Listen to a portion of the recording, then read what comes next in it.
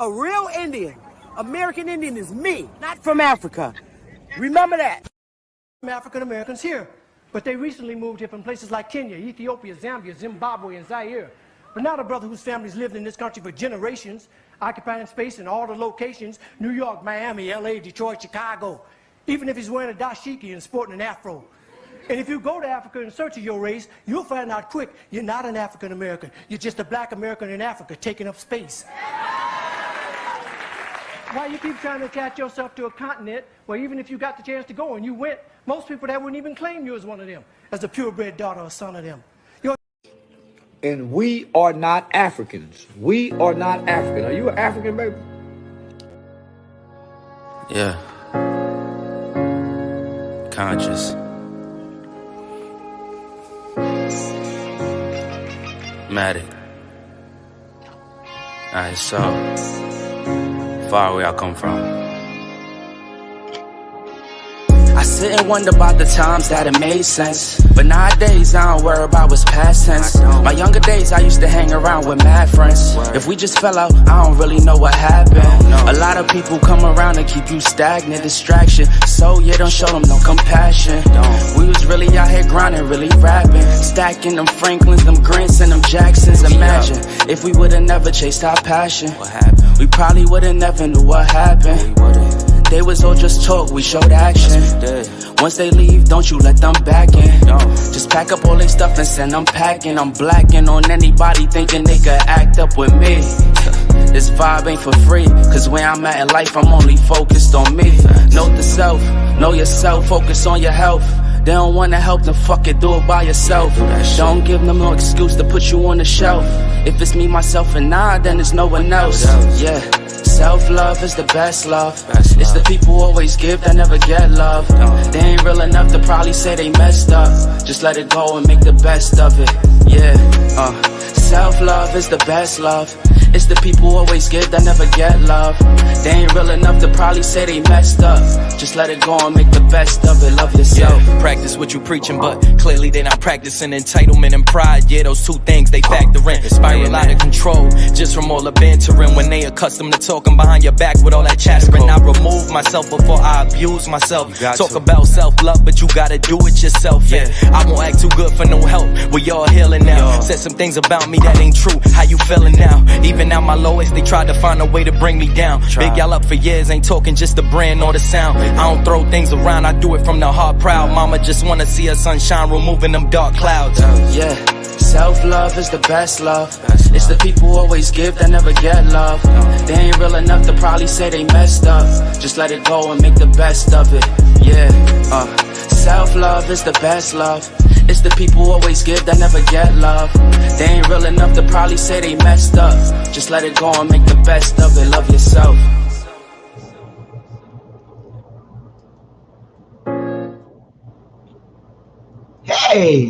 Hey, chat room. I'm still working on my little voice. Hang on 1 second, y'all. I gotta get something. How y'all doing? Smash the like. We gonna get into it, and I'm just gonna keep it real. I'm just gonna keep it real. Bottom line.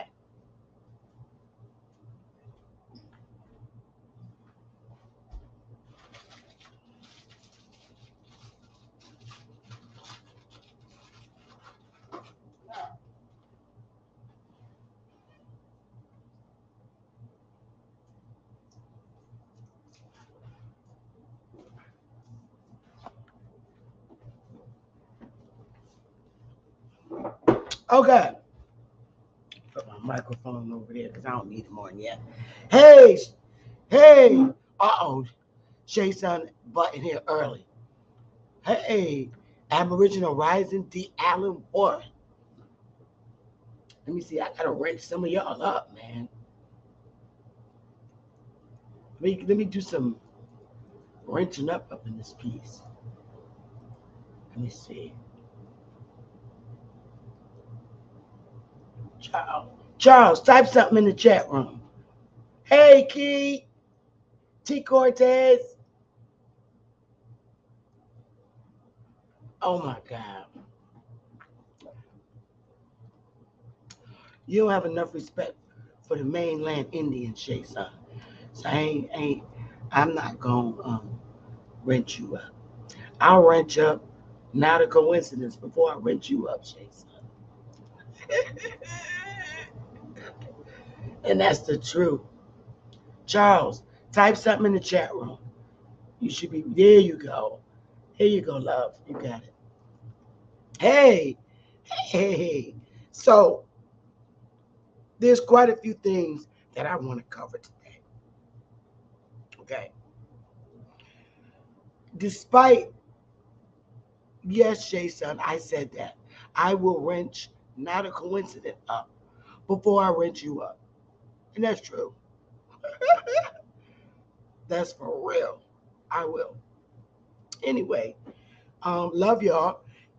Everybody watching that's too shy to type in the chat room. You deserve it, Charles. Yeah, let's address these TPs. This one. You know what, Jason? Let me do my lesson. You behave yourself. Anyway, let's go, y'all. So they got me taking mad medicine. What happened was when they put me on the steroids, it ignited my acid reflex. Because that's what happens. The steroids ignited my acid reflex and it caused my throat to be swollen. So now they have me on medicine to take the swollen down, and it's going down. My throat feels a whole lot better. So they have me taking, and they also found out that I have allergies. I didn't even know I had allergies. No, I have allergies though. Allergies. Um, my mom didn't get allergies until she got in her 50s. She discovered, like, what? She couldn't be outside. She couldn't be outside. Hey, damn, Tia. She couldn't be outside around different grass and stuff. And see, me, I got to be outside. I love the smell of fresh lawn. And I'll be damned if they tell me that I'm allergic to grass and shit. I don't care. I'm hard headed. I'm gonna go out there, but I'm not. They didn't say I was allergic to, um, like nature. Um, I know, Deanna Warren, because I'm not a meat person, a real meaty person. The only meat I really eat is chicken and fish, and that's a fact.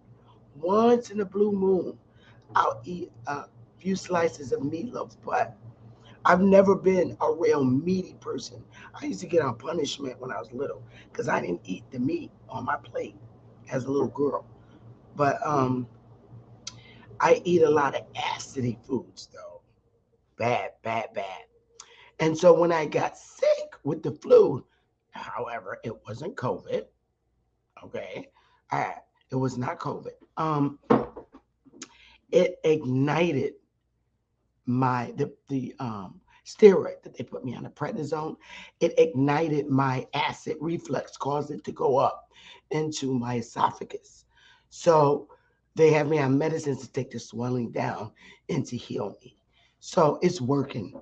Believe me, I was messed up my whole birthday week. I was sick. And not only was I sick, my other chief was sick. Her daughter was sick. Everybody getting sick. And not with COVID, it's with this viral thing. So I'm all right now. I'm up working. I did my day job. I've been doing a lot of work in my day job and pushing out work because I do the job of 3 admins during the day when I'm listening to y'all working. But I got a lot of work done because I was out. I was down that week and I was so damn sick. And so I was really supposed to be on vacation, sick the whole damn week. And I had a virtual doctor's appointment, and she verbally said, from what it sounds like, you have COVID. So I'm telling my job, oh, I got COVID, whatever. So my job was like, I was like, change my whole vacation week to sick. And because I've been in the bed all damn week. I ain't been nowhere.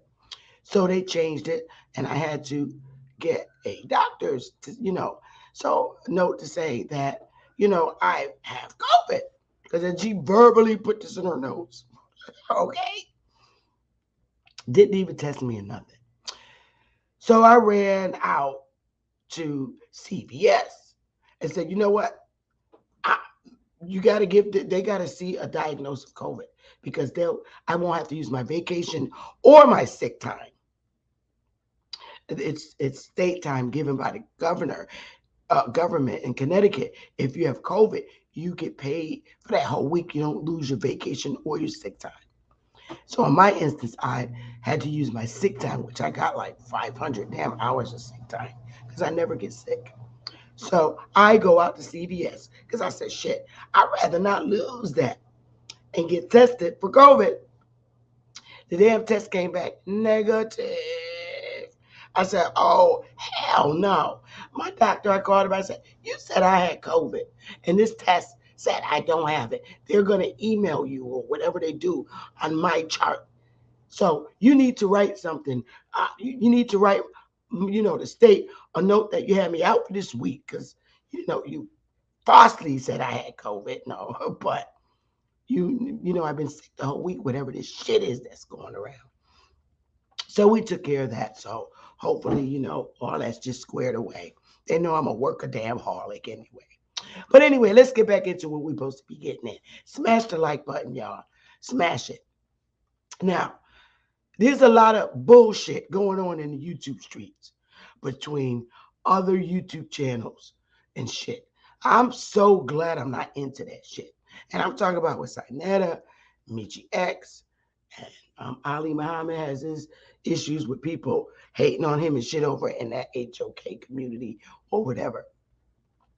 And Q Butter. And you know what? I like all three of them. I like Q Butter. Yeah, he's a Afro-pick Negro. And Psycho, they Afro-pick Negroes. More power to them. They'll come around. Eventually. They're going to have to. I like Michi X. I do. And I like Ali Muhammad. I'm not religious, and I would never probably fit in Muhammad's world of government because I've been raised in a government like you where I have lots of freedom and I don't do the religious thing. And I'm not comfortable with people having micro power over me. I'm not used to that. And I don't like it. And it's just certain things that I don't agree with. I mean, I love his teachings, but I don't agree with everything. I don't. And I'm very honest. There's a lot that I don't agree with, but that's okay. We're supposed to be able to agree to disagree, right? And respect. And if it's one thing I have for Brother Ali Muhammad is respect. I even purchased his book. So I hope I get it in the mail. It seems to be a very, very interesting book. I've always purchased our people that I admire and supports books. I bought Ordain's book. I think he got one fucking more book. Matter of fact, I think that Negro got another book. I'm going to have to get it, order it. So I'm waiting for Ali Muhammad's book. I know it's going to be interesting because I like to read at night. I love to read at night, while if I play Candy Crush or whatever. I try to find some escapes from tribal work and working with corporate people all day. And then in the evening with corporate people when it comes to Wyatt Nation.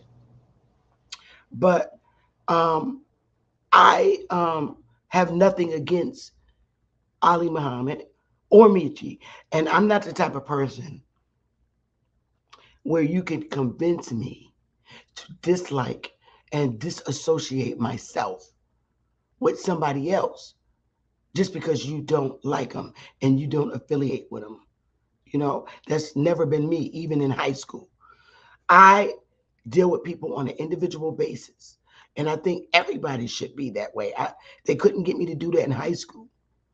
And certainly as a damn adult, you're not going to be able to get me to do that. She does this all the time. Hold on, y'all.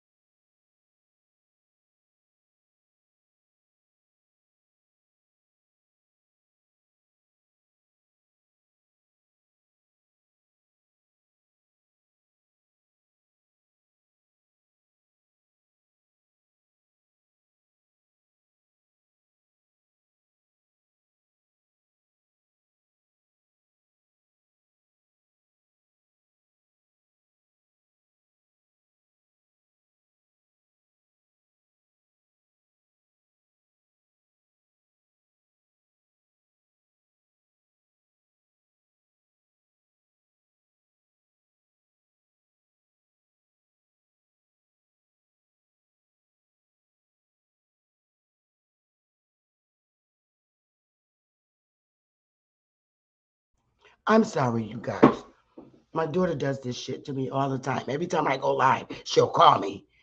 And you know how we do. We spoil the shit out of them. But anyway, so I really like both of these individuals. And you know what? They probably don't feel the same way I feel about them. And that's okay too. That's okay too. I support both their channels, and I love the community work that they're doing. I can honestly say that. Now, I'm always sharing people's information where I see it's important. Um, this is Ali Muhammad's. Let me put this website. Let me see. Copy. I'm gonna put that Ali Muhammad. Ali and Hamad. This is his website. So that's in the chat room. Now, wonderful things going on here. He has his homepage, and you should look at it. You might find something interesting. They have courses that you could take. Check it out. Look at it. We're supposed to be looking for positive things that help our communities. They have a whole government. Okay. And I see the XI, Amaru Tribal. I see that in that Amaru name in A1's wording sometimes. So I don't know if he's formerly a Moor or in, I don't know. I don't know. I will not sit here and say that. But I did clearly hear him say that he was, part of the Nation of Islam. And so were people in my family. And he grew out and learned things he needed to do. He told his whole story. It was very interesting. And take a look at it. And I'm all for these positive movements, for making a government. I say he should take a bow. She should certainly take a bow for his efforts. He gives classes and consultations. You got to look at it. The only thing about that, his website, and it's really great. I went through the whole thing, seriously. And I think he's a phenomenal brother. Like I said, the people that I speak about might not feel that way about me, and that's okay. I have thick skin. I've dealt with this all my life, where I think highly of people, where they don't think that way of me, and that's cool. That's honestly cool. I'm going to continue to do what I do. I'm going to continue to rise and shine the way my ancestors guide me. The only issue that I see, let me get rid of that. The only issue that I see is it's not community friendly. And when I say community friendly, is the amount that he's charging is beyond. If I don't know what, first of all, I don't know what population he's looking to take his courses, invest in it, become citizens, and buy land. I don't know which population he's reaching for, if it's ours or if it's a specific class. Because if you put our people across these 50 states, the median income is between, let me see what the median income is. Income, United States, period. Okay, yeah, just as I thought. The median, let me do a share screen. Share screen. It's telling us that the median income as of 2019, 2021, Well, 2021, it's saying like 70,000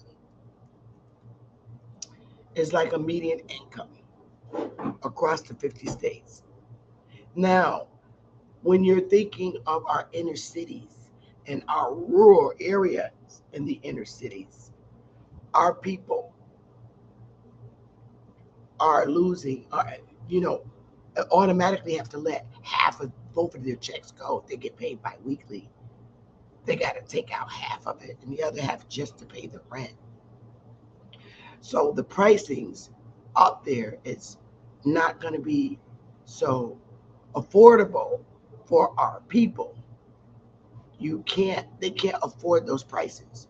So when I see stuff like that, and him being a wizard, and economist and educated, he should know that a lot of our people can't afford those prices.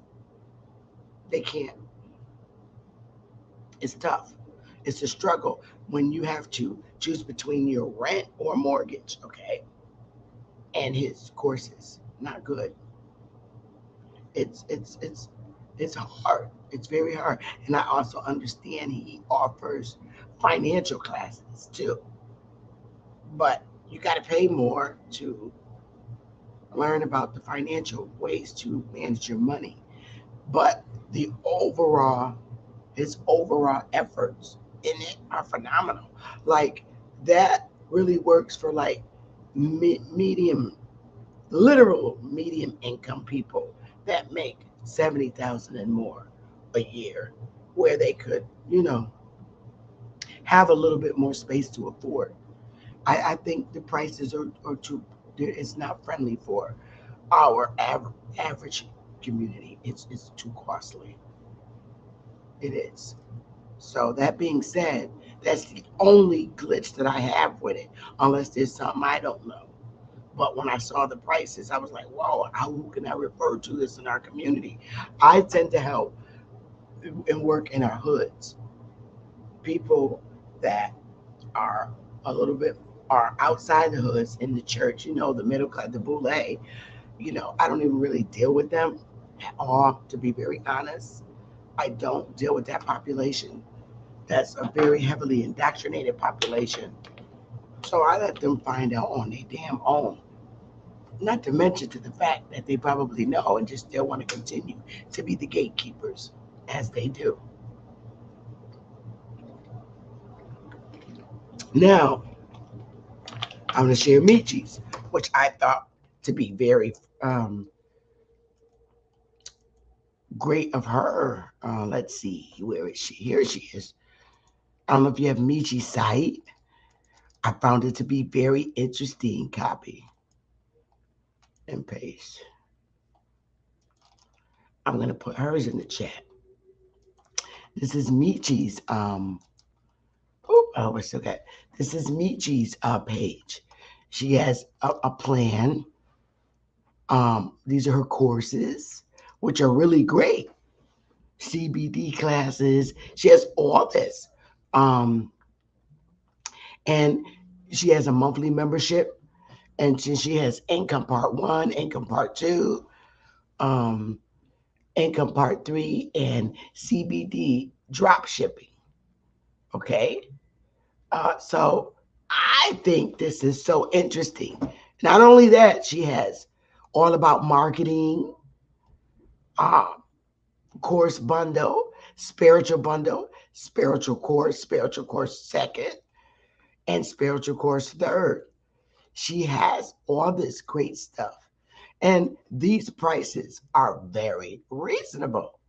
I mean, it's a one-shot deal. You're $1.50.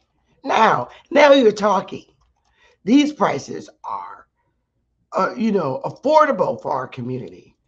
Stop sharing for a minute. Those prices are very affordable. Great information. You guys got to hold on because I'm drinking a lot of water. So hang on there.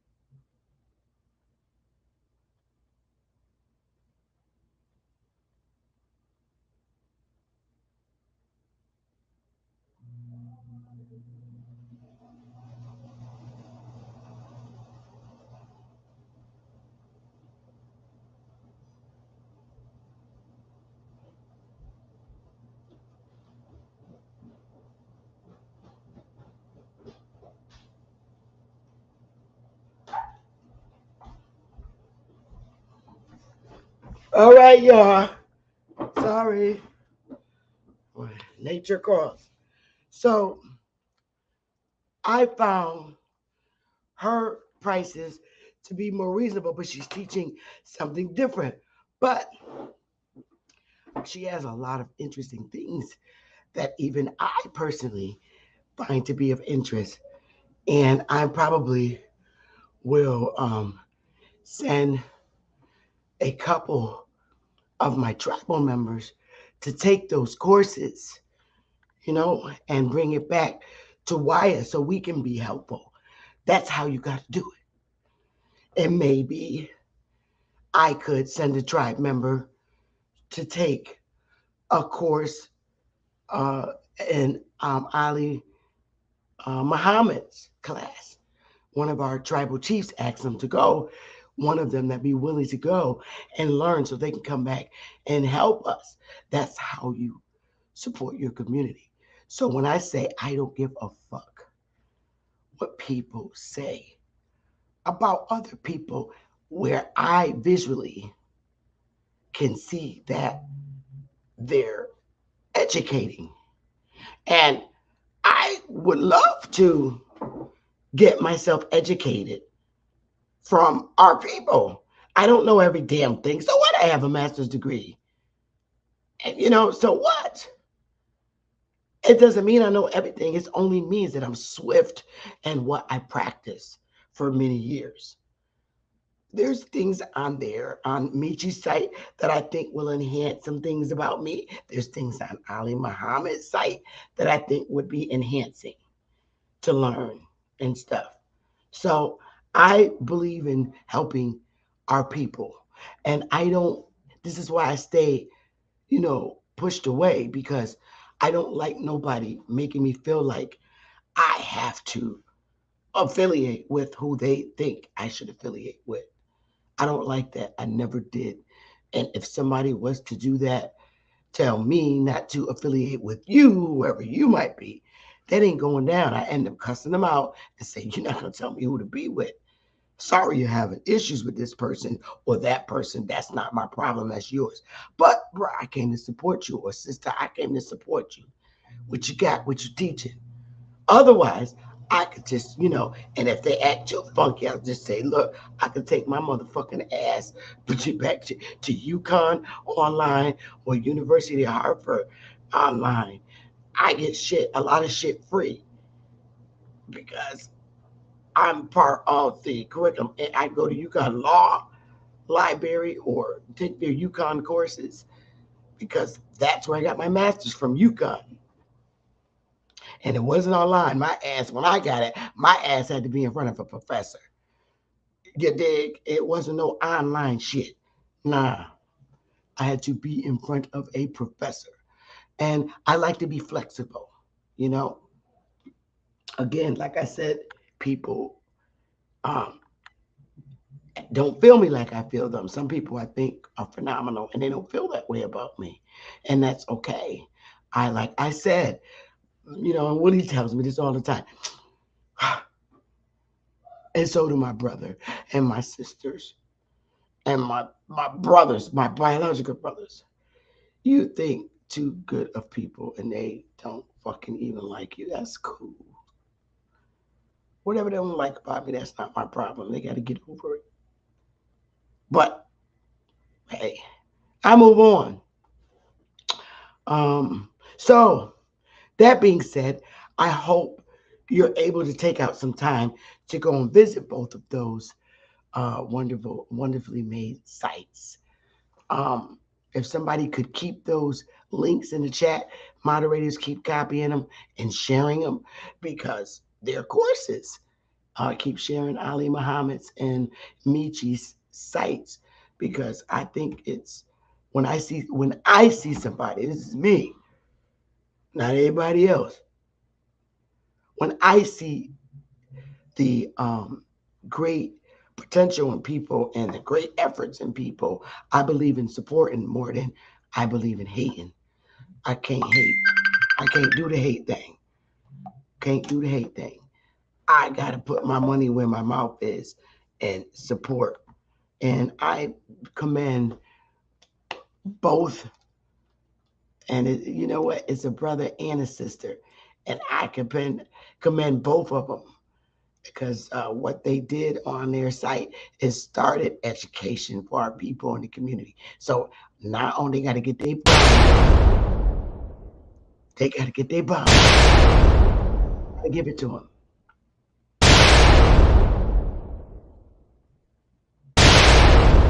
So there's their bomb drops for both of them. So moving along, let's go here. I have some interesting questions in reference. Oh my God. Turn this off. In reference to our topic today. And I mean exactly what I say. Listen, YouTubers, people, viewers in YouTube in our communities, revert to TEEPEEs. Revert to TEEPEEs. Not saying that's something that we lived in as a people here and North American landmass. I'm not saying that. What I'm saying is, first, remember that you are, as long as you're on this land here, on our main land, and you're not in control of it, and you do not have your land, you are indeed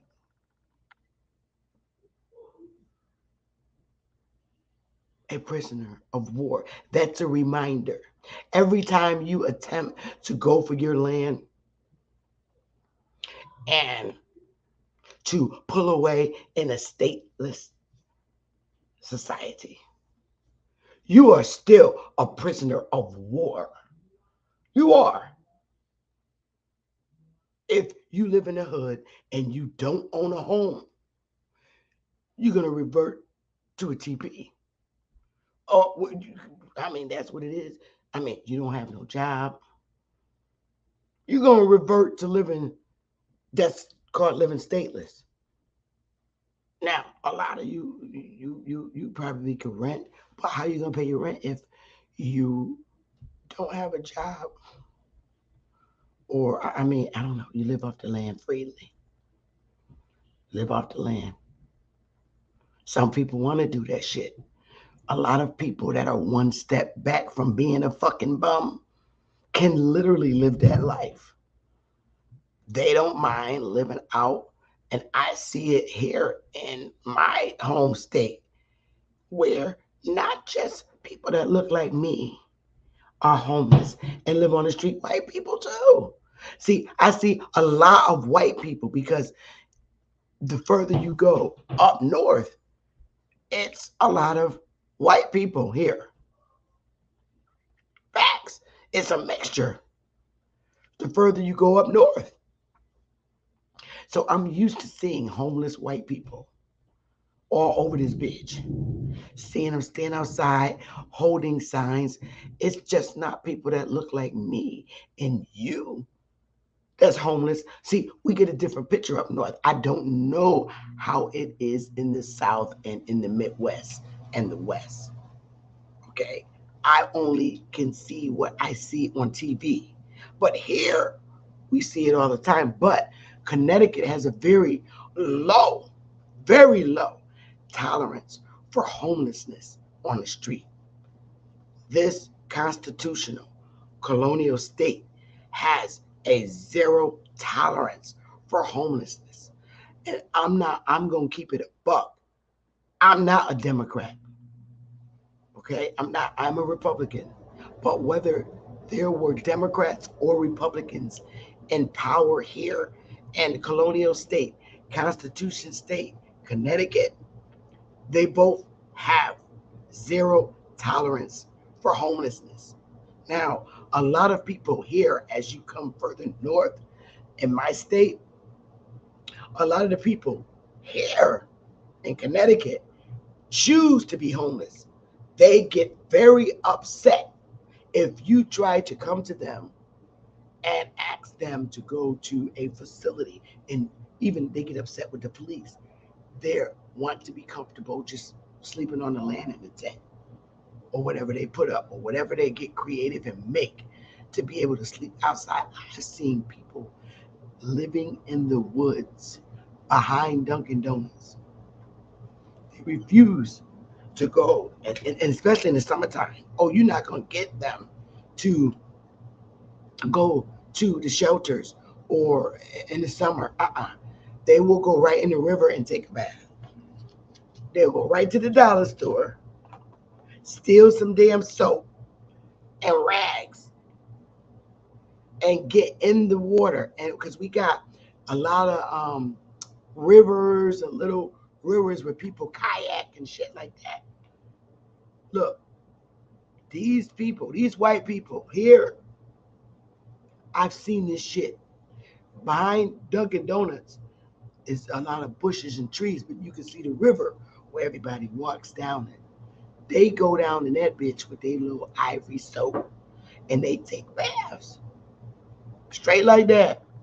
When I say they living off the land, they living off the land. I don't know about me getting in the bullshit like that. That ain't going down. But a lot of the homeless people in Connecticut, a lot of them choose to be homeless. They want to keep all of their Social Security money, all of their, they got, a lot of them are veterans too, which is crazy. A lot of the homeless men in this nutmeg colonial state are veterans, and they choose to be homeless. They know how to live in the fucking woods because they were war veterans. They had to. They were trained to live in the woods. Now, don't get it twisted. The white guy, where you think his hair is greasy and dirty and wet, it's probably because he took a shower in the water. But let me tell you something about my state. When you see the little white guy that looks old, that look like he may be an alcoholic, that's the motherfucker you don't want to fuck with, because they're going to be very nice to you. We know they smell. But that's the motherfucker you don't want to mess with, the white guy, because he will. Don't listen. That's the white guy, that's the sniper. When you next go on your coffee break to Dunkin' Donuts and you done did something to fuck with him, because he's not bothering you. He's humbly living in the woods where he chooses to. And they don't just walk up to you and say, can I have $10? No, that's not the motherfucker I'm talking about. Not the one that holds the sign up. I'm talking about the white guy that live in the wood in his little tent, and he fend for himself. He don't ask nobody for shit. That's the white guy you don't want to fuck with. Because the next time your ass make a Dunkin' Donuts trip and you get sniped, that motherfucker done got you. You snipe your ass from 2 miles away. That's the one you don't want to fuck with. That's the one you want to be nice to. Because if they see somebody harming you, they're trained, the military take care of the civilians. They're going to take care of your ass. But if you hurt his soul, they're going to know, I fought for this country. Why are these people treating me so bad? They're going to get your little monkey ass. But if they see you're humble and somebody fucking with you, they're going to come. They're going to be right in the woods. Pop your ass. That's how it goes down here in Connecticut with the little dirty white guy that you turn your nose up at. Instead of just saying thank you for serving this country. Thank you for making it safe here for me so I could live and my kids could live. Thank you for giving your life up. I'm sorry you have to live in the woods, and they don't want your fucking apology. They'll tell you, I choose to live out here. I don't want to pay nothing. And they be serious as hell about that shit. So the little dirty white guy that's not holding up the sign asking you for shit, that motherfucker is getting a check. And he's keeping every dime of it to himself. Connecticut, Constitution state. So that being said, that goes for all the little dirty white guys that you see that's not holding up sign and that do not stop you and ask you for money. That's across the motherfucking 50 states. Dumb the motherfuckers you better watch out for. Because if you treat them bad or you do something bad, they're going to let you go. They going to get your ass 6 or 7 months later. You ain't going to know what the fuck happened to. And you're not going to find his ass in the woods because them bitches know how to hide, go under the ground, come out in a whole nother fucking town. Leave them the fuck alone. I'm telling you. I'm telling you because I grew up in a constitutional state. I'm a Yankee girl, and I know what my colleagues, alcoholic grandpas, can do and will do to your ass. Okay? Yep, I'm a Yankee girl. Sorry. Can't help it. So I'm telling you, I'm from the hood. My white colleague girlfriends is from the woods. Straight up. And white girls in Connecticut, a lot of them will be a professional, but they will whoop your fucking ass. That's the one thing about Connecticut. White woman versus black woman, they both will beat the fuck out of you, and you wouldn't know which one is from the hood. I ain't lying. I'm not lying when I say this shit. The white girls is just as bad as the sisters up here in Connecticut. I ain't even fucking lying. And don't meet one that done served in the army. Seriously. When the further you go north, and I ain't even lying, the further you go north, the more roughneck is the woman. Black girls, and I'm just using black for the sake of, all right, I could say brown Indian girls too. Us brown Indian girls, we fuck you up. But the white girls in Connecticut will too. They're not these little white girls from the South or like they was back in the day. They'll run and fucking fall on the ground. Oh my goodness, dumb blonde. No, the blonde girls will whoop your ass, and so will the brunette girls. They will whoop your ass too. Just like black, us Indian girls.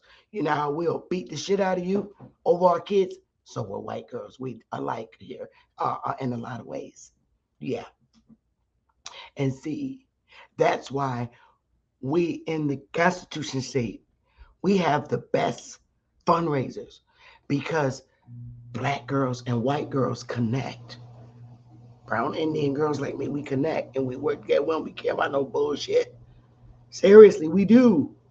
And we give the best fundraisers together. We really do. We don't take no shit. So that's just a funny thing about, the North. A lot of, and I learned a lot of our brothers and sisters in the South. Oh, this just hurts my heart too. A lot of them, see, they're more accustomed to seeing full-blood Negro children in the South, and that's especially in South Carolina. A lot of stuff, our people literally from South Carolina. When I go south from north, I'm like, oh my God, she look like me and she's shaped like me. I bet you she eat a whole bunch of fucking bread like I do. But the difference, the big, hugest difference that I found in studying the South, because I've been in the North all my life, I understand why the Confederate States act the way that they do, because they're literally accustomed to full-blood Negro children. And I was like, wow. I'm like, wow. And then there's a difference when you hit the West Coast. It's like the West Coast and the North, the East Coast, have the same understanding of other races. And I see why, because you got the Mexican border. We're going to get into that in a minute. You got the Mexican border and the same thing in Ohio. It's just the South that are fully accustomed to seeing predominantly full-blood Negro children. Could y'all give me a 1 if I'm accurate in saying that? Because I hear in YouTube a lot when I hear, you know, some of the arguments, and some of the brothers or one of the sisters might say, y'all motherfucker, y'all niggas up there in the north. Yo, I'm like, oh, he's talking about me. They're talking about me in the north. Let me listen. I don't take it as an insult being from the north. I'm listening because I'm hearing what's coming out of their heart, and I don't take it to offense. I hear them say that so much. And when I hear that, it teaches me and educates me. And I learn how to, I think I'm kind of mastering this now. I learned how to pull out the most important statements in the middle of a heated argument. And they teach us that in legal especially when we're taking depositions. That's the one thing we learned about in depositions as legal. Now I'm jumping to legal. When we're taking notes or we pull out what's needed, because people will random off until the judge or the prosecutor has to redirect them. They'll tell a whole story. But I learned how to pull out what's needed, what's upsetting this individual, what's upsetting it. Let me get to the root of it. And at one of those instances, because I was trained how to take these notes, I hear brothers from the South. And this is only from the South. I swear, it only comes from the South. It does not come, I don't hear it from West Coast or Midwest. I only hear it strictly from the Confederate states down South. They'll be like, y'all motherfucking niggas and chicks up there in the motherfucking north, y'all mixed breed. I was like, oh, now I get it. This is why they're very wishy-washy when it comes to like a Puerto Rican person or a Puerto Rican person, because Puerto Ricans here in the north are treated like the niggas because they are mixed. And Mexicans too. Mexicans here in the north are treated worse. But they've come around and changed. Mexicans, they just give them a job. They got to the point here how fucked up they are in Connecticut, and we're about to get into that chess game. Hire him. He can't fucking speak, and he's good. I'm gonna get into all that. I'm going to all that because I witnessed it and I acknowledged it. Like Dominicans, the majority. Listen to me now. The majority of Dominicans look just like me. I ain't fucking lying. Anybody from the north, whether you in New York, coming on up, Connecticut, Massachusetts, Maine, the majority of Dominicans look like me. You can't tell me from a Dominican. Give me a 1 if you know that to be from the north. The majority of Dominicans are my complexion. They're always mistaken for mainland Negroes. Always. And they speak Spanish. And that's a fact. So we're going to get into this old chess game. We're going to get into this shit because this is some real shit. So back to my Southern brothers and sisters, because I love the South. And it's crazy because the men that I chose in my lifetime always been somebody of the South. I might have kissed or dated a guy from the north, but the man that I had my children by are from the South. I had 2 kids by the same man from the South. I could not attract to, it had to be a Southern boy. and my husband, they both from the same state, Virginia. Now I got a South Kakalaki, Sumter, and we're both in like the same position. We were both raised in the North all our lives. But Willie was born in Sumter, South Carolina, his whole family. And again, Willie grew up in the North, so he's so opposite of the South. But Willie, the older he gets, he's a Southern boy. He really is. I think I see Willie relating more with Southern boys than he do other Northern boys. That's a fact because of the way he is. He's not, he was a wild ass Indian back in the day. Yes. Streets, drugs, you know, the whole thing that Pookie go through. Willie was a Pookie. He was a Ray Ray. He wasn't a Pookie. I told you who Ray Ray, Pookie, and Lil Man is. He was a Ray Ray. He'll reason with you, but he will fuck you up. So he'd rather stay from you because Lil Man, out of Pookie, Ray Ray, and Lil Man, Pookie is Nino Brown. He don't give a damn. Shoot, talk later. That's Pookie. Lil Man like the reason. He'll contract and say, all right, this time he like to give you chances after chances till he fuck you up. That's Lil Man. No, that's Ray Ray. Ray Ray always tried to resolve before the big bus or whatever, however you want to call it.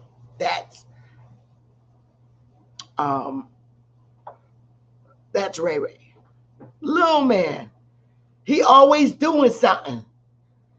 And everybody want to kill him, but they can't because they love him. That's Lil Man. No matter who he is affiliated with. Lil Man is cool with everybody. And everybody want to kill him. All the niggas want to kill him, whether it's the north side, the east side, the west side, south side. But they can't because they love him. Kind of like Root Work. Root Work would be Lil Man. Lil Man know everybody business, but he don't lock into nobody. That's your Pookie, your Ray Ray, and your Lil Man. That's from the hood. That's my breakdown. That's my observations. Everybody loved Pookie because Pookie didn't give a fuck. He was dangerous. He was just a bad boy. Business women, blue collar woman.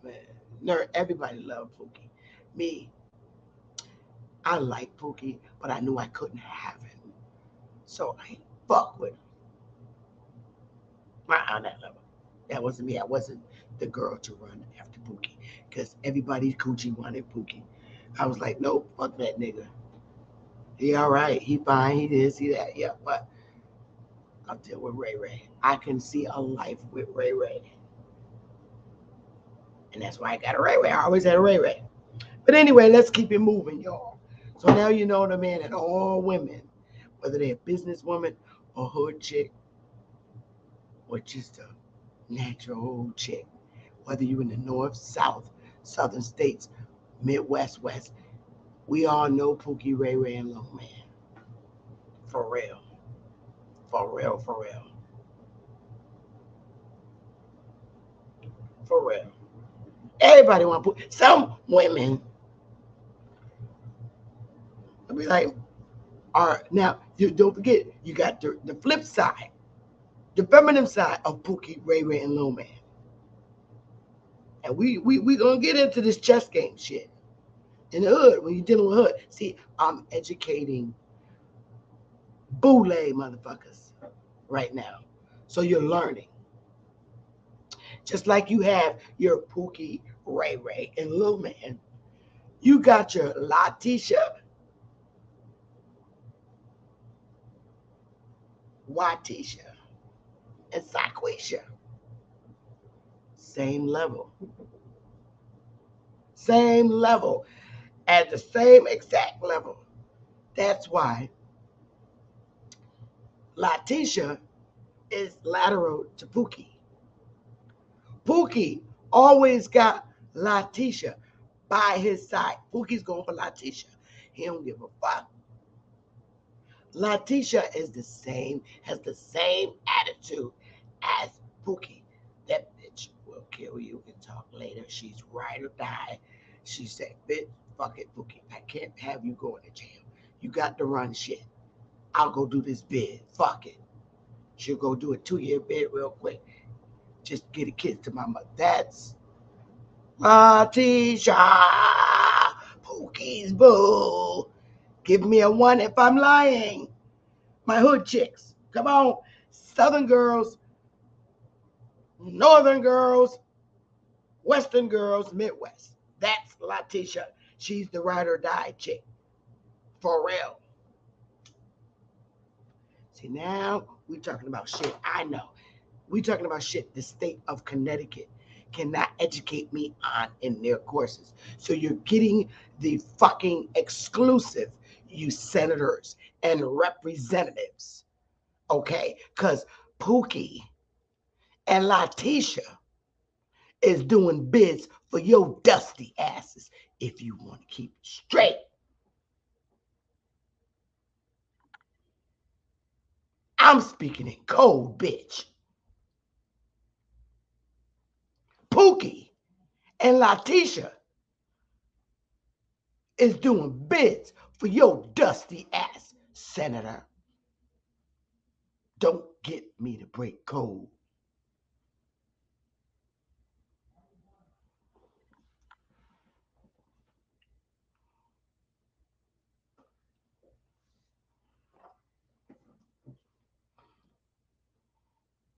And then, so you got Letitia, the ride or die.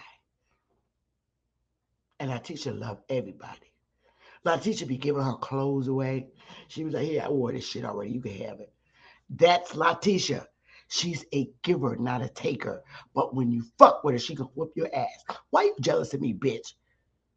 I just paid for you to get your fucking hair done. This is acting. I'm acting. Okay? All right? I'm not in my professional role, government. I'm acting so you can understand and you can write your fucking workbooks. And when you social workers who think you know every fucking thing are doing your biopsychosocial assessments, I'm giving you the fucking exclusive so you can write great workbooks on understanding Letitia from the motherfucking hood. So get your pens because I'm teaching that my style because I'm a lecturer. Letitia, she ain't no stripper. She ain't ever working. She's like, fuck no, I'm not working. It's too much money out here. The fuck? She'll see you in the bathroom in the club. Bitch, you've been staring at me for about 4 hours. What you attracted to me? I like dick. Sorry. Next. Why you dislike me? What's the fuck the problem? She's strapped. I'd rather be cool with you. But you gonna leave me the fuck alone. Then they find out that they fucking cousins. It never fails. The hood is too motherfucking small, and for as big as it is, they find out that that their grandmothers are sisters. Bitch, you've been hating me for 5 motherfucking years, and you mean to tell me you're my grandmother's great niece? What the fuck? This is how it goes. This is how it goes.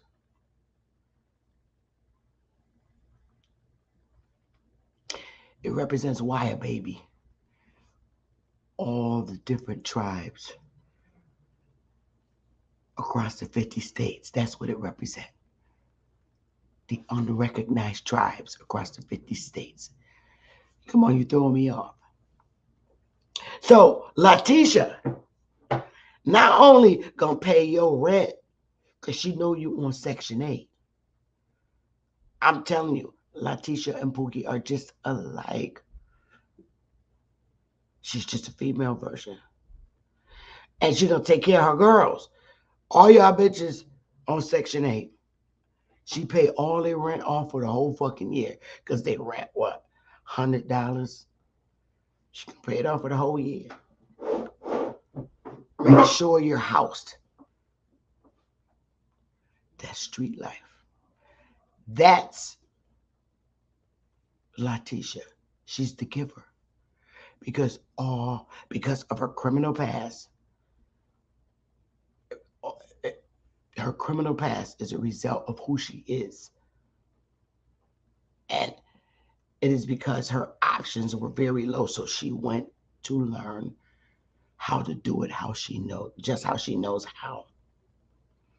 Now she making mad money. Because see, white girls from the woods, suburbs, love Letitia. Because Letitia can always keep them bitches with weed and whatever else they need. So she got it going on. Whereas it's kind of Pookie. The niggas, the white boy from the suburbs want to fuck with Pookie, but Pookie's he's too noticeable.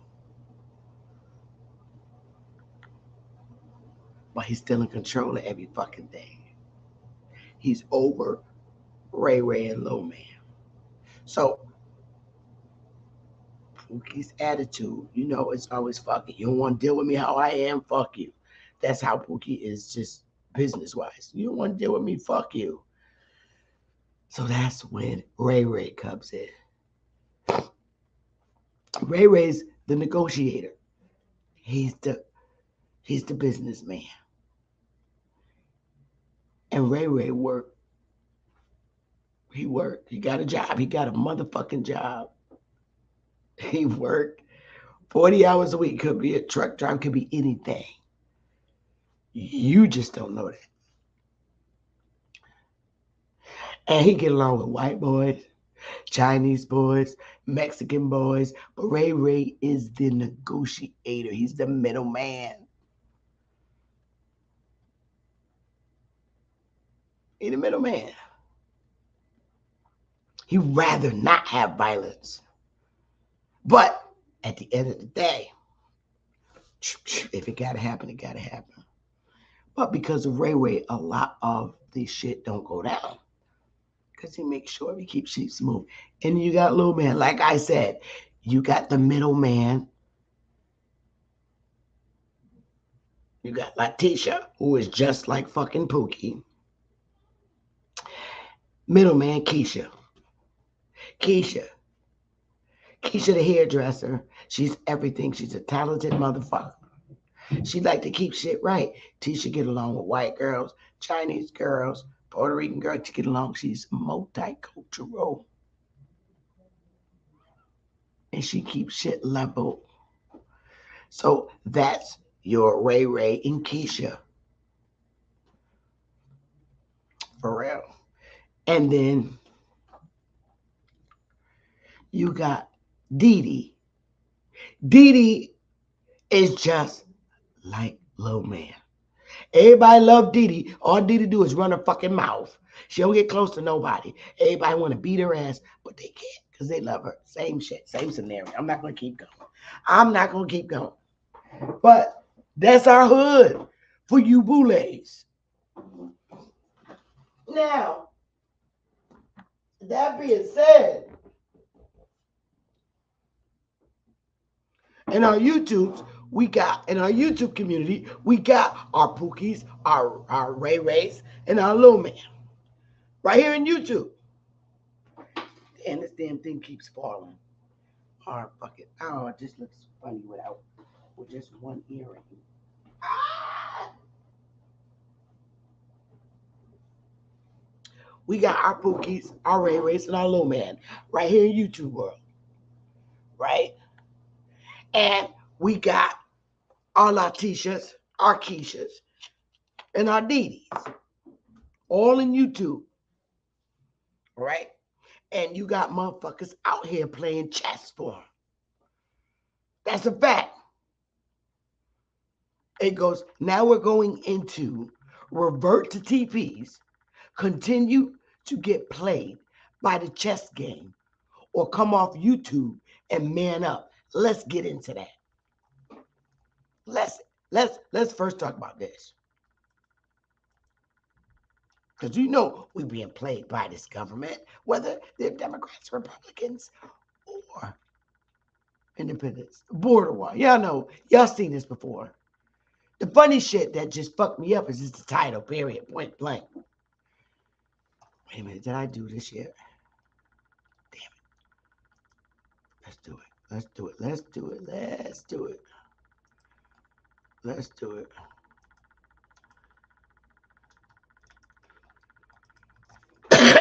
Let's do it, y'all. Biden says he had to use Trump-era funds for the border war. Asked if barriers work, he says no. But there's some condescending shit. Look. President Joe Biden defends his decision to waive 26 federal laws in South Texas to allow for 20 miles of new construction of the U.S.-Mexican border wall, saying the funding was previously appropriated, but he says he doesn't think the wall works. Now, I don't know if y'all went over this with Cuddy, but it's been updated as of today, October 6th. Let's just read through this shit. You using Trump shit. Hell, is Trump still the president, y'all? You're using this shit. I'm just asking. Now,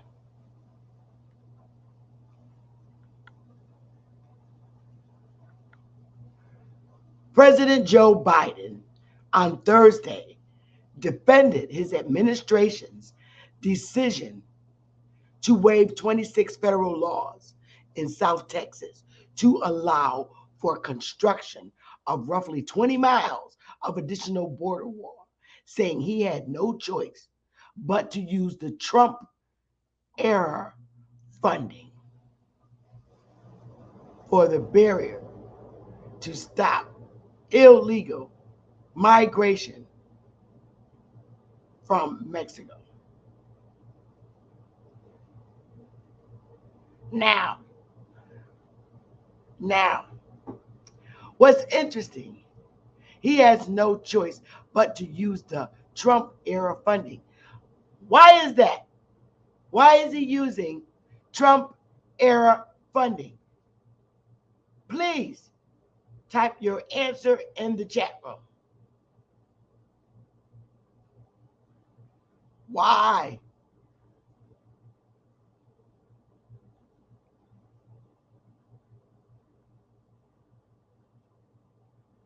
Please tell me why he had no choice but to use Trump-era funding for the barrier to stop illegal migration to Mexico. How come he didn't use Joe Biden-era funding? Somebody got to answer that shit. Trump-era funding.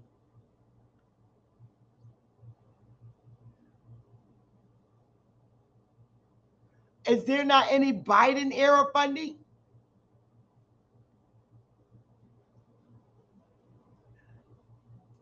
Why you got to use Trump-era funding?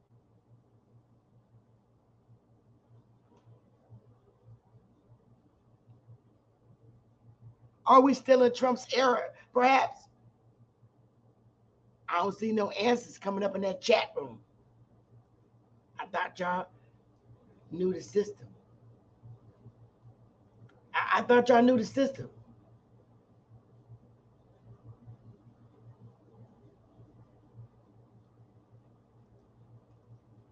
I thought, hey, what's the answer? Shay son, Eileen.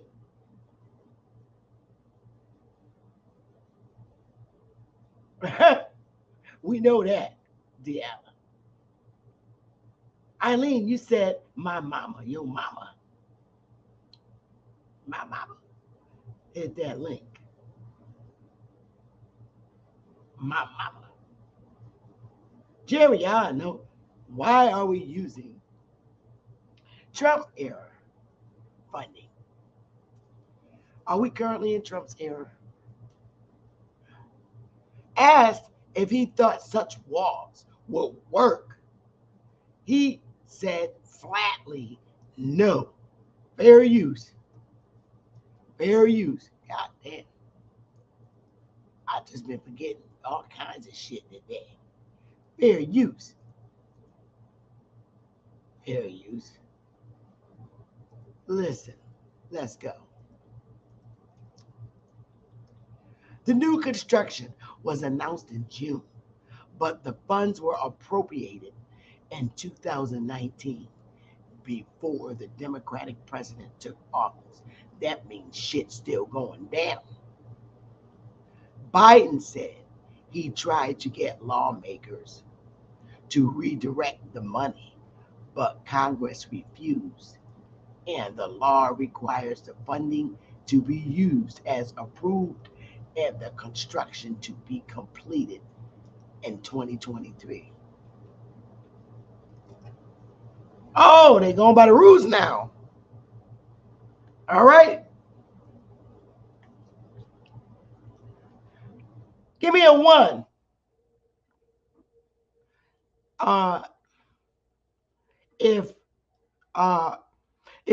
Give me a 1 if you think the wall should go up, or give me a 2 if you think the wall should not go up.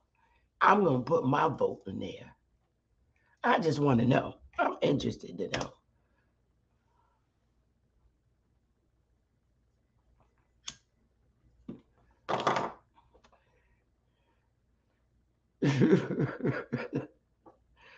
Anybody else out there? Come on, y'all.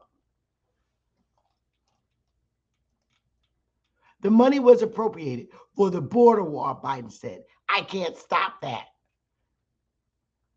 Still, the waiving of federal laws for the construction, something also done when Republican Donald Trump was president, raised questions, particularly because Biden condemned border wall spending when he was running for the White House.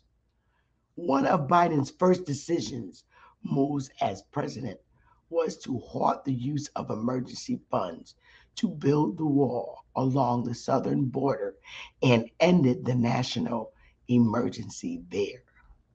The decision comes as the Biden administration is struggling to manage increasing numbers of migrants at the border and spreading out in larger U.S. Democratic leaders in New York, Chicago, and Washington are asking for federal help to handle the growing numbers of migrants in their cities.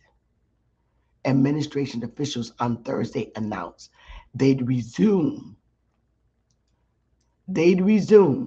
deporting migrants back to Venezuela as part of their effort to slow arrivals.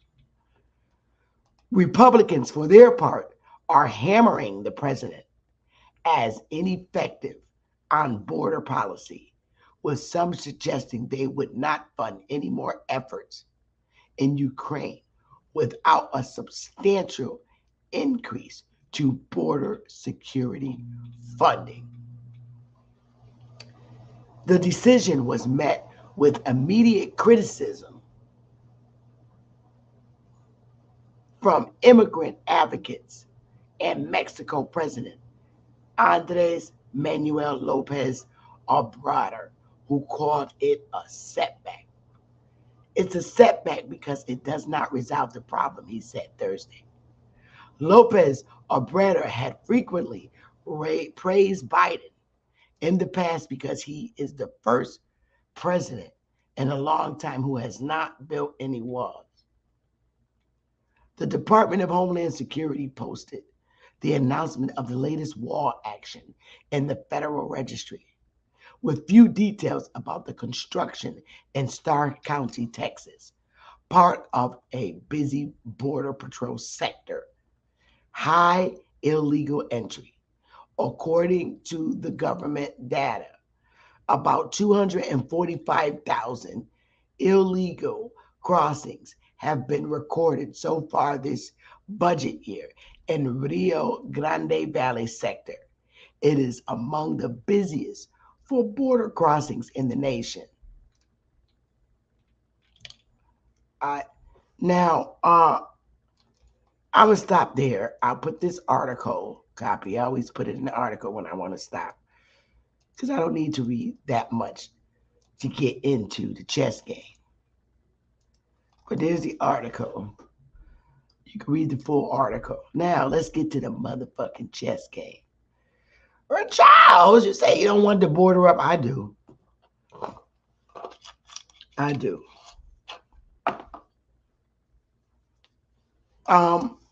So now, for one thing you have to understand, I'll cut my camera on, is the chess game that's always been played with the Aboriginals of the mainland. Yes, I'm talking about me and you.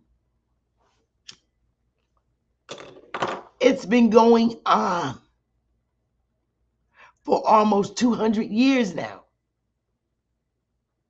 The one thing you are constantly reminded, but you don't see it that way. A lot of you don't. We're still prisoners of war. You do know that. Give me a 1 if you clearly understand that. Right? You're freedmen. That's a status in life. Enslaved Indians today are freedmen. But there's conditions. There's conditions.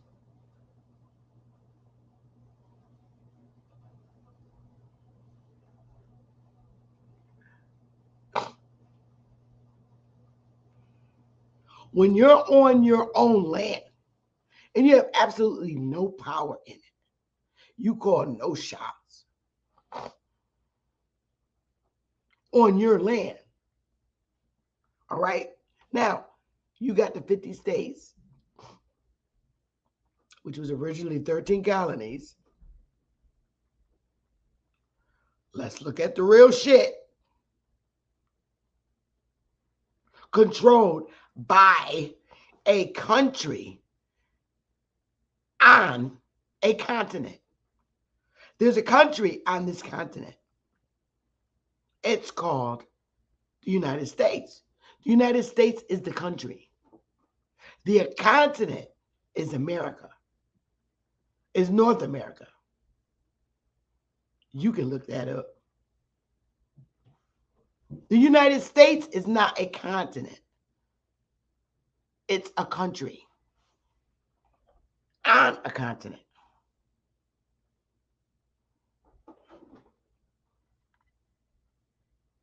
A country on the continent. North America is the country. Look it up. I mean, North America is the continent. North America is the continent. Look it up. The continent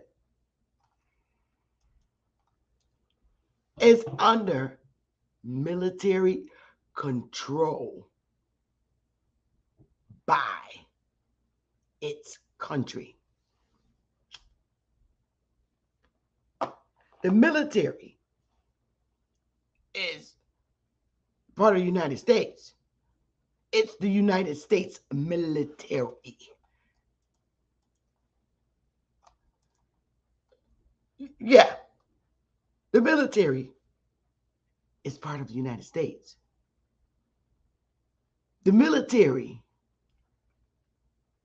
for the continent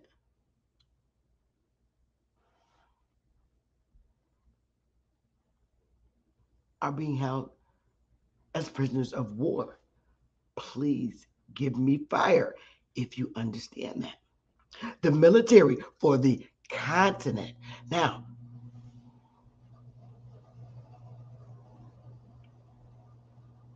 the continent is North America.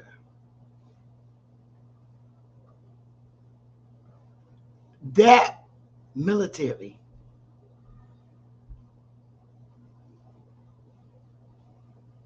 are prisoners of wars. But they're freedmen now.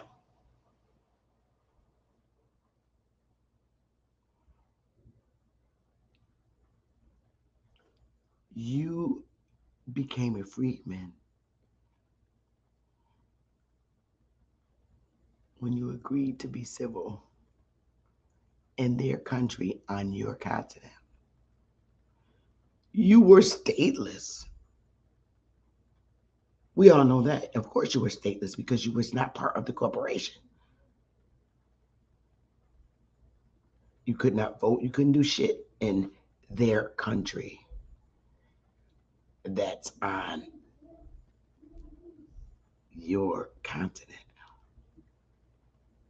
The militia for the continent are held as prisoners of war. If you're Aboriginal or, Aboriginal, Indigenous, American Indian, however the fuck you want to say it, you're of the continent. You're not a product of the country. You're a product of the continent. You came from the soil of the continent. For thousands and thousands and thousands of years, your ancestors are from the soil of the North American continent. Okay? Your continent is now controlled by a country called the United States of America. Give me fire if you clearly understand that. And here is the big chess game. Every time the people of the continent wants to uprise and remove themselves and be just the people of their continent like they always have. Because you're a big, huge, positive and negative impact on the country, in the country of the United States of America. And every time you get ready to want to pull back, here's the chess game that they played for years. They did it for every event that ever took place. Every time you threaten to pull away, we have been threatening to pull away since I've been in YouTube. Everybody sent their declarations declaring their race identity. They say, fuck you, I'm not a Negro. I no longer want to be a part of your country. I'm just going to stick on my fucking soil. You have no jurisdiction over me. Are not those declarations been going out since I've been in YouTube, even before I even sent in the declaration? Okay. Then you have, and this is across the 50 states. declaring race identity, saying, hey, we're here. We, the people of this fucking continent, we're here. We're tired of hiding. Stop calling us Negroes, black, colored, Afro-American, African-American, mulatto. Fuck all those names. The people of the continent wish to stand.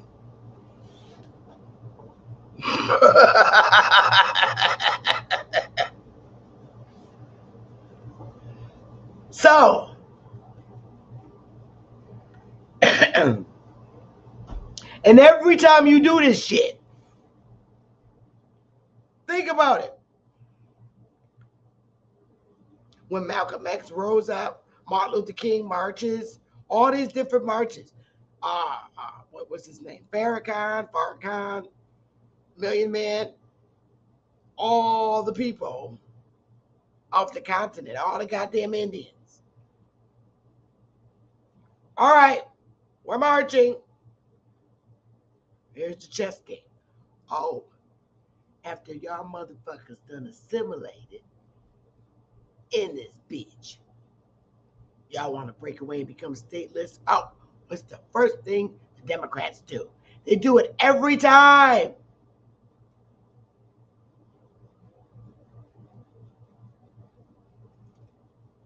Open the borders. Let them in. Fuck it. We'll get new Negroes. We got them. Make sure they can't even fucking talk in English and read in English and write.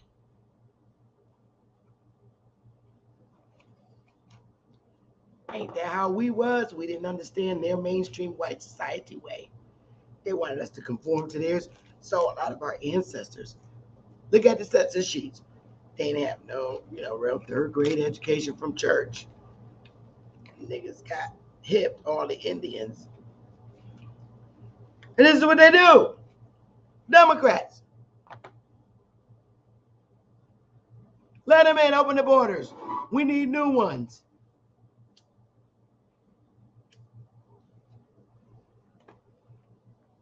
The original people of the land have stood up. So let the borders open. We need to replace these niggas. Let them all in.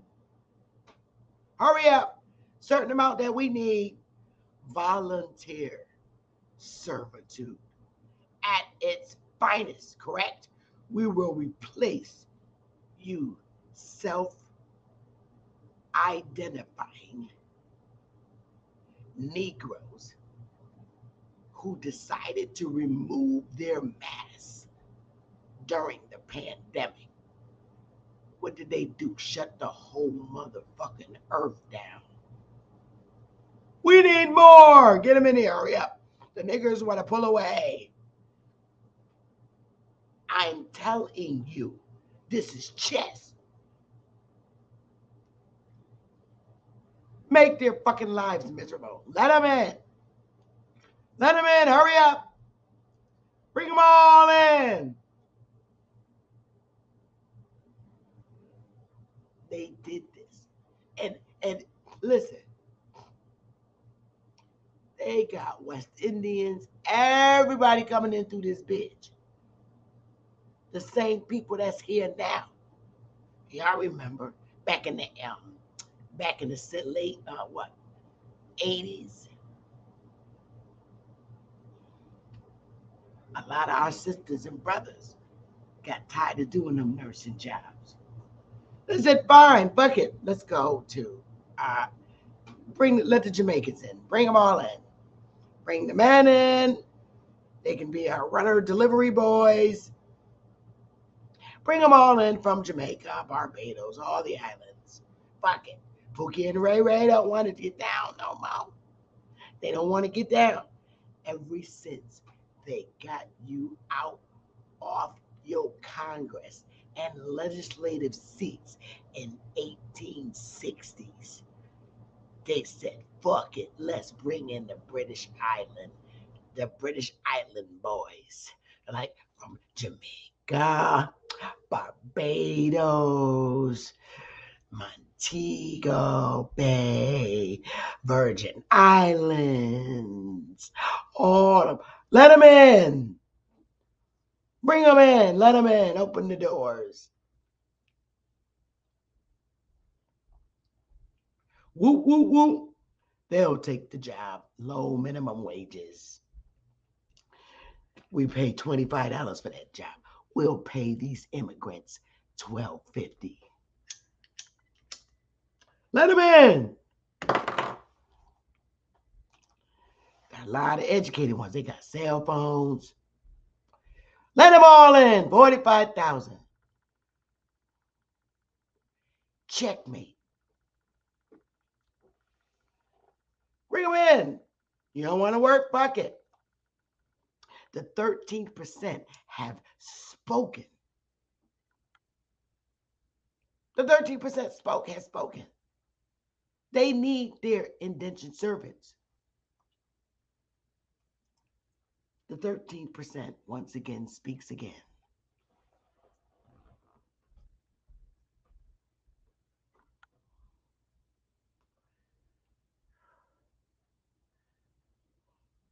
Now, Funky Man, he rolling now.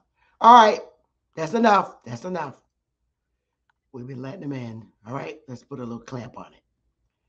Activate the Trump Fund for putting up the rest of the 20-mile goddamn law wall.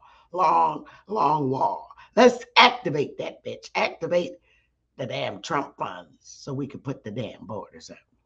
But we need them in here so that we could, we got to have enough of them in here so we could get that presidency intact.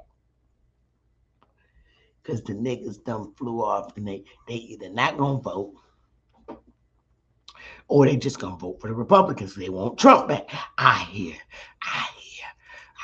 my eyes and I hear the whispers and the voices across the states that niggas for Trump. And they got on feather hats and all kinds of shit, overalls. They all voting for Trump. I think some of them might be Fannie Mae Lou's grandkids. They all voting for Trump. So we got to think fast. 13%. Oh, let them in. Let them in. Bring them in by the dozens on the train, the gravy train. Oh, I wish I was a Dixie. Hooray, hooray. I wish I was a Dixie. Hooray, hooray. Ah, doo, doo, doo, doo, doo. I got a mule and the name is Sal. 15 miles on the hill. Y'all know that song. You know that song. This land is my land. Oh, now you want to be friends with the Mexicans. You want to be friends with the Mexicans. And you treated them so fucking horrible. Okay? For a long time. Now it's, this land is your land. This man is my land. From California to Rhode Island. This land was made for you and me. Let them in. Look at security. What are they going to do? Nothing.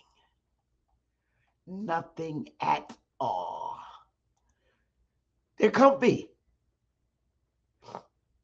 Comfortable. Oh, the niggas don't want to be volunteer indentured servants anymore. Fine. All right, that's enough. Close the damn border up. Close it up. Now, as of today, you read the article. All right, that's enough. Let's build this fucking wall, 20 miles. That's enough of them, man. We got enough. We met the quota.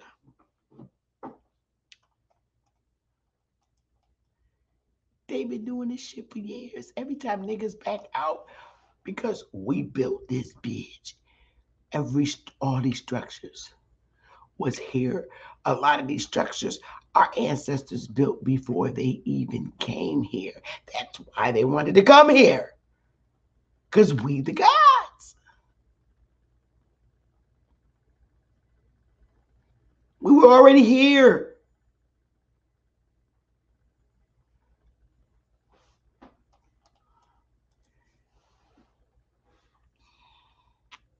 And you got motherfuckers in here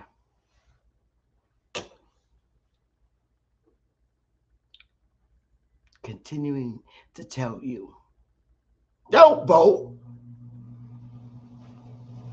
Whether you do or you don't, you're not teaching them a lesson when you don't vote. They already on code. They know what to do. Open the borders and get new niggas. This time, we want the ones that don't speak English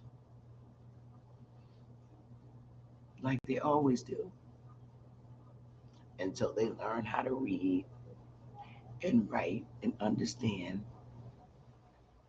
mainstream white society's way. They begin to go to schools, their children, their generation start going, and then they grow up and become lawyers, and they turn around and do the same fucking thing to them.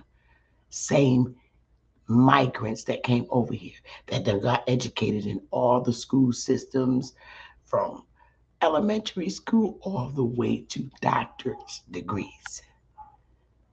As soon as they understand the way, they know what we know now. Let's throw them out the Garden of Eden. They've been throwing niggas. When I say niggas, I mean us. I mean Mexicans, Puerto Ricans, us, Negroes, right from in here, Jamaicans.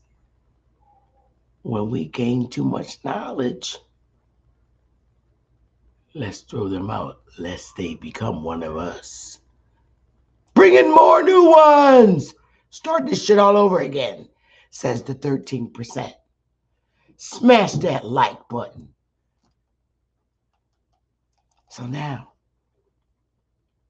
you see the checkered. What color is the checkered board? What color is the checkered play? Look at the checkered. Just look at it. It tells a whole motherfucking story. Look at the chessboard. What does the chessboard say?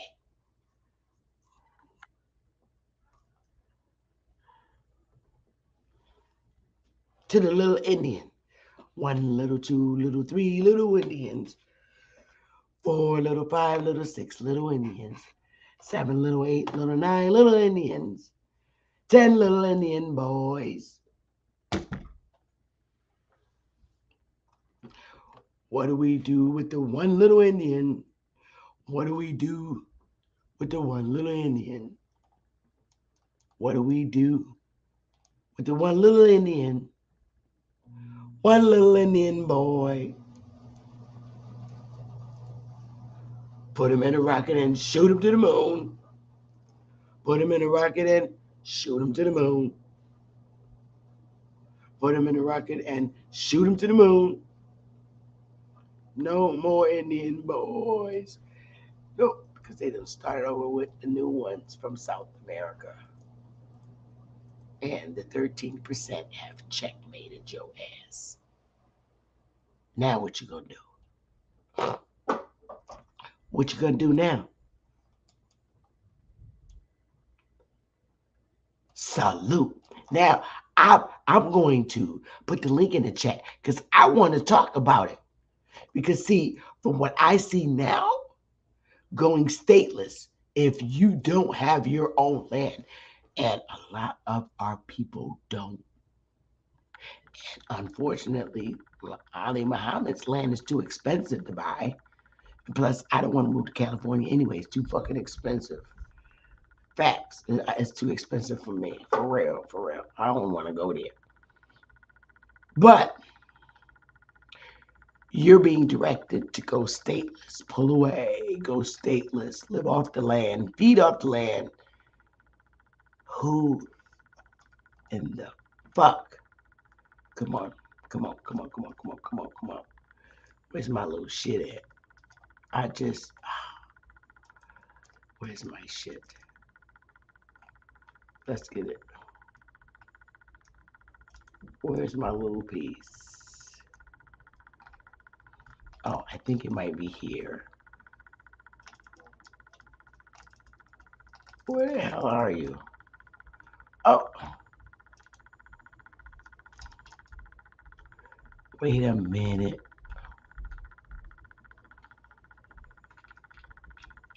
I know I got it in here.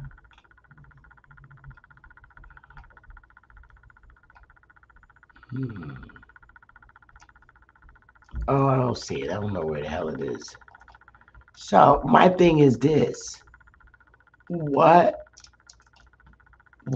Seriously.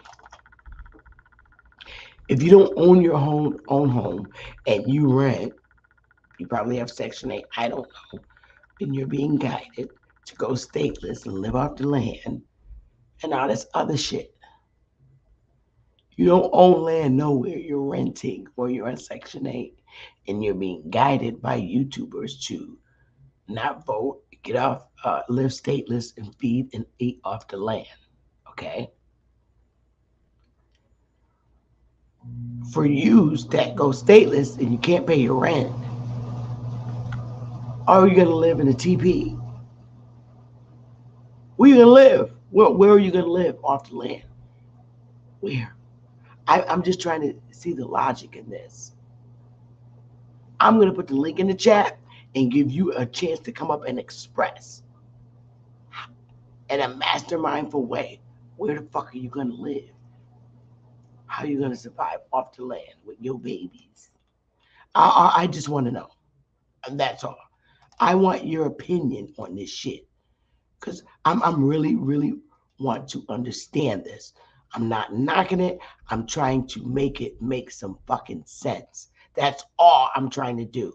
So I'm going to put this in the chat, play a song, and wait for the brave ones. Because I want to hear some real dialogue. For real.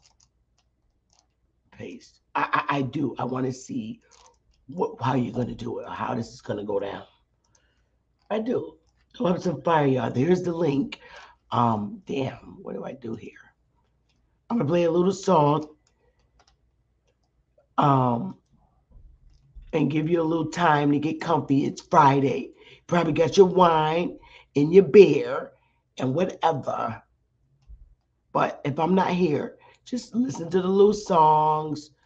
And I want to hear your side of this story. So the link is in the chat.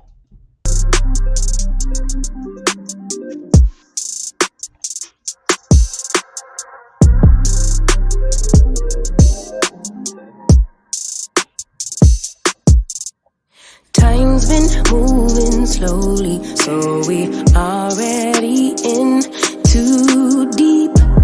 Can't get no sleep on each other, heavy teasing all day, and when the sun sets, you asking me to come through, kick it with you.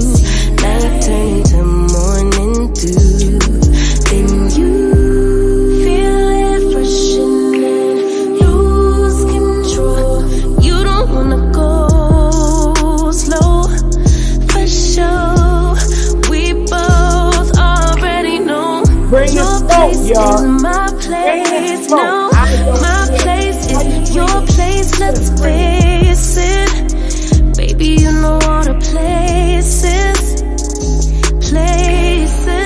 My place is your place. My place. My place. Just face it. No one knows my places like you do. Your places like I do. My place like you do.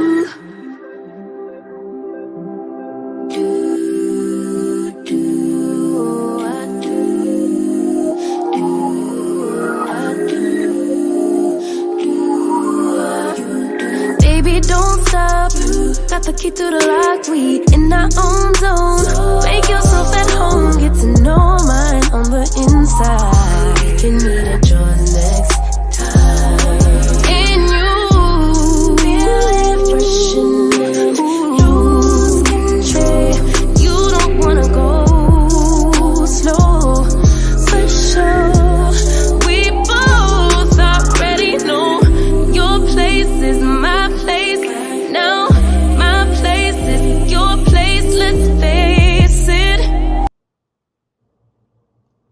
All right.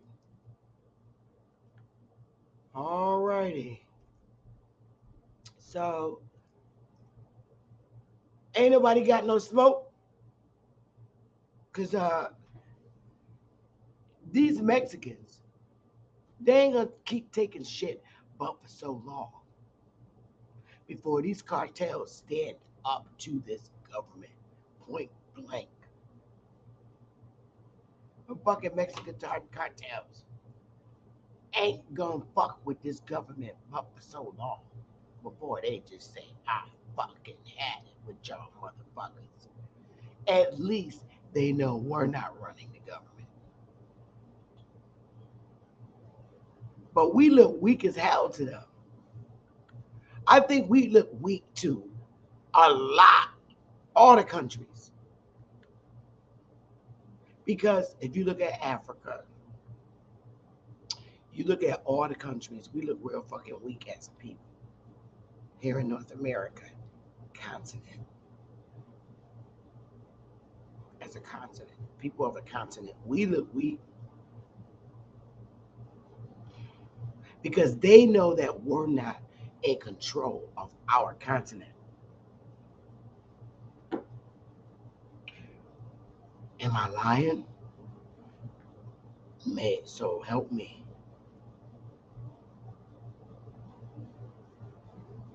Am I lying?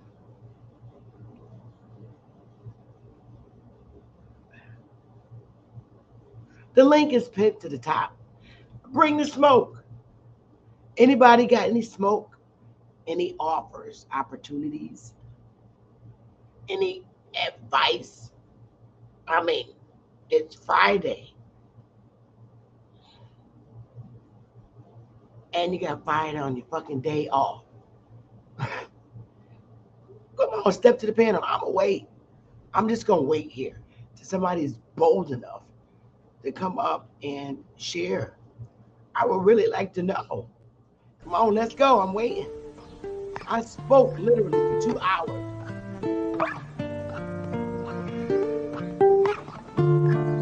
Long live Ag. Yeah. These are my memoirs. Light up a cigar, smoke up the memories as I sit and dust them off.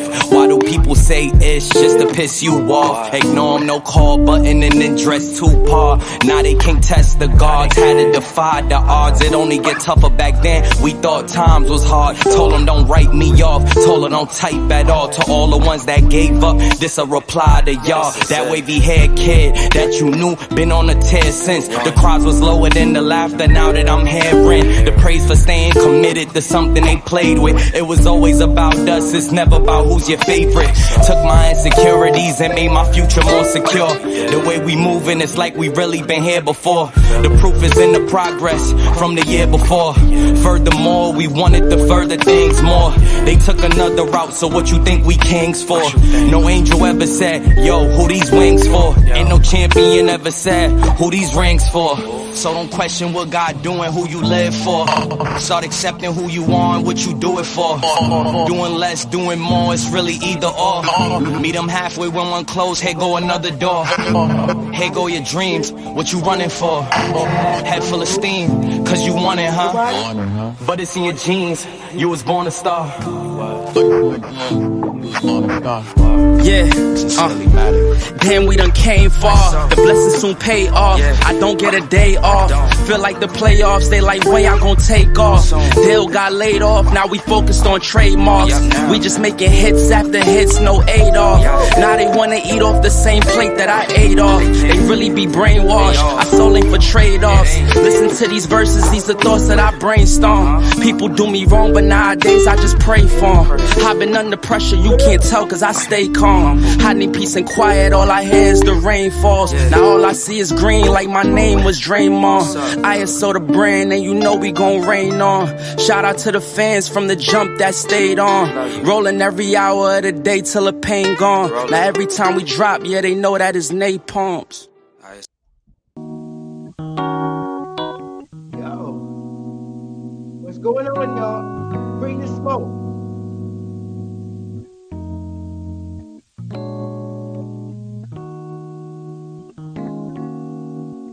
don't bring the smoke, shit, I'm just gonna log off. Yeah. Anybody want to know about the Jets game? I'd just rather be alone in my zone writing poems. When I get in, I take a shower, read a book and feel empowered. Smoking on that sour got me counting down the hours, thinking of all the shit that they could do but won't allow us. Then I realized they all some fucking cowards. The world is ours. Me and my brother twin like the towers, and we want it now, never later. No more favors done with all these traitors who be haters on the low. They just hate to see you grow, so I'd rather be alone in my zone writing poems, cause I'm never on the road. And I'd rather stay at home, man. Life been moving fast lately, trying to get a grasp, and every day I'm mad lately. Never let it drive me crazy, you do this for my old lady, yeah. They told us stay quiet, better close your lips. We never thought we'd get our chance to speak. So we just stay grinding, trying to hold our chips, and thank God for our chance to breathe. They told us stay quiet, better close your lips. We never thought we'd get our chance to speak. So we just stay grinding, trying to hold our chips, and thank God for our chance to breathe. So let us breathe in. See, ain't shit changed, but a bunch of people feel us. Reaching for the top, and now I ain't got no ceilings. Pour me up a cup or two so it can stop the bleeding. Roll me up a split or two, and now I'm hella weeded, cause I'm feeling like I want it, but I don't know if I need it. Took a few L's, but that nigga undefeated.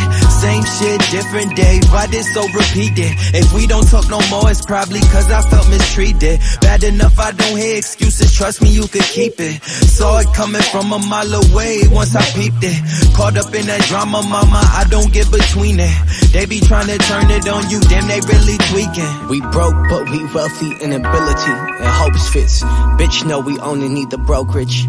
We only overage, overseeing all the dope shit. Killing these cats with they facilities. Flush down the drain, leaning through all 8 lives till that become they centerpiece. Unfold and be a masterpiece at half of all our faculties. We actually dope, we just don't know that half of we. Hit the link, y'all. Don't be scared. We actually dope, we just don't know that half of we.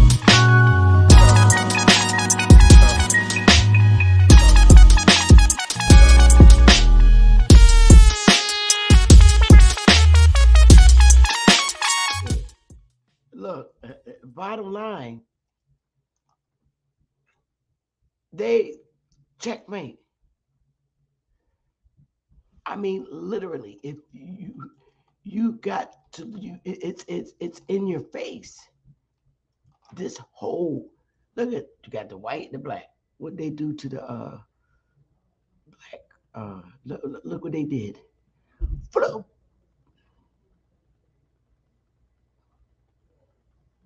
Blue.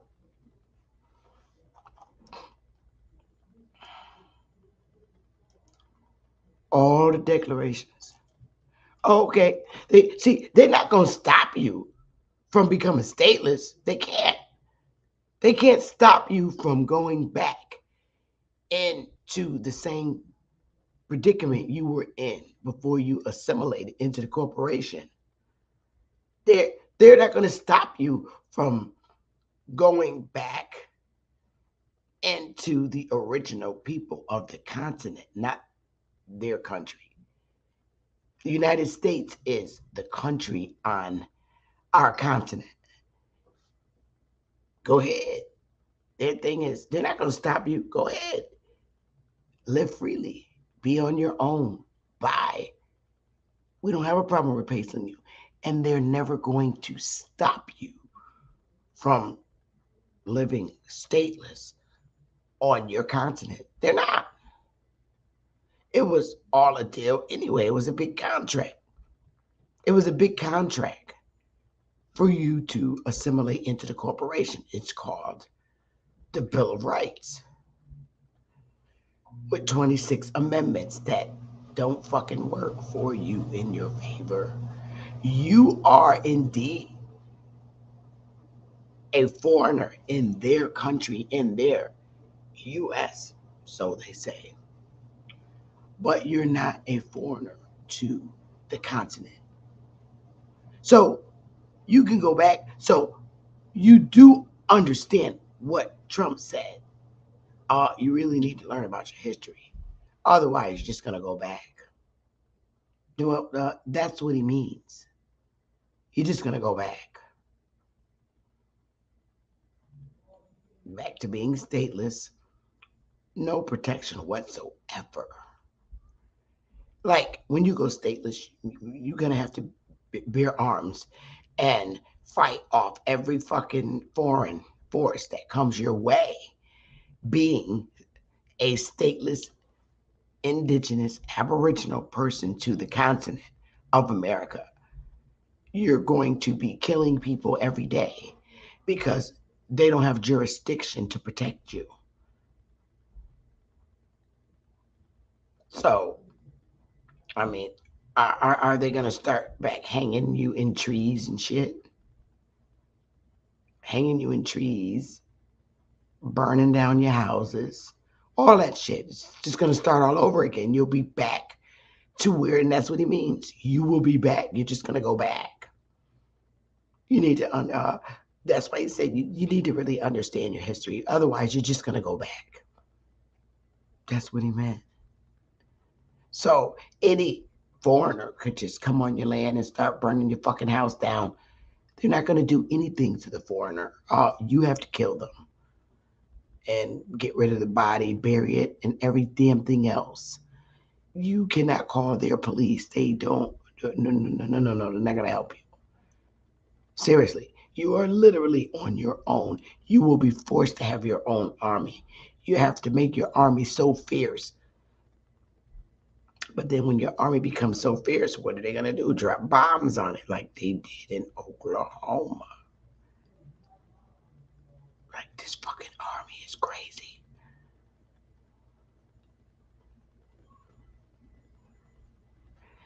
Let the levees go, flood you out, same shit. It'll be you against the government and the Nazis.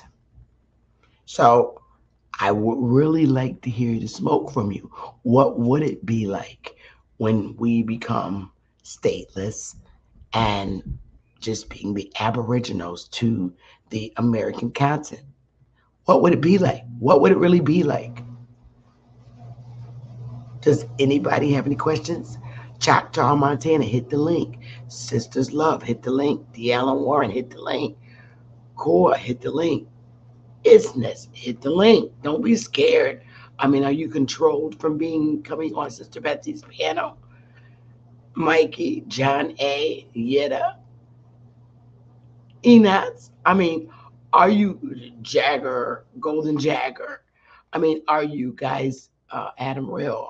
Are you guys controlled from hopping on Sister Betsy's piano, Charles? I mean, I can sit and talk all damn day, but I would like the dialogue. I would like to hear your smoke. Maybe I'm not telling it right. Well, you came 2 hours late. I was showing how the government did another checkmate. They did it in Martin Luther King's time, did it in Malcolm X's time. He did it with the Million March time.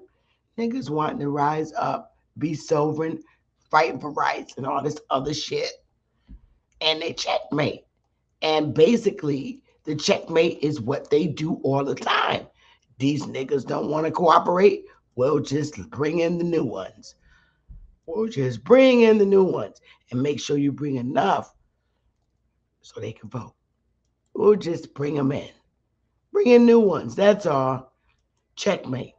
So this government is not going to stop us from becoming sober. They don't give a fuck. They don't give a fuck. They checkmate you. All right, these niggas want to go. Let's replace them with new ones. We got new niggas now.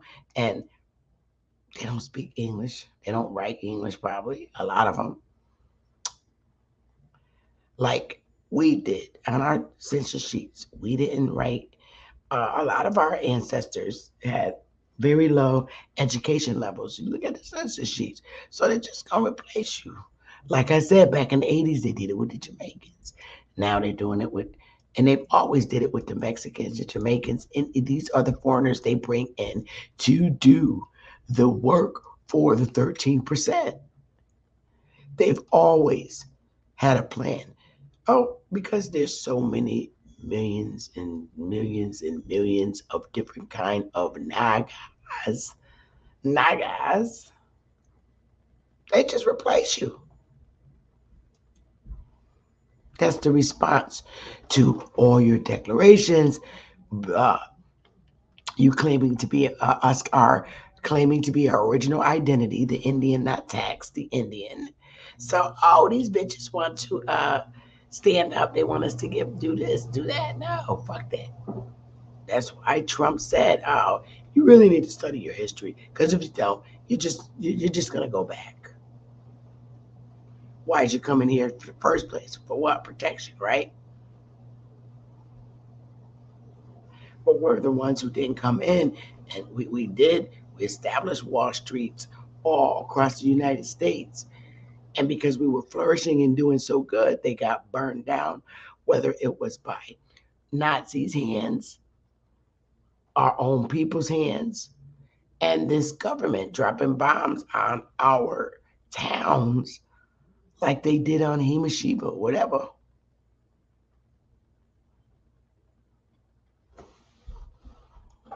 So, that being said, I'm inviting folks to the panel. I've been on for 2 hours talking.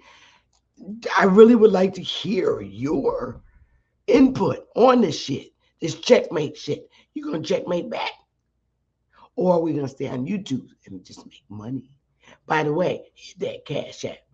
$ Sister Bethy. It's Friday and you got paid. Hit the motherfucking Cash App for Sister Bethy. And thank you. I'll wait. I'll play one more song. If not, I'm gonna go and eat my honey buns. I hid these from Willie. I'm gonna eat my honey buns with some hot tea and wait for A1 to come on at 7 o'clock. A1, anyway, where your ass at? Matter of fact, let me tell him to hit the goddamn link, because he's supposed to be coming on at 7 o'clock. I'm gonna play a song for y'all. Since nobody has no smoke, nobody has smoke, so I'm gonna play a song. Nobody has any smoke.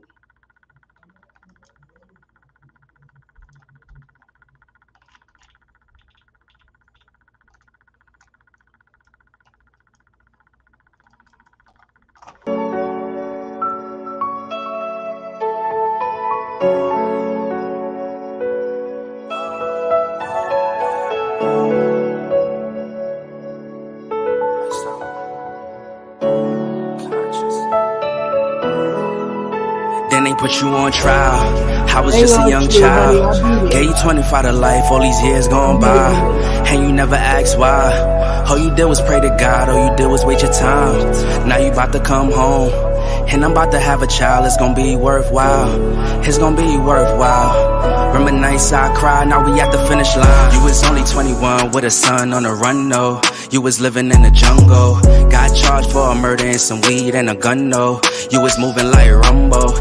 Did your time like a champ, never rumble. You was on the wrong path, you was young, though. You ain't never let it break you, stay humble. We see the light at the end of the tunnel. I see the fire and the pain in my mama's eyes. I was just a little boy, I always wondered why. Cause you couldn't help raise me by her side. I was taught to speak the truth and never tell a lie.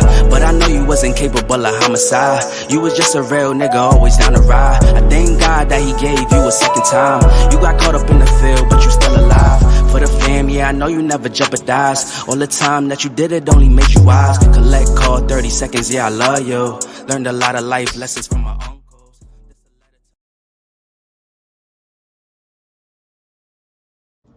Hey sis, how you doing? Your mic is muted, love. Is that better? Can you hear me? Yep. What's up, stranger? Hey, Lito. Lito. What's good, love? What's going on? Well, I didn't get to hear your whole live. I heard the part about the chess, and so from that, first of all, I just want to thank you for letting me come up And Of course. for showing the information and getting it out because I'm visiting in a state of Texas right now with my people. Oh, Yeah, oh, and they own the old stuff, and like it's hard to have a conversation with them because they don't understand what I'm talking about. They don't. They still in the old school, oh, wow. and like we gonna go to church, and that's what we gonna do because God and this. Well, No, well, you know though, that's how our grannies did. Some of man. them anyway. Well, first of all, they was just like trying to make me go. This is the first part. I ain't went one. I only went one time. But I'm about to be up out of here because I'm like, no, you can't make nobody do nothing like that because I can see if it's your space, I got you. But like if somebody's into a different type of way of spirituality and they're not impeding upon your what you believe, but you're gonna impede upon them, then it's time for me to move out the space. Yeah, I understand. That we have to do a lot of that with our families. And I hate, and I just dislike that I have to do that. I don't I dislike that I have to make them kind of choices, but that's We what I'm have like. to we have to make those choices when we're ready to Hmm. literally step up and be who we are as people of this continent. I'm Yeah, not talking about of this country. The country is United States. The yeah, continent is the landmass, North America. When yeah. we step up to be that, I mean, we're gonna find a lot of people in our families are, going to shake the Bible, and we have to deal with that. But one of the most important things is at least one person from an entire family stepped up. And I don't know if you have children, moving forward with your children. We're not gonna go out like that. We gotta work this checkmate shit. I'm not Check. going to change it. I'm not Right. going to change it. I'm not going to go We back need to that because that hasn't done nothing for me. Zero. you come on this panel even if you don't have smoke. I'm just like talking. You ain't got to have smoke. I just like dialoguing with my peeps. Guy said it's bad, but you're not by yourself. It's a lot of us that go through this with our families, but we don't. What we don't want to do is fight with our families. No, Leave I it don't. alone. I don't. Do, I do don't. you? Do you? And Lucky, with, all hmm my family is on page, and I have a huge family. yeah, Um, a lot of us don't have that, but that's okay. yeah, yeah. But it's just that I'm not doing what they want. So I'm gonna show you something. So first of all, I carry these stones. If I'm a permit, I'm gonna show you some of the stuff I carry on me. So I carry this. Okay, I carry the Metatron, and Oh, this is the stuff that I'm carrying on me, sis. And I think this is what is causing the problem now. You know, oh. Let me you see. know, Turn that around in the front. The big one. yeah, yeah, the big one, yeah. Oh, oh, I like that. And I carry this. This is the type of stuff that I carry, and I know this is probably scaring them. Why? So Why this, would why do you think that would scare them? Share. I want to know. Hey, Chris. well, well, pretty much they think it's the devil. That's what they told me. Pretty much, that's the deal. Like that's the devil carrying all these crystals. And look, I even have them on my arms. I usually have more. See, I want some of those. But see, that's what when it came time for us And to I'm a really assimilate, they always said that the way we worship and practice was the devil. Ours yeah, was the bad, when in fact it's really the good. yeah. I know that. That's what I know. This is a tree of life right here. This one. It's a Foreigners tree of life. came and said we're, of Yeah. course, they think it's witchcraft. No, it's shit that scared Yes. them. It's shit that Yes. scared them. We didn't have to do nothing. And it worked. Yes. And my family here right now, that's what they believe. They think this is all a bunch of witchcraft. They don't they don't know there's nothing else. And I'm just pretty much an outsider at this point. Wow. How old? Sis, what generation are you? X? Uh I think Let I me think I pull might it. be X because I was born in '69. So Oh does that make yeah, sense? definitely. Let me I'm an see. X, right? Yeah, let me see. I got Yeah, I that think it chart. makes me. I think it makes me an X. So I can't show them crystals that big. These are the generations right there. Yep, I'm the X. I'm Yep. X generation. And what is your people that you're with now? They're what? Are they what generation are they? They are the baby boomer. Yeah. A lot of the baby boomers and silent generation, Yeah. uh, when they really heavily moved into Christianity, between 1901 and 1924. Between 1901, which is the greatest generation, and uh 1964. A lot of them taught us and separated from us based on religion, doctrine of discovery shit. They separated from us and told us that our old ways were of the devil, from the baby boomers all the way up to this date. Look at how many generations that came after baby boomer generation. Fourth generation. But their Bible says that there will be a revisit in the third and fourth generation. We're here now. That's the generation Alpha and generation Z and the millennials. And the millennials are the millennials and generation Z are the generation that's bringing us back to our original way on this land. Look at it. It's it's the millennials and Generation Z. They're bringing our indigenous, aboriginal history back to us, overriding baby boomer, silent generation, greatest generation, and the lost generation. The lost generation is truly during Reconstruction.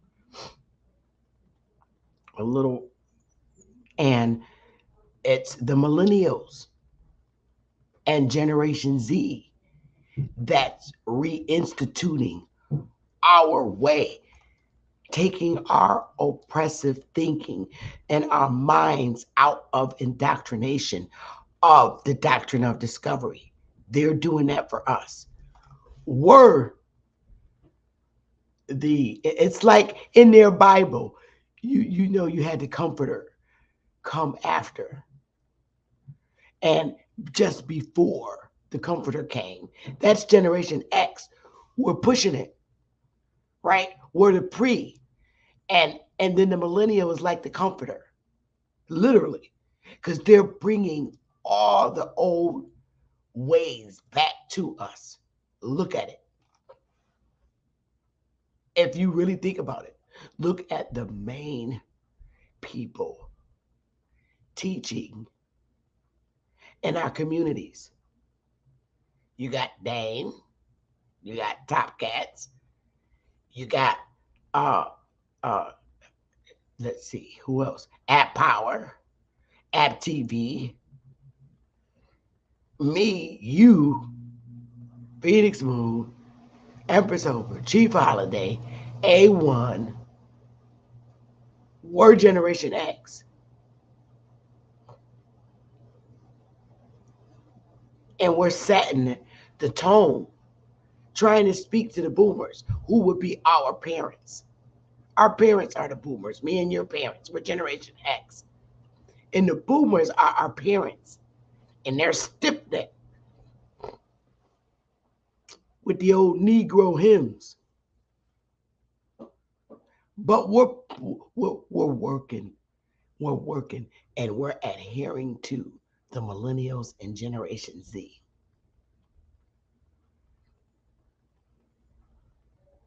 Our business people is the Generation Alpha, because these babies, they just want to start their businesses.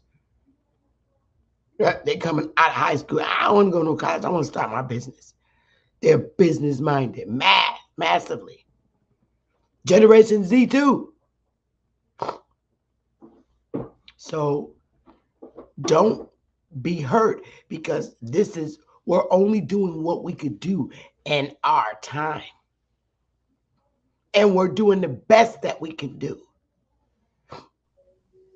You're exactly right, because with my kids, I broke that religion. I broke that. I sent that out. That's yeah. To me, you could consider that what people call a curse. That could be considered what they call a curse. Like they can use it like that. So I just told my kids, like, you don't gotta. We not going over there. You don't want to go. I don't want to go either. We're not going. Right. And I grew up around it. That's all there was. Like, you go to church and you won't go to hell. But I'm just like, it's already hell without going dying. So why we wasting so much time talking about something on the other side of where we are, or why we so in depth in this part about being in hell and all this, and well, at least saying someone's going. And I'm just not into that.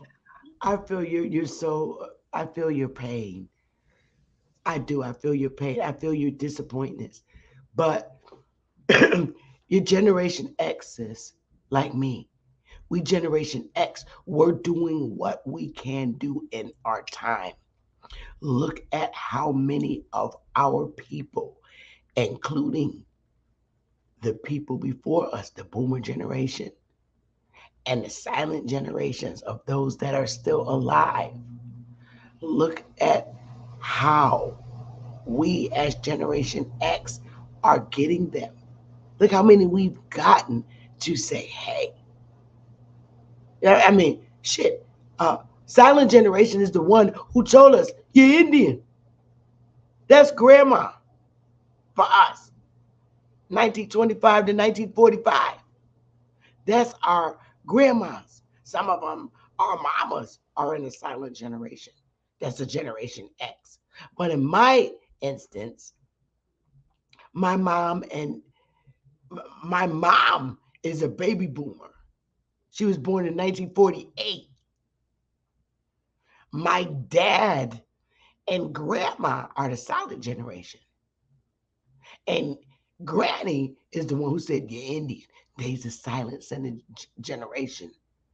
And they're silent. They call them the silent generation, definitely, because they were not allowed to say who they were. But Granny told us. Granny was still alive when Ruth came out.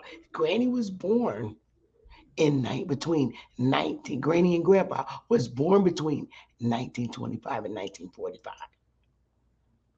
And they was alive when Roots came on and said, you're Indian, you ain't African.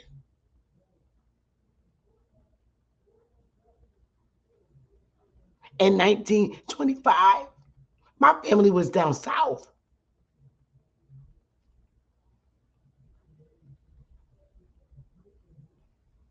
The baby boomers, look what they went through. That civil rights movement, all that shit. The silent generation, the greatest generation, the silent generation. I mean, they went through shit that me and you wouldn't fucking tolerate. Separate bathrooms, separate water fountains sit on the back of the bus. They went through all that shit. Water hose sprayed on them. Houses being burnt down south. They went through that shit. We didn't. I cannot imagine they would have killed me. They were being hung in the trees and we was hanging people. Look at the shit they went through. And then, so on that note, and because that was going on, our greatest generation and silent generation raised us, raised the baby boomers, okay? And they raised the greatest generation, the silent generation, and the baby boomers, and the lost generation. Start from the top, really. The lost generation, which was Reconstruction, that grandma and grandpa and the lost generation and the greatest generation and the silent generation raised our grannies to stay alive. It was not an education. It was raising them how to stay alive. Raising them not to fight back, to seed, move, get out the land, get out. They raised them how to stay alive. Whereas in our generation and Generation X, the boomer generation, you know, Malcolm X and them was walking around up in here, Elijah Muhammad, all these religious groups then put anger and hate in our sons. And now us, Generation X, we're trying to communicate with our boomers and silent generation, and all they know how to do is just hold the Bible and stay alive. So you gotta we as Generation X gotta understand who we're dealing with beyond prior to us.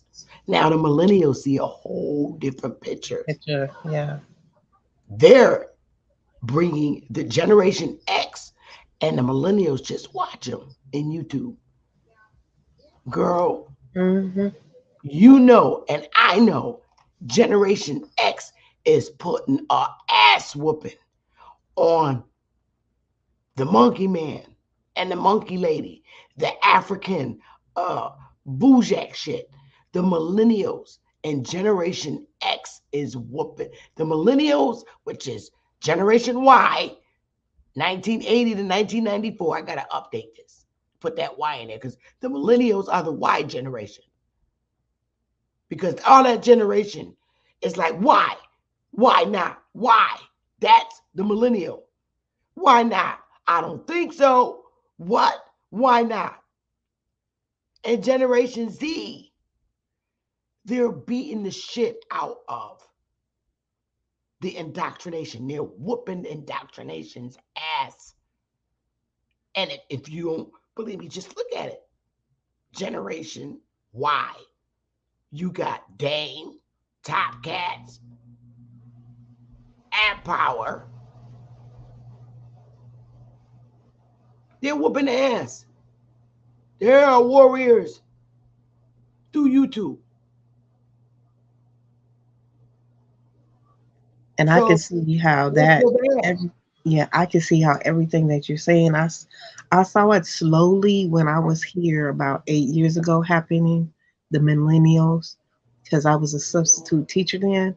And the kids were like, no, we don't got to do that. We could do other stuff. We don't have to just listen to that because that's not what it is. So these children at that time, they just seemed to me like they were more being in truth of who they are.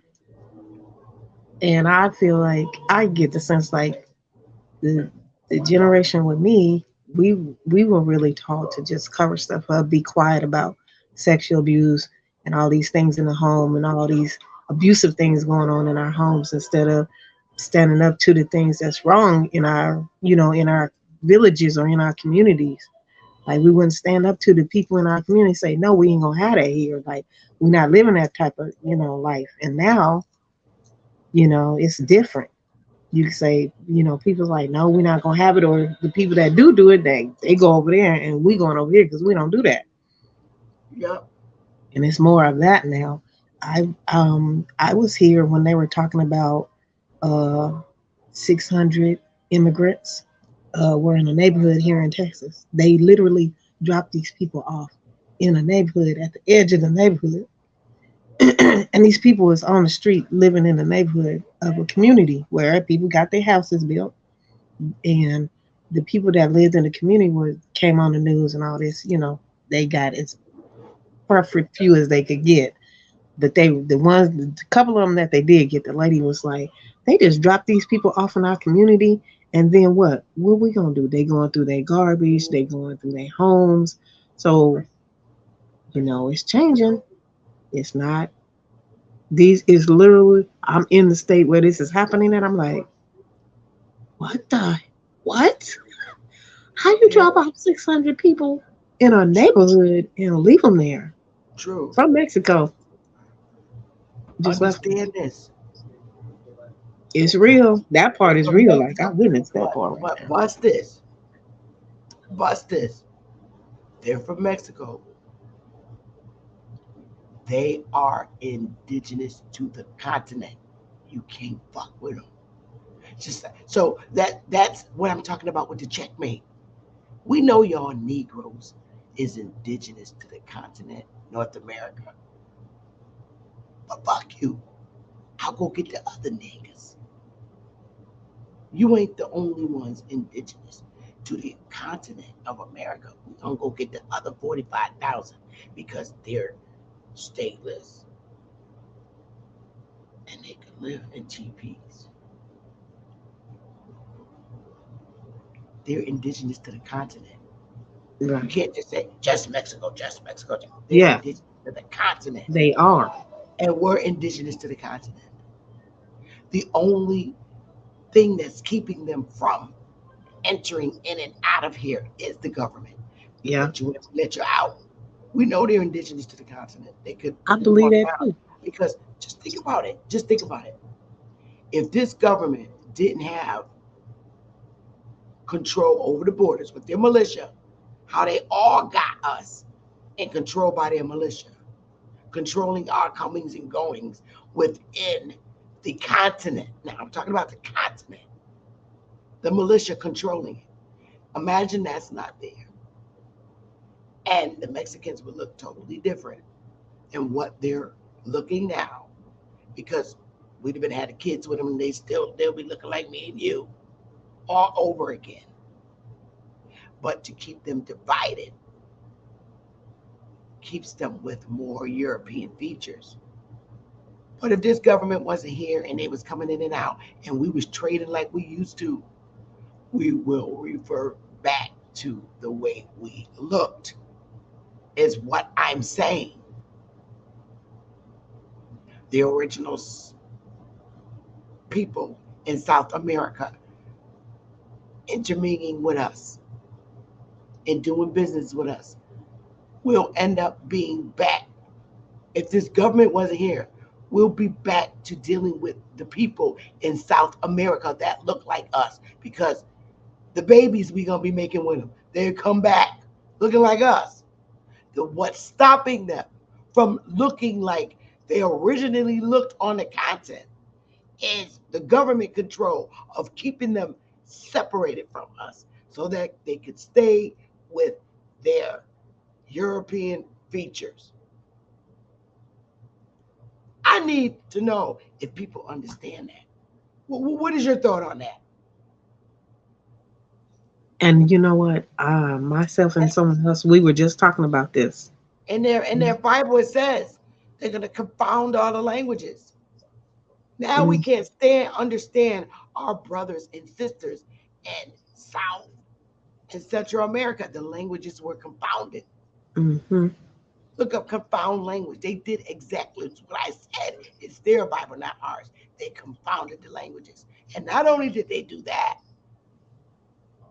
our natural looks, they looked like us. You couldn't tell us from them. You couldn't tell the North mainland Indians from the southern ones because we all looked alike. Yeah, when you go to look at the history books and their history stuff that they're showing, the people were very dark, very dark skinned. They were not like they were very dark skinned individuals. The you know the more let me turn this down. The more older generation and everything. Sorry about Cool. that. The more older youth and the more older generation originators, they were they They were look dark. like us. Yeah. They were dark. They were very dark. That's why they had to separate us, keep us from um, doing business with each other. Because the longer they did it, the more the Mexicans is able to maintain their European features. Now look Yeah. at the And chessboard. if you Look at the look, chessboard. Look at the chessboard. yep, and if you look up the word, if you go to the Germatia, the Germatia, which is the Germatia little symbol on Google or anything else, you look it up, you start looking up the numbers and the letters, and you can see how like the words that are made up, their original forms don't even they a lot of it doesn't match, it doesn't add up. So even the little system that they give you, such as the geometria system, I don't know if people know about that. Um, to look up how the etheric, how the spiritual add in with all of what we're talking about. All of this adds in with everything you're talking about, the checkmate. That's how to bind spirits, how to bind people's souls. This is a part of everything that you're talking about, the checkmating. If you want to bind the people, they doing spell work. Pretty much it's ritualistic work to keep it done, but it's not holding. So that's a part of the problem. So that's why they trying to continue to stay in this loophole and keep people going through the loophole. And there's individuals such as myself and you and other people that are not going through that same loophole. We're like, no, we don't want to do that. We're not. I'm even down to our own customs that within the land itself. Those are all even changing. Those things have changed. We're not gonna just go with just because somebody said that. Look it up. Look up what the gematria, what it means. Look, these words that Sister Bethy says on here and all this language that she's using, it Sis, adds can you up. break it down for us so they understand Well, what you're I'm saying? trying to look it up. So the gematria is like the original. It's like a how can I explain it like more simply? Because I wanna Can I Google it? Can you spell it? it's Germatia. P as in Peter. Germ Uh, Germatia. Germatia. um, It's like the originator. They have like it's like a type of calculator of words and stuff.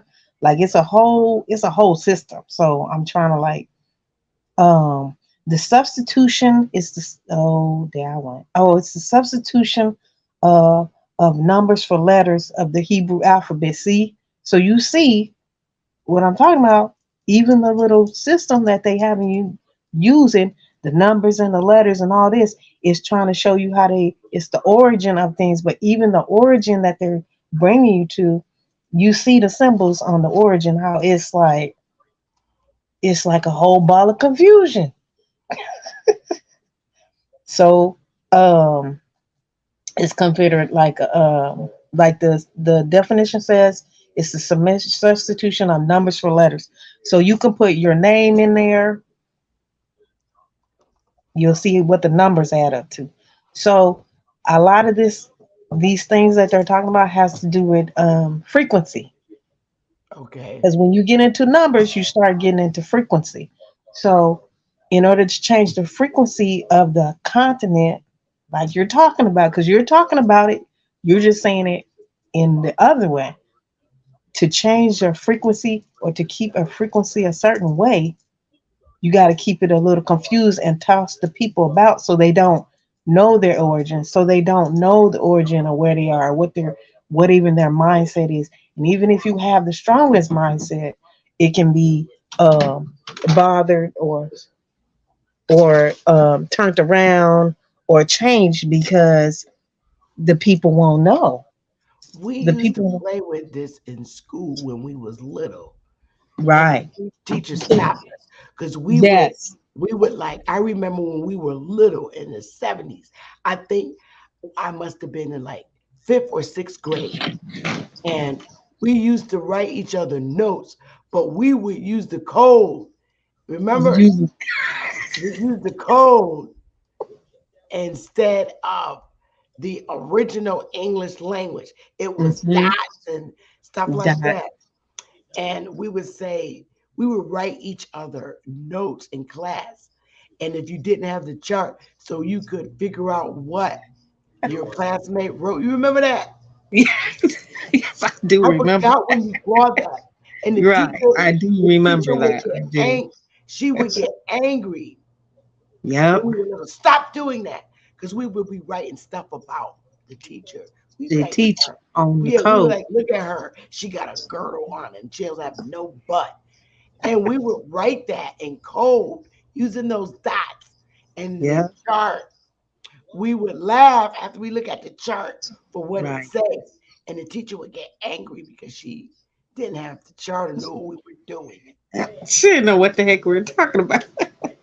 So That's how you we sneak did the that. messages back and forth. She get the, Exactly. the teacher pull up the paper. That they didn't even know what it was. Yeah. So us not even knowing, but we knew something because we did it. Because I remember doing it, I and I got in remember trouble. we was I remember little doing it. in like fifth or sixth grade, and we would Yeah, talk about the teacher yeah. We would talk real, about the real teacher, bad, and real we bad, write each other notes back and forth, but we write it in code. and cold. And So you breaking right and now, how the I hell did these consider. little Indian little niggers know this stuff? I They didn't was even. I don't angry, even know how I knew. I just know that somebody showed me, and that was it. I did it. I was like, and we did what? it. I Yep, remember and we that. don't even know where it come from. We just knew we were doing it. And right now, to me, YouTubers or creators, that's what they call you, us, you, we, the people that are online creating from our channels. We breaking down codes. Now they have some spies breaking spy codes. So you know what I'm saying? So it's like you break it down. I know that's probably one of their words. Hopefully that's not. But anyways, we're gonna call it ice cream. That's the ice cream codes because that's how you make it smooth. You make it look like it's smooth because that's what those type of people do. But Yeah. when you're talking about you breaking down those ice cream codes, so we can run around with our doggone ice cream because other than that, ice cream gonna fall on the ground if you don't lick it up. You trying to catch it? You ain't even study for to get the ice cream code. You don't even know what it is. Like right now, how many people? That's the young people know what we talking about right now. We speaking a whole nother language. A whole nother language, and they mad because they can't understand it. And you know what? They was that same way Yep. toward Puerto Ricans, the Yeah. school teachers. I'll never forget Yeah. this. The school teachers, because there were our brothers and sisters from South America. I'm talking here in the north. The school teachers would get angry when Puerto Ricans would talk. They'd be like, English, please, English. And they just did not want them to Right. speak their language. They always wanted to know what the hell they were saying. Right. Horrible. So Sister Bethy is on the codes, y'all. She on the codes. So, and even within generations of people, there are codes. Even within your family, there are codes. You run around with DNA. What do you think DNA is? When you break it down and you go back to the scientific, it's coding. Yep. They have coding as to where you were born. They know the G. They know the star system as to where you were born.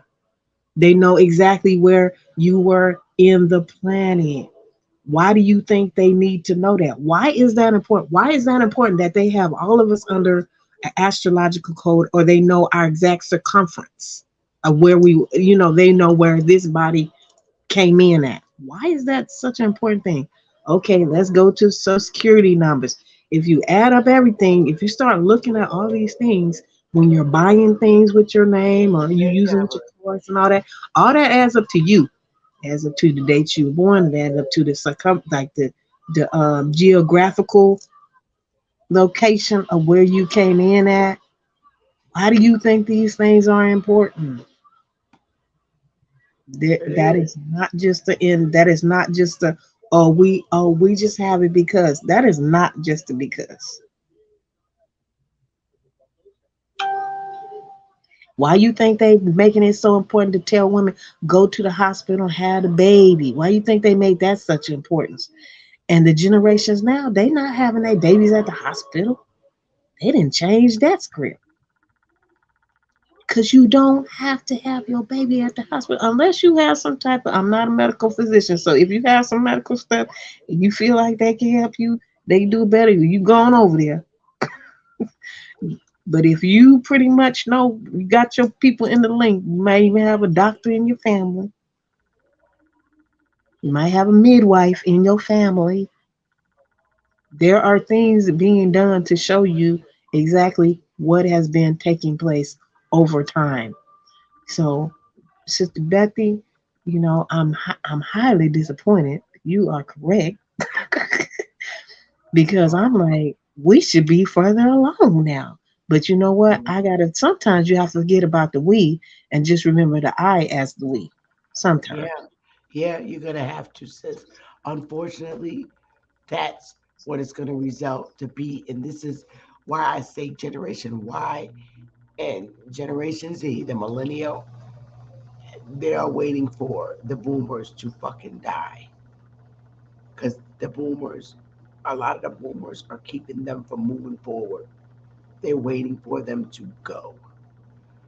Hey, Charles, was that the right Zachary? I didn't want to pull it up, and it's the wrong one. You said look up Zachary Hubbard.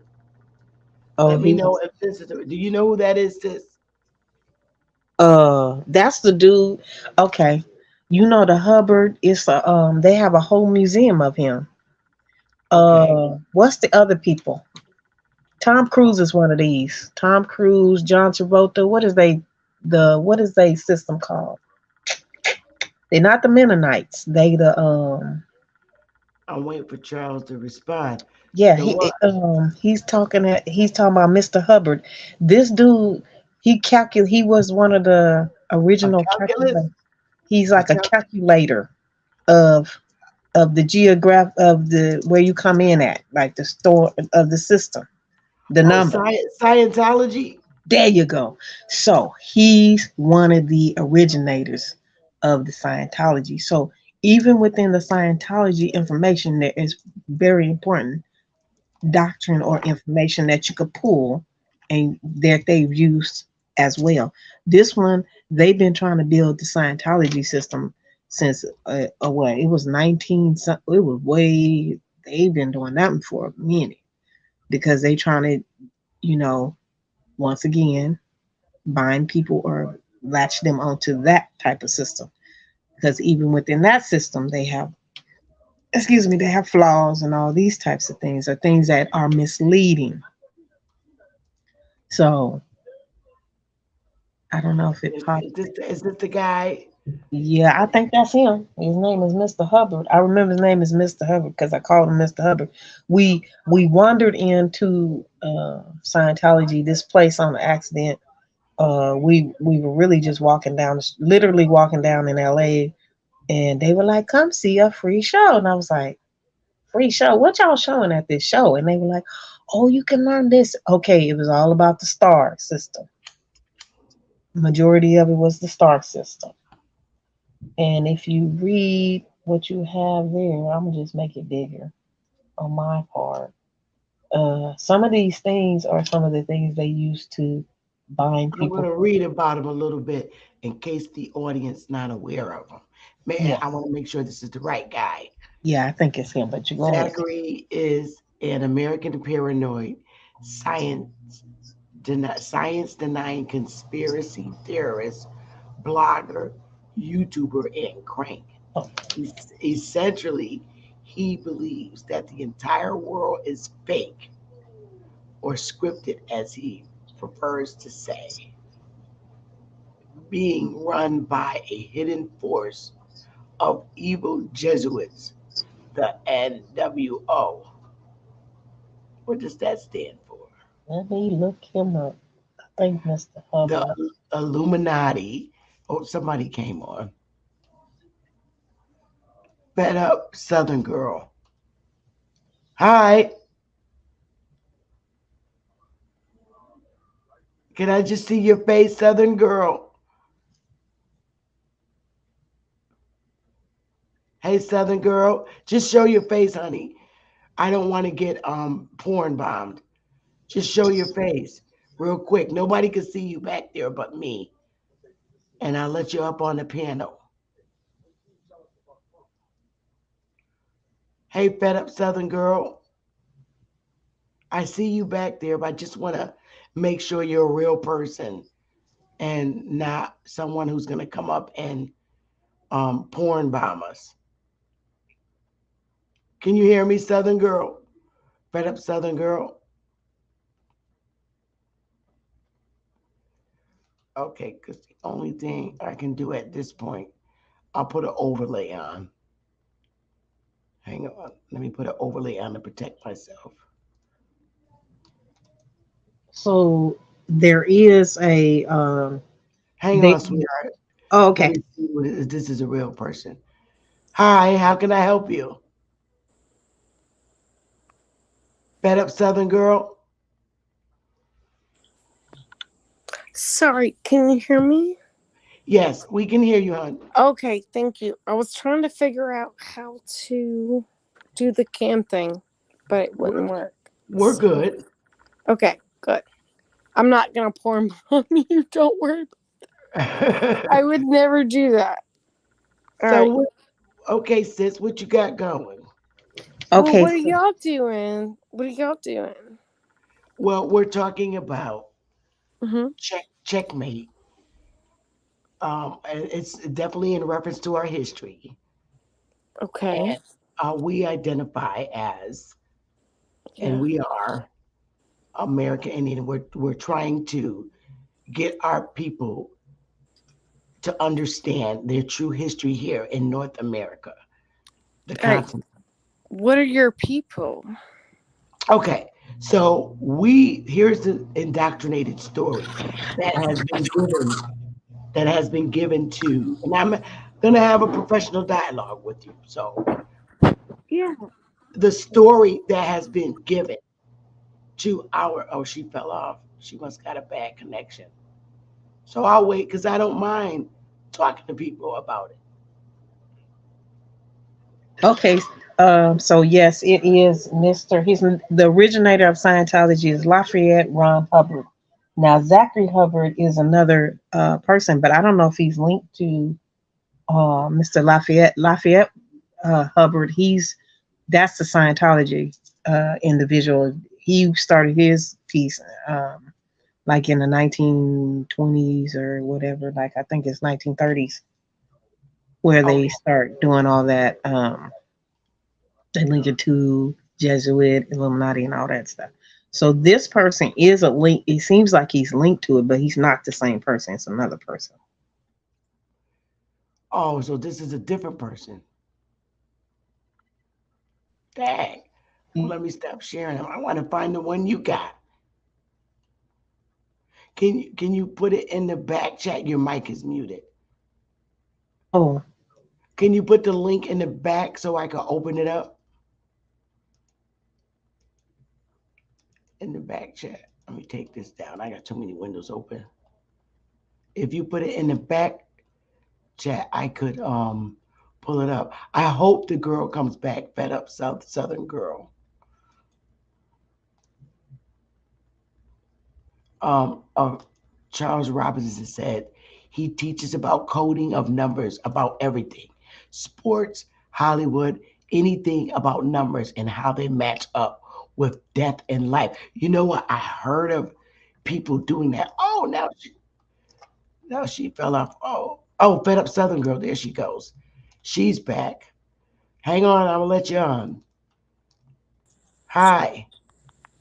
You must have had a bad connection. Are you there? Fed up Southern girl, can you hear me? Yeah. Can you hear me? Okay. Yes. So true fella. You got a lot of background coming from your channel. Can you hear me? Fed up Southern I girl. can hear you. Yeah. Oh good. Okay. Yes. So what my segment is about Yes. is we are, as a people, we brown people in America. Not all of us now, because there's many different brown people in America from different countries. That's But true. Yes. history, me being born, oh, there she is. Me being born in the late 60s. A lot of people from other countries know about our history and who we really are. How do they know about you? They're Okay. okay. Well, first, there's been a story conjured created up that white men went to Africa and snatched. Yeah, this has been the history that was taught about our people here, a North American continent, not literally, have been teaching in the U.S. education system that white men went to Africa and snatched us up in chains and brought us here to be their slaves. And that has been the longest held lie in American history. And what we're doing as a people, and to cover our true identity up as a people, we're the only people on the planet Earth with 9 different racial identities. We when the Europeans came here, we were already here. We were aboriginals of the American continent. There wasn't even any colonies yet. Then we went from being aboriginals to Indians to coloreds to mulattoes to blacks to Afro Americans, and that's a hairstyle, to African American. How did you move? But how did you move from like Aborigines to what did you move to?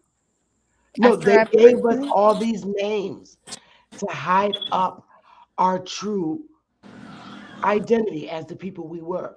We were enslaved. Yes, we were enslaved by colonizers, but we were the Indians that they came here and enslaved and took over our land with their militia. That's a true story. That's the true story. So let me ask you, who are the colonizers? Who were the colonizers? Okay, the first group, you had the Spanish. Oh, let me put this up. Hang on. This makes it a lot more easier. Hang on. Yeah. Hang on. Let me take some of this stuff down. Oh, sheesh. Let me put this back up. But let me take some of this down. Some of this stuff got to come down. All right. So if I put this up,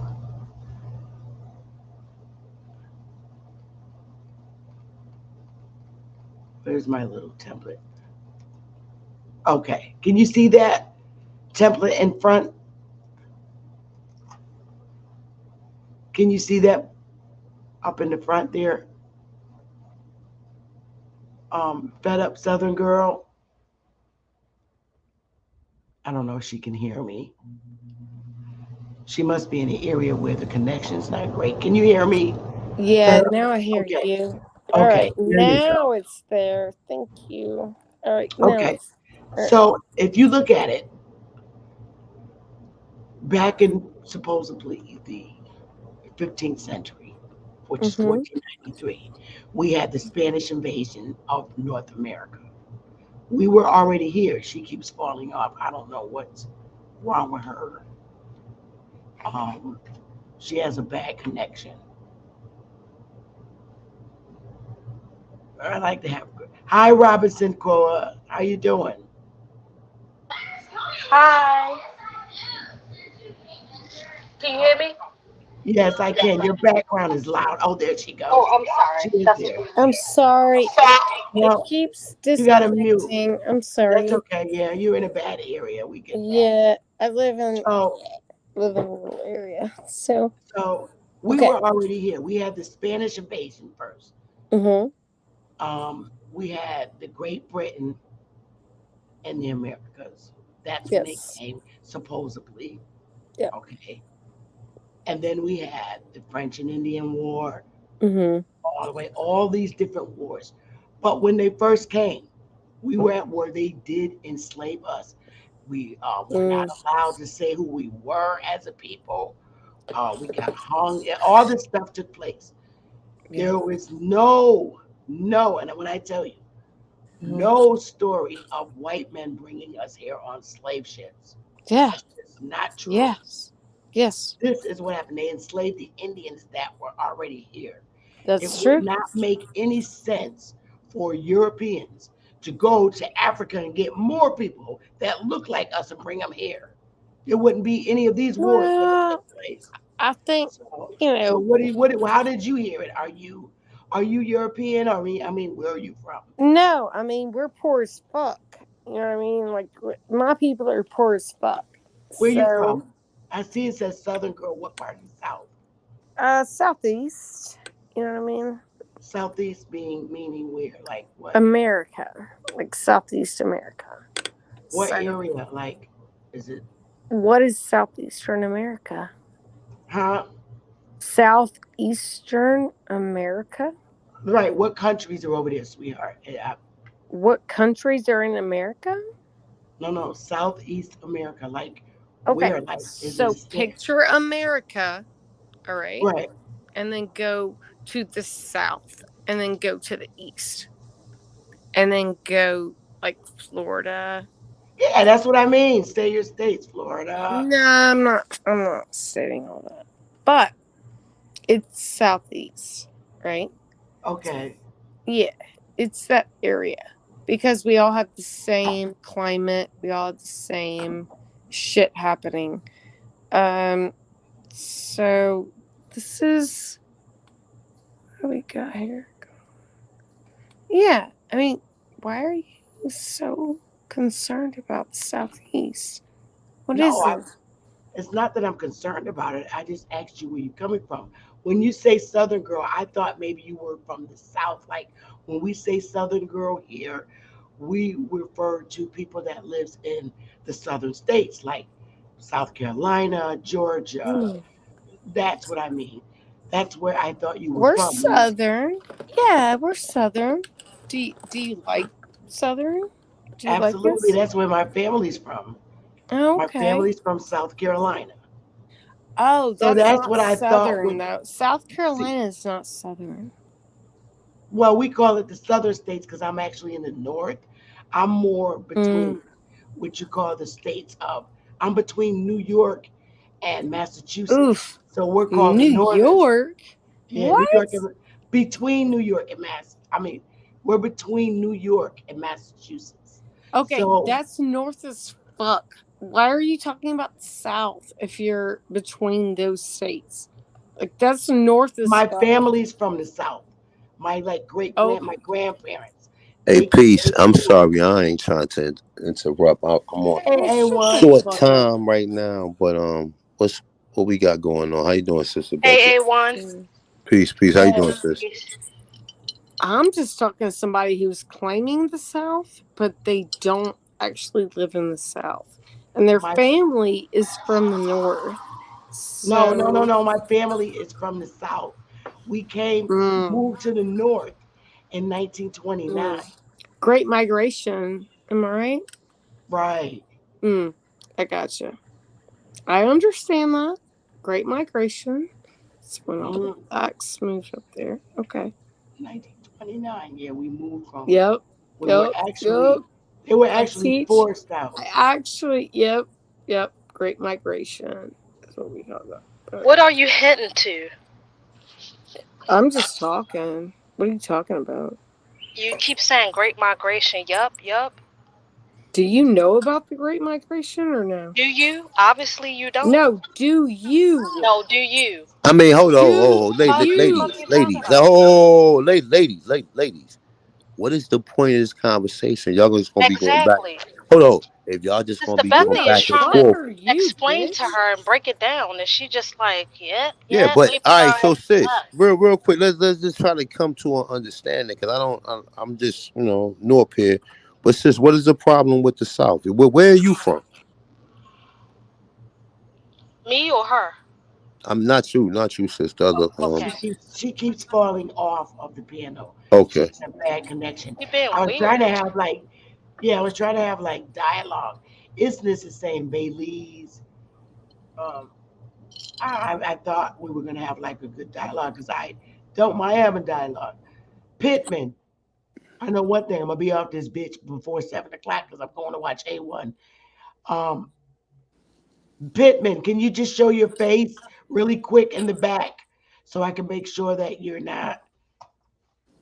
Oh well, I got the divider up. Hello, what's going on, ladies? Hello. I saw me a couple of attracted hot Hey, mamas up fam, there and I fam, thought I'd hey, hop on. Yeah, fam, get man, out come of on, here, bro. man. Like, What? what's Come going on. on, bro? This is what we doing What? here. I see what you're doing here, trying to tell me that Indians are black people. See, every time we bring up documentation that is true, y'all come up here trolling. Well, Get I just out of don't here. understand how Aboriginals became black. Trying to understand. We trying to understand why you up here. Bye. Oh no, Well, let him talk. I'm Let him still know. here. I'm not Nah, No, going listen, A1. anywhere. Go ahead, listen, A1. You young got it. lad. We know your people was I'll have you know Slavics. that No, no, I'm no, no, no, no, no, 47 no, no, years no, no, old. no, no. I'm No, not very sir. young at all. We know I'm your down in the pits people was digging some coal, Slavics, mate. young lad. We are the gods I'll and the tell you what, mate, I'm goddesses down over in here, this my pit dude. digging some No, coal and no, I'm no, blacker than no, you, mate. no. Got black all over me Your face. people Gonna was wash it off with Slavics, some piss brother. and sink. Everything you know, your whole reality was created by us. Yeah, but who was it created by?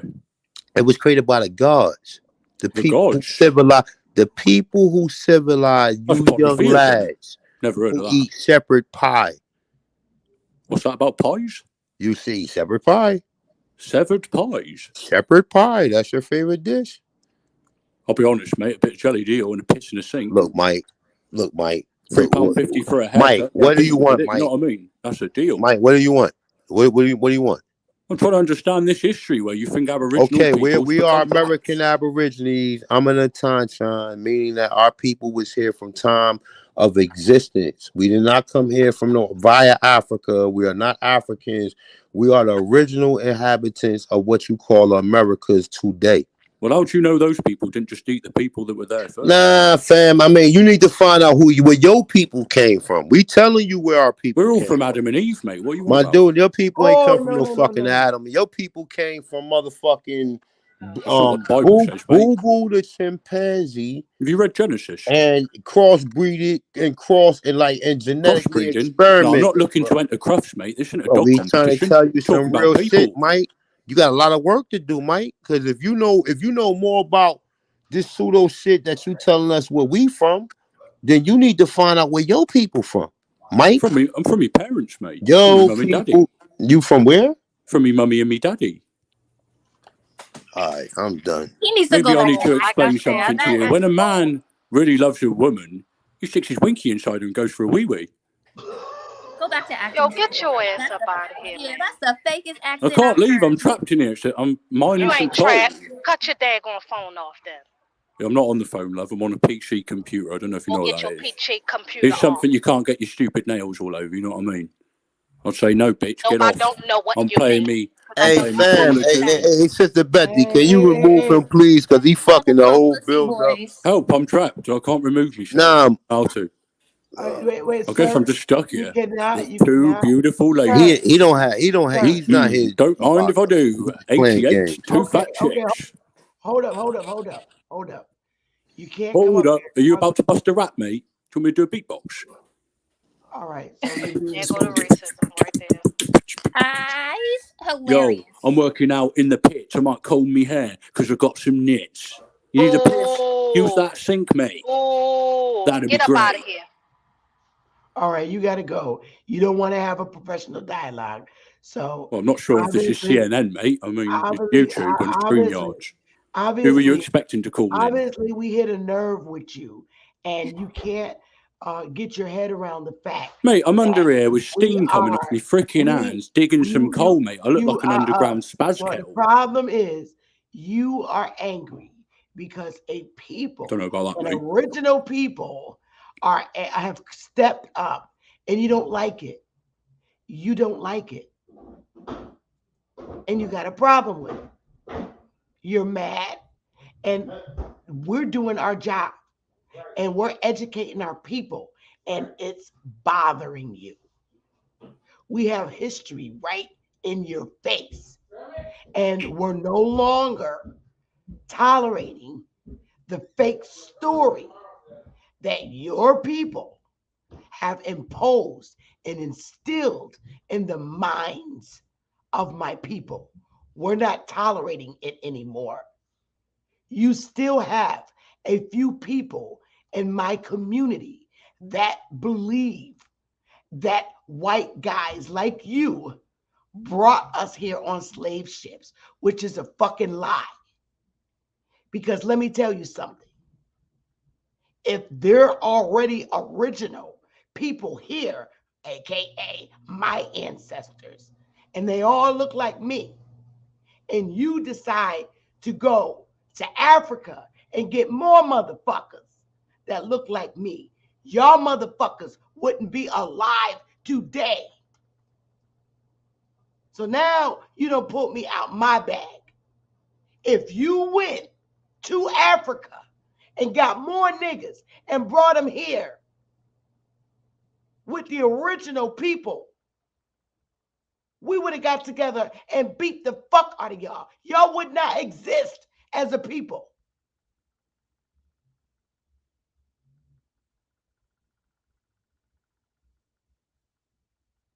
So you come on my piano with your false accent, acting like an asshole because we struck a nerve.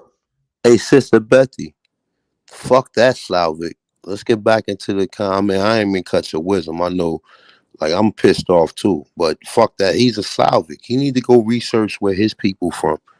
Don't worry about where we from. We telling you who we are. You don't believe it? Great. But you need to invest that same energy to find out where your people are. So you're not even from Europe. He's not even on the panel. I mean, wherever he from, he listening. I mean, he listening. I mean, you know, or they listening. Anywho, but you need to go research where your people from. I was trying to have decent dialogue with Europeans. I tried to be professional. I know the girl that came on was trying to be a whole bitch. I already felt her energy, but I was trying to redirect it so we can have a positive conversation because that's originally what I'm about. I don't care what your race is. If you want to come up and have a decent dialogue about history and really understand why we act the way we do as a people, I don't mind having that conversation. And I felt her tension, but I was trying to redirect it in the best way I know how.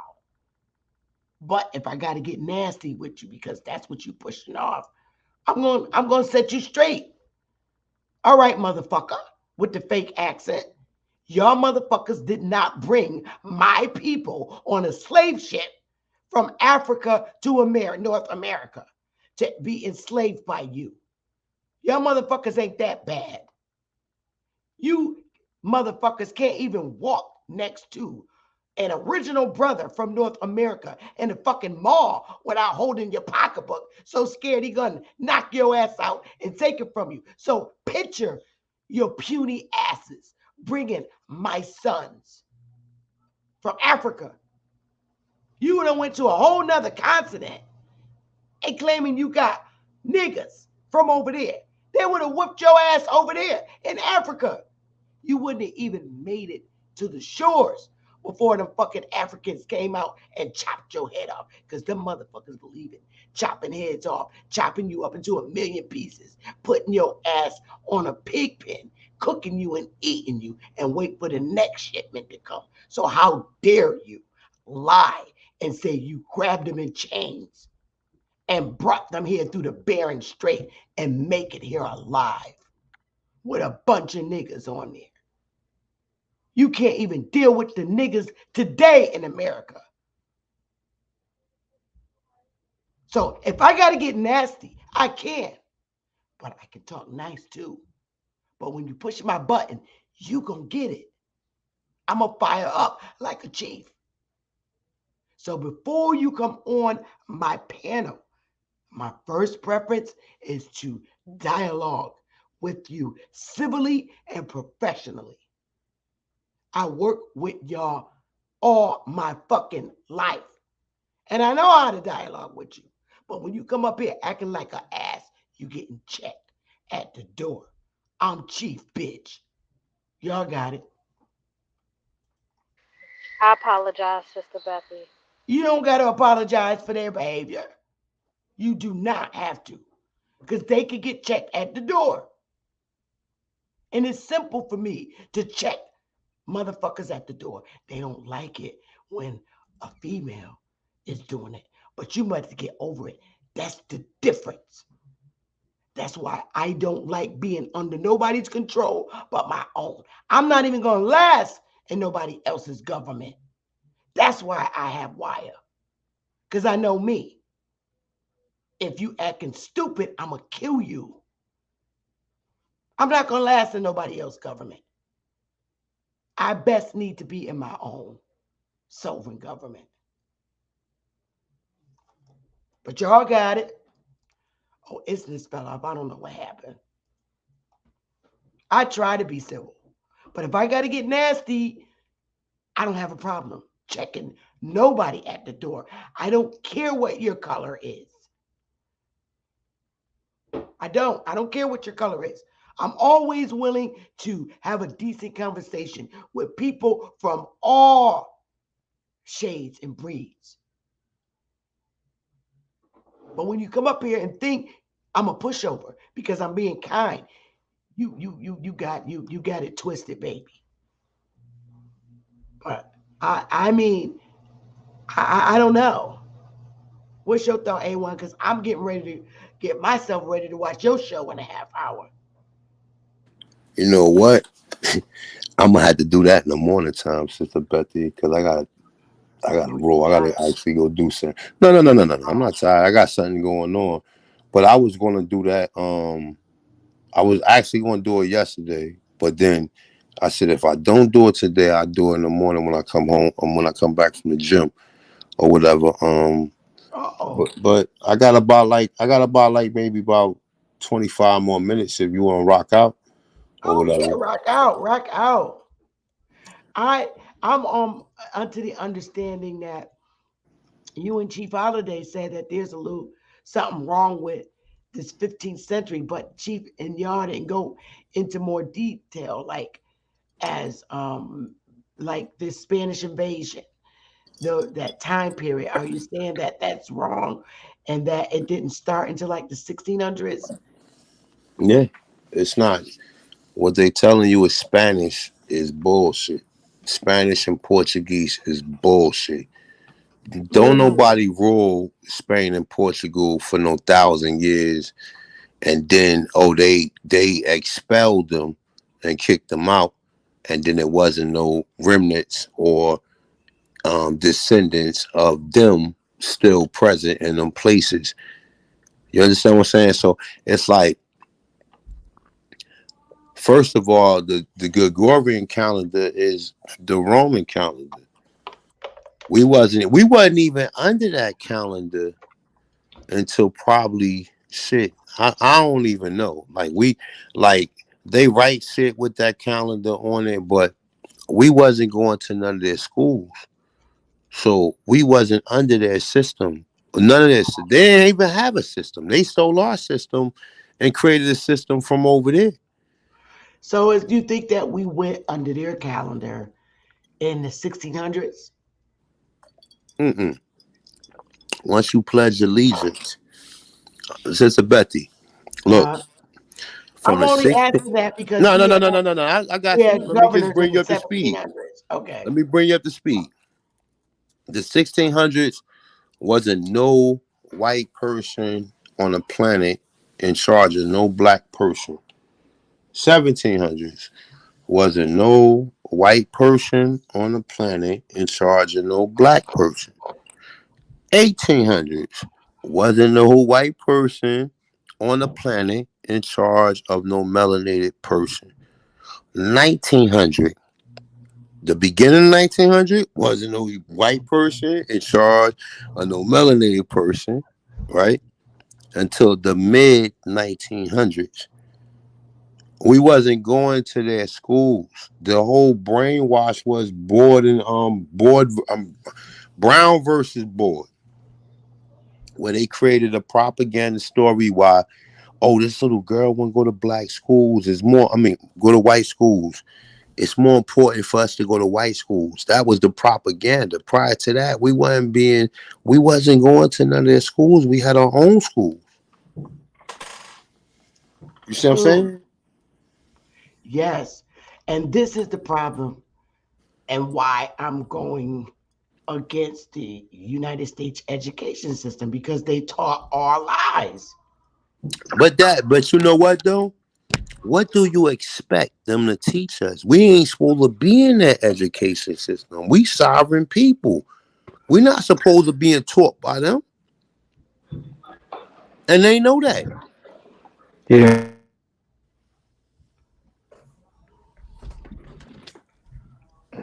See, these are the issues that I have with the United States education system. A1, because they taught history. It's all a lie. But you know what they gonna say? When you in their system, they can teach you what they want to teach you.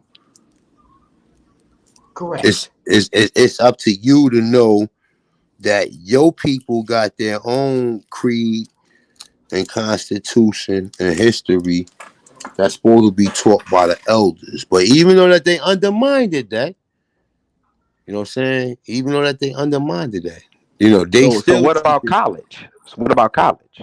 all that shit pseudo, brother. All of it. It's certain things in college that I learned that I like, certain biology and chemistry and even certain research. But a lot of then again, it's certain things. I went to school for dietitian, so I and then business. So certain things I relate back, like even business, I relate that back to when I was selling drugs. Like it's all the same. It's all the same concept. It's just different terminologies to basically say, well, all right, well, this terminology in their terms means this, and this terminology in our terms mean this. So all that shit. You don't fact check it. You cannot take anything verbatim from none of these people. When you research all of these research, you find out all these people are white people. They always taught from the general education system. Blah, blah, blah, blah, blah. Once you know that, you already know it's a certain script. That's why I look at the title, TEEPEEs, dealing with TEEPEEs. They got you thinking our people was living in TEEPEEs. Where'd white people come from? Yeah, then? but they don't say your people. They don't include you. I'm just curious. Like, where'd they come from? But the problem is this. Problem is you won't answer. I have to. Wait a minute, James. You got to wait till your turn. You can't just come on the panel and start talking, young man. You got to wait till your turn. Sorry, I've never been on a panel. Have a chance. We'll give you a chance to talk, and I'll respond to you. But right now, I'm talking to this brother. I've gone through their school system and their college, and I studied how they, deal with their research. And their research, when you learn how they research and how they come up with their hypotheses and conclusions, it's crazy. It's insane. And they believe it to be the truth, and they stand on it. And I personally know that if that's what we're living on, and calling it fact and truth, it's a lie. It's their development, it's their way of determining the truth, their research methods. And you can't do that. So you might as well just discount all the other history books that y'all done extracted y'all knowledge from, because they Fam, used to use all the those in their history colleges books as that well. we all read are coming from white people. White people was not in fucking dominance, brother, in these times where they writing about these stories, man.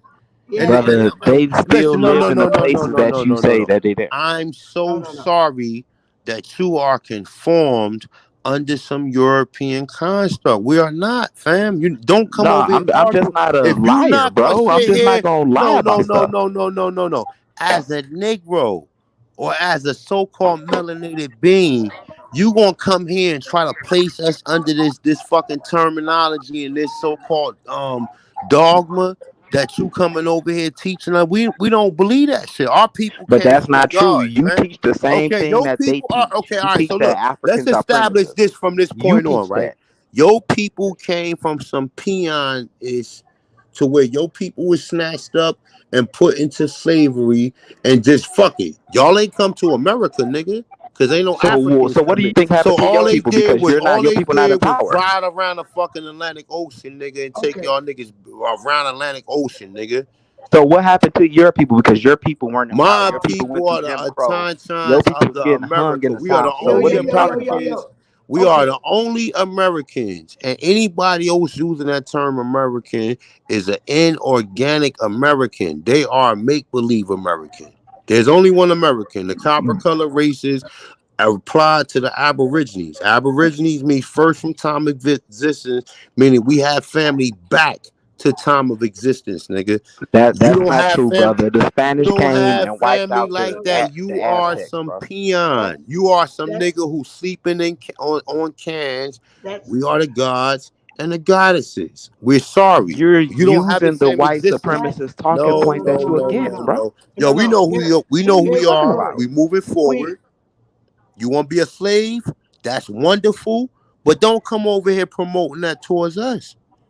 You want to be a slave? That's No, cool. If We, you no, want to I'm be a correcting slave, you. go find other people who agree with you. We don't agree No, with I'm that. correct. I'm correcting you. No, no, no. no, you're You are a not. fucking No, you're peon. not. You are a fucking peon, nigga. That's You are a not No, true. you motherfucking using you yo. complaining about the European. You No, using we his not same complaining talking about points nothing. against We We're Africans. complaining not. about it in We're not modern complaining. times.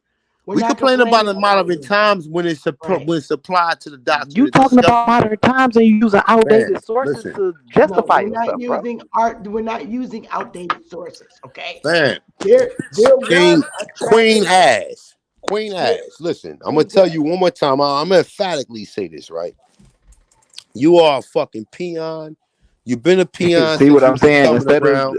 No, Instead of no, no. debating the You are fucking knowledge, you want to peon, call fam. people out their You a name. pe. Any nigga who will claim that he was a slave after we done showed you the definition of what a slave is over 100 times, and it still didn't process with that motherfucking peanut in between your ears, nigga. So we not You slaves. never showed that. No, You no, said the no, no, no. etymology We of the not word. You never slaves. showed the word We slave, don't bro. believe in none of your so-called spiritual belief systems. Go take that shit back But you over don't there have any. with the Where is people with the yours? You don't bone in the have any. nose. We The don't rock Aztecs, bones in look, the nose. We look, don't got plates in the lips. A1. We don't got mud in our hair. We ain't got A1, you being motherfucking plates in our long-winded. ears, nigga. You Go a find wannabe your European. people.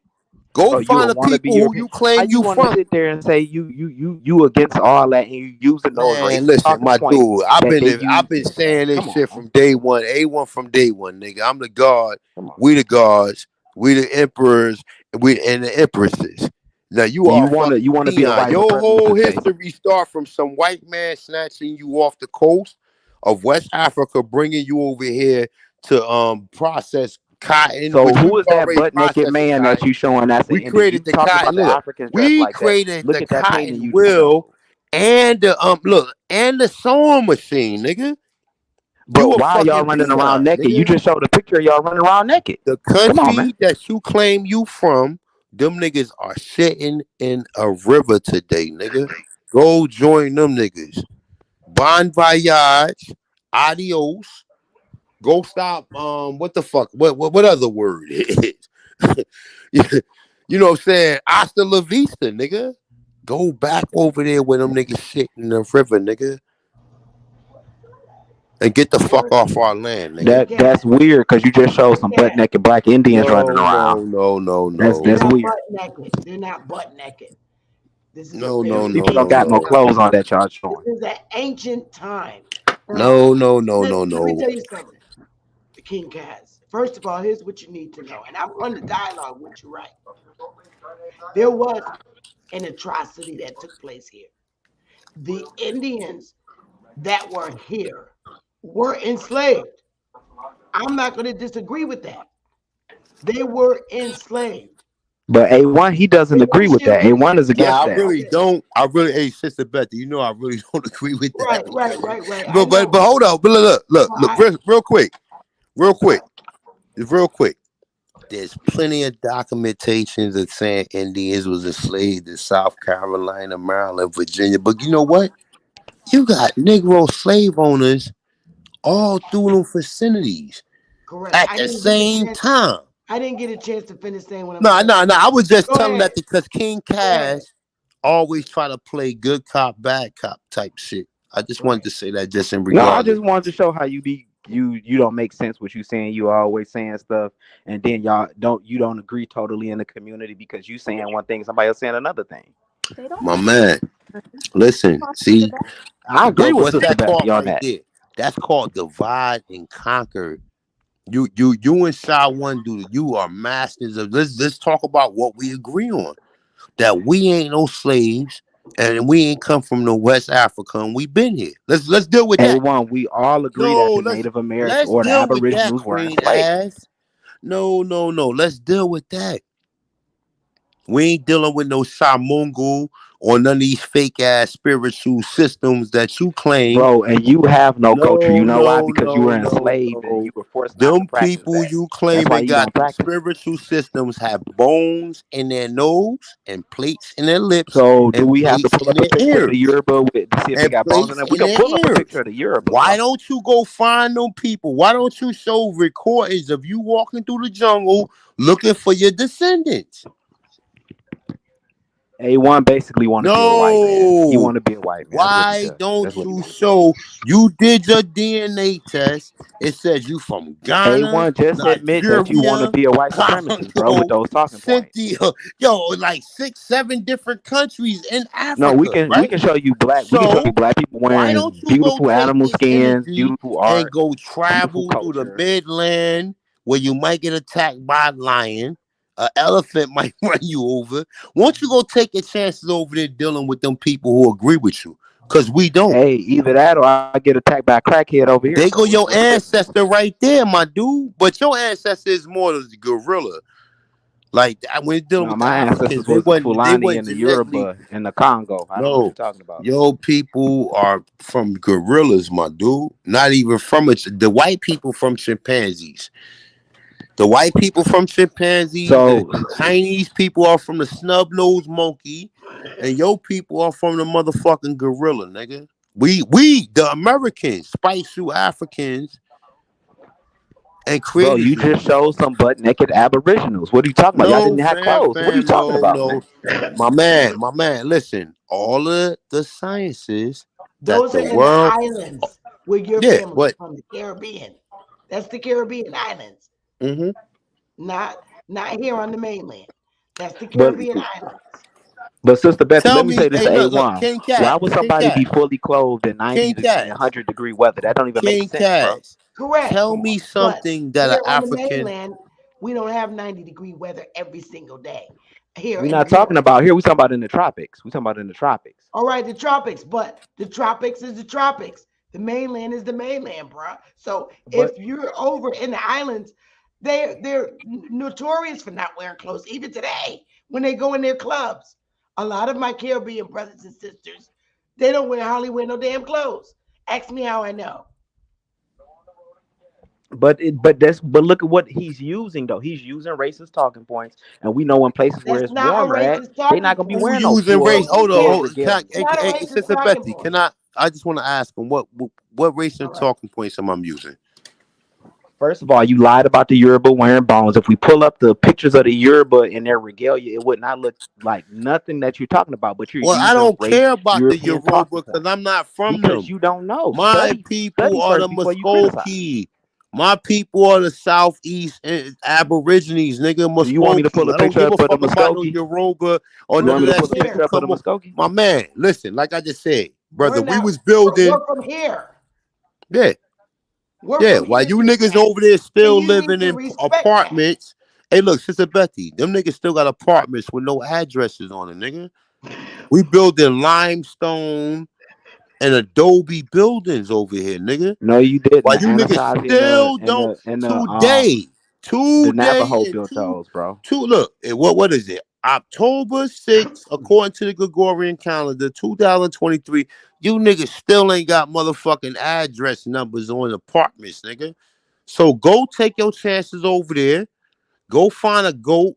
You can ride a goat through town and tell them you're African, nigga. Hasta la vista, nigga. Hey, debate based on According, knowledge, bro. according Get to your this emotions map, out of there. Come on. hey King Cats, according to this map and the linguistics in 1650, are you telling me that there were none of these people are who we see as Negroes today? None of them. Is that what you're telling me? No, because our phenotype is based for the tropics, so we wouldn't be native to this land. You know what I'm saying? No, Unless we no. were further Speak for south or yourself. something. Brother, Speak my for dude. yourself. Speak for Hey, yourself. hey, look, hey, Sister Betty. The southeast of the North America is made for Negroes. The Caribbean Correct. is made for Negro. No other inhabitants could be the original people there, you stupid fuck. Okay, And but when as we go to well as South South America America. and we see No, those Native no, no, no, Americans no, down no, there, no, no, why do no. they look like From the Negroes, bro? Peninsula all the way to Argentina, which connects all the way to the South Pole, you fucking And idiot. their people are You still don't there know. in the Nah, Amazon my rainforest. dude. What I are you don't even know talking why about? you up here because you are amateur, nigga. This is amateur night talking to you, It's bro. very Yeah, but sad. have you And you being We a don't West care about what you got to say. We haven't seen nothing. We haven't seen none of the ridiculous shit you seen, and you haven't seen the mainland of Africa, nigga. you You being did your DNA test. you being a West Indian dude, you're a complete embarrassment to my Yes. West Indian brothers and sisters. You're No, I'm not embarrassed. West Indian. I'm from Yes, you Detroit. are. You're We still West deporting Indian. your ass, You're nigga. still West Indian. We So now you No, deporting want I'm to you. not. claim My family's yourself. from the He an South. African. From Fuck it. Detroit Look, and you Sister talking about Betty. Africa? He is an African. He's an African. Fuck You it. He talking don't. about You Africa? you're African, nigga. You're not one of us. So what is you here for? You from Detroit and you talk about Africa? That's sad. I No, got the he is an right to. Yeah, African. Look, we can't save everybody. We it have to ain't come about to that saving. You confusing realization people, man. that some of these niggas we just can't save. Oh. These niggas are repeat. They look. This nigga is a habitual line stepper. He come up here all the time talking the same nonsense, and we allow him to take time out of our fucking bill to entertain this nonsense. Now, once again, he's a clown. The rest of them niggas A1, is you just clown. be emotional, bro. You can't Look, debate I'm not knowledge. That's emotional why you about be going nothing. on I'm these rants. emotional about the truth, nigga. At some point in No, time, we gotta don't draw the be line, emotional, nigga. bro. Be We gotta logical. draw a line in the sand, nigga, and say you are a fucking op. You are not. We're not on the same frequency. Sorry, we not. Sorry, you don't understand. But guess what? You can go over there and put a plate in your lip and a bone in your nose and put some dirt in your hair. So he's a white racist guy. We hear how I'm a he's white talking. He racist ain't guy. You pulling. right. He is not pulling. He's talking about You the right. same. He complaining about the same education system that he using those talking points that they use Fam, against black people. This fam. dude is a coon. Your leader took a L. So why I'm up here talking to his peon? You a fucking peon around here, man. We laugh and joke about you around here, man. We don't really take you serious. Like, you come up Look at here, how we you be like, talking. oh Talking about shit, boning people give a queen noses and ass. all that, bro. Let's Come on, laugh. man. Nah, my dude. Ain't no come on nothing, nigga. You come up here all the time trying to persuade us that we slaves.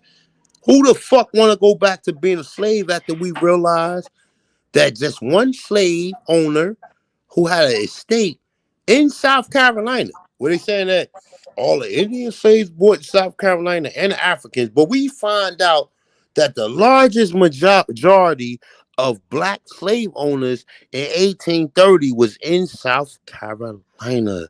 Correct. And I'm in South The Carolina whole right now. story is a lie. It is hot right Everything now. that they promoting to us is a fucking lie. Everything is a lie. You The deny Emancipation slavery, and then Proclamation, you just the said it was slave owners in Emancipation South Carolina. Proclamation did not free us. We was already free. The Correct. Emancipation Proclamation freed white Slavics. They did not free us, you fucking idiot. Correct, because we weren't in their system. Their system wasn't applying to us. We were not part of the United States. And that's what you have to understand. They're talking about their We trying to history, help you. not ours. We We were trying to not help. It's just yes. Hold on, y'all. I'm going on mute. Oh, yeah. Mute up for a minute. I would like Isness to talk. A1 fell off. He'll be back on. There goes Truth right there. A1 will be up here in a minute. He just fell off. But go ahead, Isness. You've been on there for a while. And then I'll hear from Keith after you. Well, the topic obviously changed real quick. So she was talking about gematria earlier and Zachary Hubbard, and so I want to address that. But I also want to address that one girl was a troll because we don't refer to the South as Southeast America. Right. So I just want to. But when it comes to gematria, that guy makes. Yes. And so that guy, he makes money off of us. He's like infatuated with us, and he also like talks about us, especially like black men or our indigenous men, our American men. He's not a good person to like refer to in any way. So that's all I want to say. You're talking about the Hubbard guy? Yeah, that Zachary Hubbard, that gematria dude. Okay. Yeah. Oh. Wannabes. That's interesting. That's interesting to know. But the conversation obviously changed, so it seems out of context right now. So I'm sorry. It is. It did because we was talking about revert to TEEPEEs, continue to get played in the chess game, or come off YouTube and man up. And what I was explaining earlier was that a lot of our people wanting to pull away from the United States, from being citizens, and I get that. And I respect it, and I solely understand it because it's not our country. It's their country they created on this continent, America. We are the Americans. We are the people of the continent of the America. We are. And there's nothing wrong with that. But the chess game that I was talking about is that when we decide, every time we stand up and decide that we want to go ahead and pull away and go back to the way we were prior to becoming citizens in this corporation off the mainland, that the United States has always been notorious to say, okay, you Negroes from North American mainland, you guys want to pull away, we will bring in more niggers from the southern border. Open up the gates because there's thousands of North American mainland Negroes that wish to pull away and go back into their original status. So the Democrat way, let's bring in more non-English speaking slaves, volunteer servitude to work for the 13%. And here it is. They do it all the time. All the time. This is what they do. Now, these people here are indigenous to South America. That's a fact. These are the people, our brothers and sisters, okay, that we worked with and traded with for many thousands and thousands of years before the Europeans even came here. And because the Southern Confederate States, which is where my ancestors are from, then came the war. And what did they do? You got Snake, the Great Snake. They blocked off all our ports from us doing business with the original people of North, Central, and South America. They blocked all our ports, so we couldn't do business with them. That was war. Okay? So that's what I was telling you when I said the United States pulled a checkmate. All right, y'all niggas want to go and be on your own and be sober, fine. Let us bring in more niggas from the South and see what would happen if they do that. We would be dealing with our original people, but what happened? They blocked us from dealing with the original people of South America, which is our brothers and sisters, and Central America. They blocked us from having any decent contact with the people that we've always traded with for thousands and thousands of years. Am I correct in saying that? You are correct, and I do want to note that I went to Mexico one time, and there was a darker skinned people there, and there were lighter skinned people, and Correct. so I was on the tour, and the lighter skinned tour guide pointed to the darker skinned people and said, "Those people right there are not Mexicans. Those are not Mexicans. Those are Indios." So Correct. I later met a Spanish person later who was brown skinned, and he got in a fight with his uncle because his uncle called him an Indio. And so I'm Yep. like, what's the problem? He It's a said derogatory term. it's a derogatory term because that is It the is. N word. It is Yes. calling Yes. you black. So why is Correct. it in Mexico the Indio is literally a black person? Correct. Correct. So And yes. you're absolutely right, sister. You're right. That's in Central and South America and Canada. What they did, they stopped all the original people from doing business and trade with each other. We traded from North America way up in Canada, South America, Central America. We all traded. And then they came in and took over and started dealing with the people that had more of the European features, who were mixed. That's how it went, and that's how it always been. They never want the people that look like us to do business together. When they do, what do? They bomb our businesses out. This is what they do.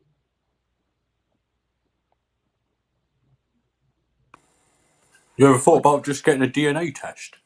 Excuse me? Why don't you just get a DNA test? Because I'm pretty sure you're black.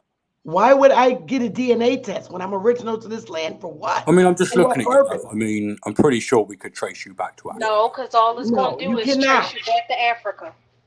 Pretty sure No, we could. because Just taking a good look. Incorrect. your That's system, incorrect. your DNA I'm just system. saying, love, till you get a DNA test, who knows, Oh, you you know? saying stuff Key, that we already know. Well, I'm just Key, saying, you know, your people you're, ain't famous let for me tell writing you things something. down, so You're maybe, you white. know, get a DNA test. Listen, you are a white man, and your DNA test. Well, hang on a minute, love. I've been in the pits all day digging Listen, coal. let I'm me pretty tell you, bloody black. I don't care. Let me tell you something. Got black all Right over me now, face and hands. let me tell you, Good for camera. you. Put your camera He on, probably is black. because I got mine on. You probably are.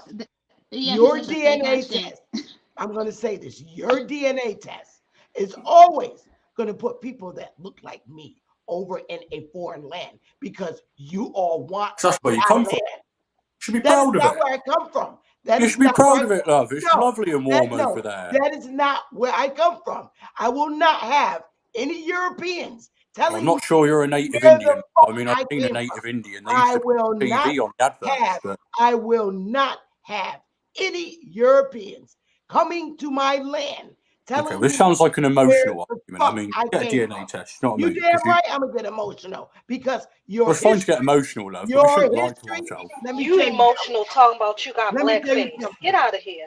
Let me tell you something. You Europeans that are foreign to my land will not Well, look, I'm in Britain. We on my left you. land. You So, will you know. not, again, you will not come on my land and tell me where the fuck I came from. Why aren't you in your own land? You go to everybody's country telling them who the fuck they are. Who are you? Who are you to tell me who I am? Who are you? Just get a DNA test, love. You have no fucking right to step on my soil and tell Well, I just me wonder if you've got any who right to the claim fuck this I heritage. am. I mean, let's get a You DNA have, test. We know who we are. We don't need no DNA. You do not Well, have maybe a you should, right. love, because I'll be honest, you're lying to yourself. You ain't no Navajo, let's put it that way. You do not have a right to step on my fucking land and tell me where According I'm to it, from. who gives you rights? Who gives you You rights? don't tell me who Where'd you I get am. rights from? Go back to your own fucking country. Well, I am He in my needs own to go country. back I to haven't left. acting school because this Why is are the you over fakest here accent I've now? seen. Why are you over here? All right, well, in you my need to go community? back to comedy school because that was a Why crap are joke. you? Why are you No, in I'm my telling the truth. community? See, I ain't trying to be funny. For real. You need to Why go back are to acting you? school. The truth is Why are you in my? Why are you in my community? Why? You didn't come here to have a Well, professional. it's just funny to see people that look like Samuel L. Jackson tell me that they're Indians. Samuel L. Jackson. But that's your Yeah, it's problem. just I kind don't of funny. care. It's You just kind of just funny. don't like it. And what You you look don't like? like it. You don't Well, like me, that I'm quite you handsome. think I look like Clint the Eastwood. original people in your country look like me. I look How like about Clint that? Eastwood. How about that? Sorry, I The wasn't white listening, love. You were just the white whining. kings over there are not the original fucking people. How about that in the UK? They look like me. Well, I believe in about that? universal human nature, so I don't really get Where caught are up you on from? The skin things. UK, right? You're from the UK. So why would you say get a DNA test if you believe in human nature? That shit sound contradictory. Well, because I just think it's like me saying I'm a black guy. Well, I'm clearly not a black guy. It'd be weird. But the thing is though, is You that know what I'm saying, motherfucker. though, mate? You sound a bit more level-headed. Just imagine. I mean, I just.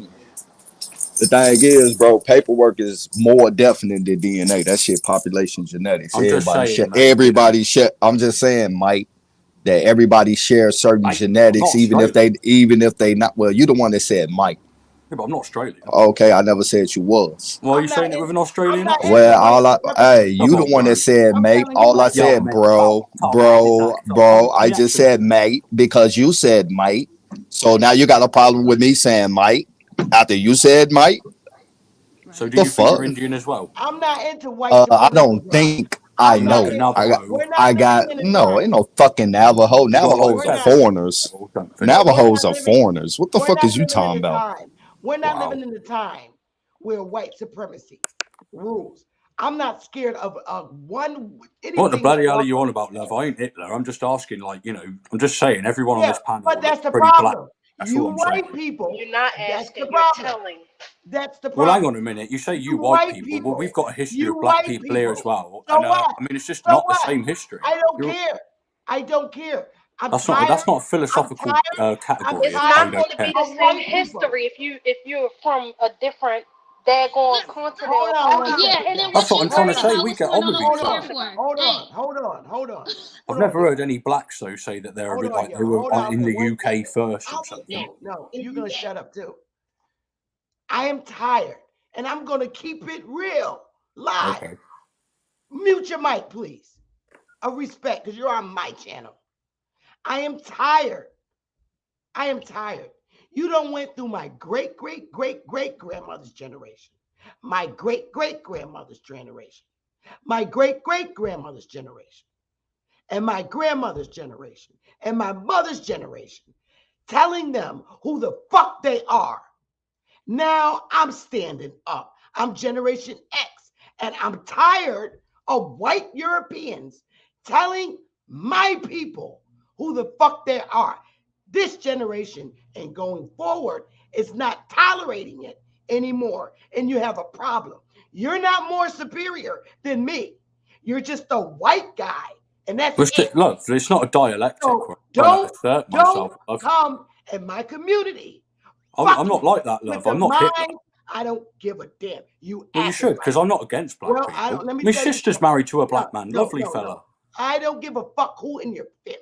You know, when white people are not racist, they always bring out one Michael Jackson term that, my sister's married to a white guy. That's your sister. Well, what do you want me to do? Fuck a black guy? You. I mean, look, I'm just not That racist. doesn't eliminate your I'm just ass. not that racist, love. So what? What gives you the right to come in a community and tell people where the fuck they're from? What gives you that right and privilege? Say the U.S. Constitution. Why are you appealing to that bollocks? I mean, it's just weird. I'm just saying, like, look, when I look at Alicia Ash, I don't see. I'm tired of white. I see a woman who looks like Samuel L. I'm Jackson. tired of this that bussy boy stuff. Sister Bessie. I'm Sister tired. Becky. No, I don't give a fuck about what he's saying because his mother wish she could fuck Samuel Jackson. That's the real problem. So let me tell you this. I'm tired of you white Europeans running around in every fucking country trying to tell people who the fuck they are and where they came from. I'm not tolerating that shit now. If y'all motherfuckers want to have a real conversation, then we can have one. But you're going to cease from telling me where the fuck I came from. How the hell you gonna walk on my soil and tell me where the fuck I'm from when I was here when your white ass got here? It was my ancestors that fed y'all stinking, hungry motherfucking asses. I didn't come to the Americas, love. I'm one of the ones that So why the fuck are you over here now on my YouTube channel? Well, YouTube's on the internet, love. It's not like I actually had to get a I don't plane. give a fuck. You're in my community. I don't Okay. go in white European Oh, I thought it was open StreamYards. them, I just wanted to ask a question. I don't go in white European communities telling them that they You're on YouTube, love. I'm pretty sure it's owned by a Jewish I lady. don't go in white communities. Jewish people white or are white people Jewish? Let me tell you something. Unmute your mic again or get the fuck off the panel. Don't unmute it. I'm speaking on my channel. I don't go around telling white Europeans that they were made from a fucking cabbage patch, that they were made in a Peachtree dish, that they're animals and Neanderthal and not real humans. I don't go around teaching that. I don't teach you that you people were made in a fucking lab. So don't come in my channel. Well, the bleeding heck you on about, love. I never said that. You know, I never said you were made. I'm just telling you, you need to be respectful when you come on my YouTube channel. Because as the record stands, it's not like I've been screaming the N-word. I don't give a damn. When you're on my channel, if you're not going to be respectful, then you shouldn't come here. Because as the record stands, when you first came over here, I was trying to have a decent dialogue with you. And that's not what you want. You want me to bring the motherfucking evil nigga out of me. And I will not bow down to you. I don't see you as somebody superior. All right, love, can we get over that? I never said I was. No, I'm not getting over shit because you're on my channel and you're going to respect what I'm saying. All right, well, you're not an Indian, love. I don't give a fuck who you are. All right, well, I don't give a fuck who you are. You're not black. You're not Indian, you're black. Who I am. I know who my You're telling me Alicia down there is Indian? She looks. I am an Indian. I'm an Aboriginal to this bitch. All you are white. You're just a white guy. You're a white I'm not just a white guy. A little bit of Asian You're in there. A white little guy. bit of a. No, he not white. Got a He little bit not of white. everything in He me. black. I'm from a He pale gypsy face. family. Yeah, I'm from a gypsy family. We slept with blacks and everything. Pale mean black, bitch. No, I've probably got a little bit of black in there. You're My not sister's gonna come over boyfriend's here. black. You're not going to come over here and disrespect. You're That black. makes me We're like not quarter black. tolerating it You're from y'all. black. We're not tolerating it from y'all no more. Ever. That shit will never happen again. Love, you're just preaching to your friends. I mean, You're nothingness. Let me tell you something. Before, and I'm deep, telling bro. That's you, deep. and I'm telling you this because I want you to know it, and I want every motherfucker that think like you know. I'm sure if I watch one of your This old is videos, you've the already said it. side. This is the side. See, I'm gonna put your ass in the back, and you listen. You're gonna listen to me. You're gonna listen to me while you in the back, because I want people that think like you to know that there will never ever be a time where you think you can do the motherfucking shit that you did to my great grannies, there will be a war in this bitch. We are not backing down from any of you Nazi motherfuckers. Now, this is the side of Sister Bethy that you don't hear in the business office. We're not putting up with you fucking Slavs. We are ready. When you strike, we're striking back, son of a bitch. No, that's just it. No, that's just, it gotta stop. No, that's just it. We have the right to self-determine. Everybody has the right to self-determine. We do not get in the way of white people self-determine, people from Britain self-determine, Spanish people self-determine. They get to be Spanish, they get to be whatever it is that they want to be. We never ever say anything about them. You are so disrespectful. You should never say that. It's like me saying, okay, fine, you're from Britain. That's like me saying you're not a real Briton. I don't know where you come from. That's like me saying that you're a chimpanzee. That is wrong. You have no right, because in that case, then that means you know all of our grandparents and all of our origins. If you're able to say all of what you're saying is saying too much. We have the right to self-determine. Exactly. And I'm tired of it. You will no longer be able to control the minds of our children. Alicia, I appreciate what you're saying, but it does sound like some Hegelian nonsense, like this self-actualization, like man is a dialectic between his mind and his own body. I don't care. Well, I'm just addressing what Alicia said. You is black, cracker. You is a black. I'm just saying, cracker. It sounds like Alicia's read Hegel and she What thinks that she can self-actualize talking about us like you know us. You don't know shit about us, bro. Well, no, I'm just saying what you're expressing isn't anything new. I'm saying what you're expressing is actually the same old Platonic dialect. You need to worry about Europe. Don't worry about America. I'm not worrying about you. I'm just saying Alicia has this idea that it's a self-actualization of you the are idea that pale face. Do you know what pale means? You call us black, right? Do you know what pale means? Pale means black. Mikey, I'm not being funny, mate. I'm looking that's at what you. You don't are. look very black. But that's what you are. But Mikey, you're not black, mate. You're not black. What do I you mean, look I'm willing like? to accept Your everyone queen else is here is dead. probably Your black, queen but is Mikey, I dead. look at you and I That's why don't see a you black over here. Yes. You guys are your queen was white. black. I'm going to be honest. I look And at Alicia, was, that's a black lady. nothingness. I look at Mikey, He was I pale think you face. might be Indian, mate. You are a goddamn identity theft. You've got an Indian man's haircut and sunglasses at least. Alicia, because you That's what you is. on her. I'm just saying you've got an Indian man's beard and I'm scared that he's going to offer me a 20-pack of cigarettes. That's what you want to do to us. You want to steal our identity. You want to be us, don't you? Mate, I'll be honest. Don't I you don't want much to be to do us? with you. You're not very good looking. You look like You an want to Asian be man. us? You want to be American?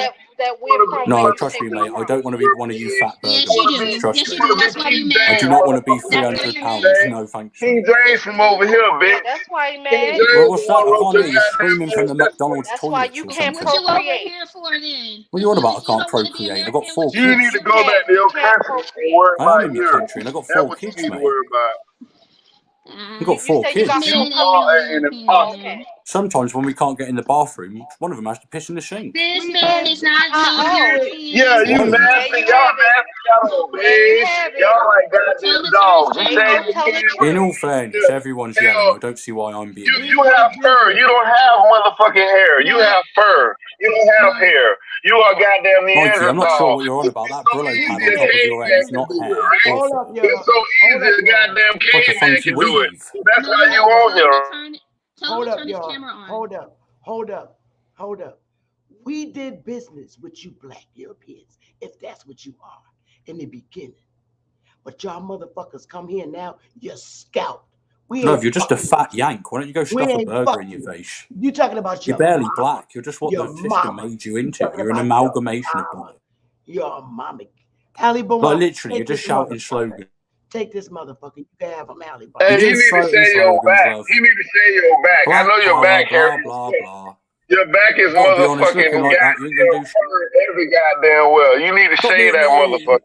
You said she got black, but then you still saying that she from Africa. My brothers, my sisters. What? My brothers, my sisters. Of what benefit? Excuse me, brother. Excuse me, brother. Number one, what purpose do y'all have engaging this reprobate? First of all, his own people, which he comes from I'm gonna be honest, Darwinism. anyone who starts a And sentence I with don't first of like all to is tell retarded. my mother whether she can invite a person in her house, but when Well, they he was get saying something about what I said, and I do want to respond because he was Listen, talking. let him talk. Y'all mute up. when they get on their high horse, we need to exit I would the like to respond on stage. what he was saying because he was talking about self-actualization, and we do.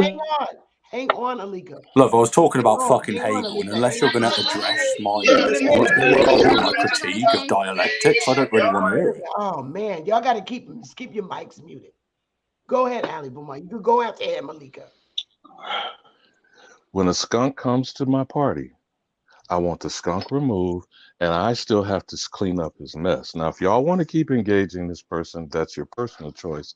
I don't understand why we invite these people to our midst. Well, that's because she's He is stupid, a mate, great. and you're smart. That's You're gonna why. probably need to put him in the back because see, I would like to climb up in his ass, but I don't Look, that's need to do gay. that You gay, in mate. front You want of to have sex? my You children, want to have my sex with a skinny grandchildren. little white man? So if It's you fucking would be weird, so mate. kind, You're Queen going to Mother, suck me cock as as to put well. him in the Finger back, me arsehole.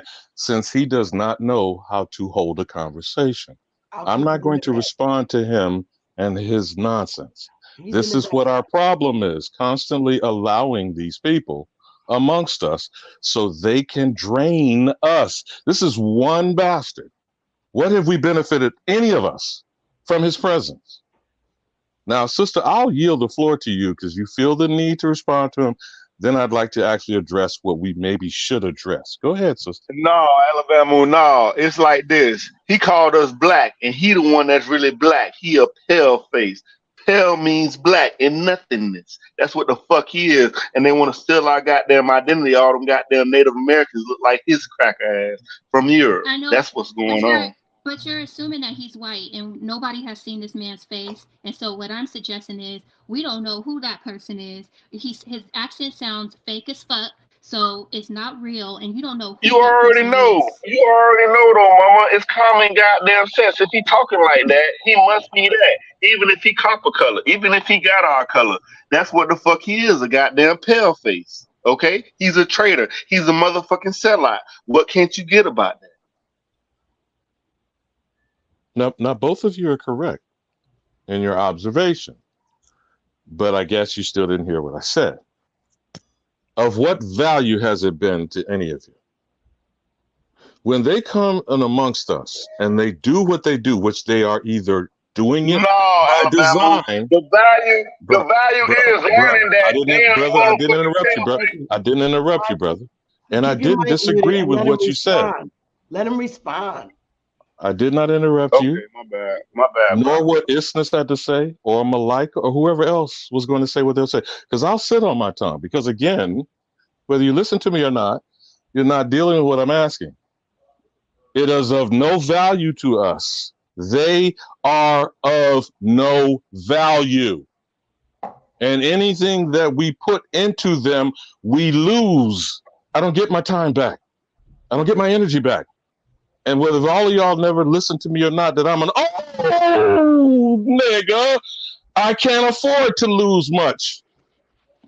And when I listen to my children and my grandchildren get all upset, which is what they're intending to do, to distract and deflect us from their crime, unless we are having them lined up, perp walking, and a guillotine running 24 hours a day, I don't give a goddamn what they say or where they came from.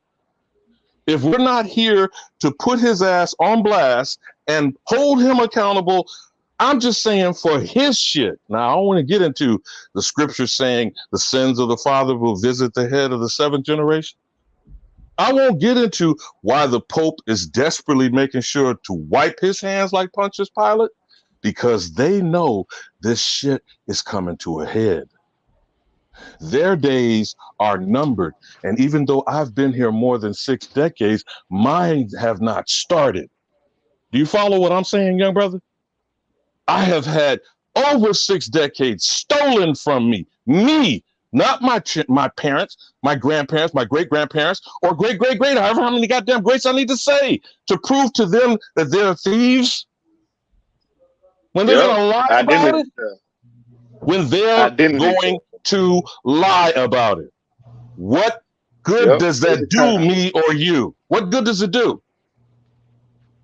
Now, if we're not getting our shit straight, if we're not preparing ourselves for taking the action required to put a stop to this shit, and Bethy, I apologize that you had to get beside yourself and say what needed to be said, but not necessarily to him, to everybody not just like him, to those amongst us in our house, in our bed, our children, our parents, and our grandparents, who will listen to bastards like this because of their conditioning, because of their indoctrination. That's the closest and most dangerous threat to me, not a motherfucker I can see coming up a mile away. Oh, you understand what I'm saying, brother? I get you, OG. I get you. All these people are doing is to expend your energy. Fire you up, laugh all the way to the bank, because we are still doing business with them, just as Queen Mother said. We are still interacting with them when we have no reason to. And the reason they come and say the shit that they do is to report back to their slave masters, we still got the niggas. Which they don't. They think they do. We like to make They think they do. Think they do. They think they do. That's why they got to bring in new Nagas from the borders. And that's a democratic move. They opened up the pearly gates. Now, I was telling Cuddy earlier today, I agree with your sister, but they know that they don't have us. Because if they did, they wouldn't open the fucking borders. Well, they know that they are. Okay, this is a twofold issue here. You're correct, Mike Wayne. But as I was telling Cuddy this morning, this discussion is not either or. It has never been for me. It is a both and all of the above. When we're discussing the immigration, yes, the Democrats are bringing voters over here. The Republicans are hiring under the table slave labor. We need all of the damn chambers of commerce identified in every state and every municipality, because you know that they have them, my queen. Because I know you know that. You deal with them. We need to know the CEOs of all the organizations and the heads of those companies that are hiring these motherfuckers, like Donald John Trump at Mar-a-Lago, like Walmart, with its dead peasants insurance policies. You ever heard of that, my brother? Were you aware of that? That they have insurance policies on every employee without their knowledge? So do the church. When you watch the Murdaughs, my sister, those redhead squatulating criminals. Yeah. What did he do to his housekeeper after 20 years? Pushed her down the stairs. Oh, she had an accident and a fall, and he took out a policy on her, and he didn't share the money with her kids. Over $4.3 million. And didn't her kids knew nothing about the policy. And how many charges got brought up on him eventually? Similar to the 91 pending against Donald John Trump.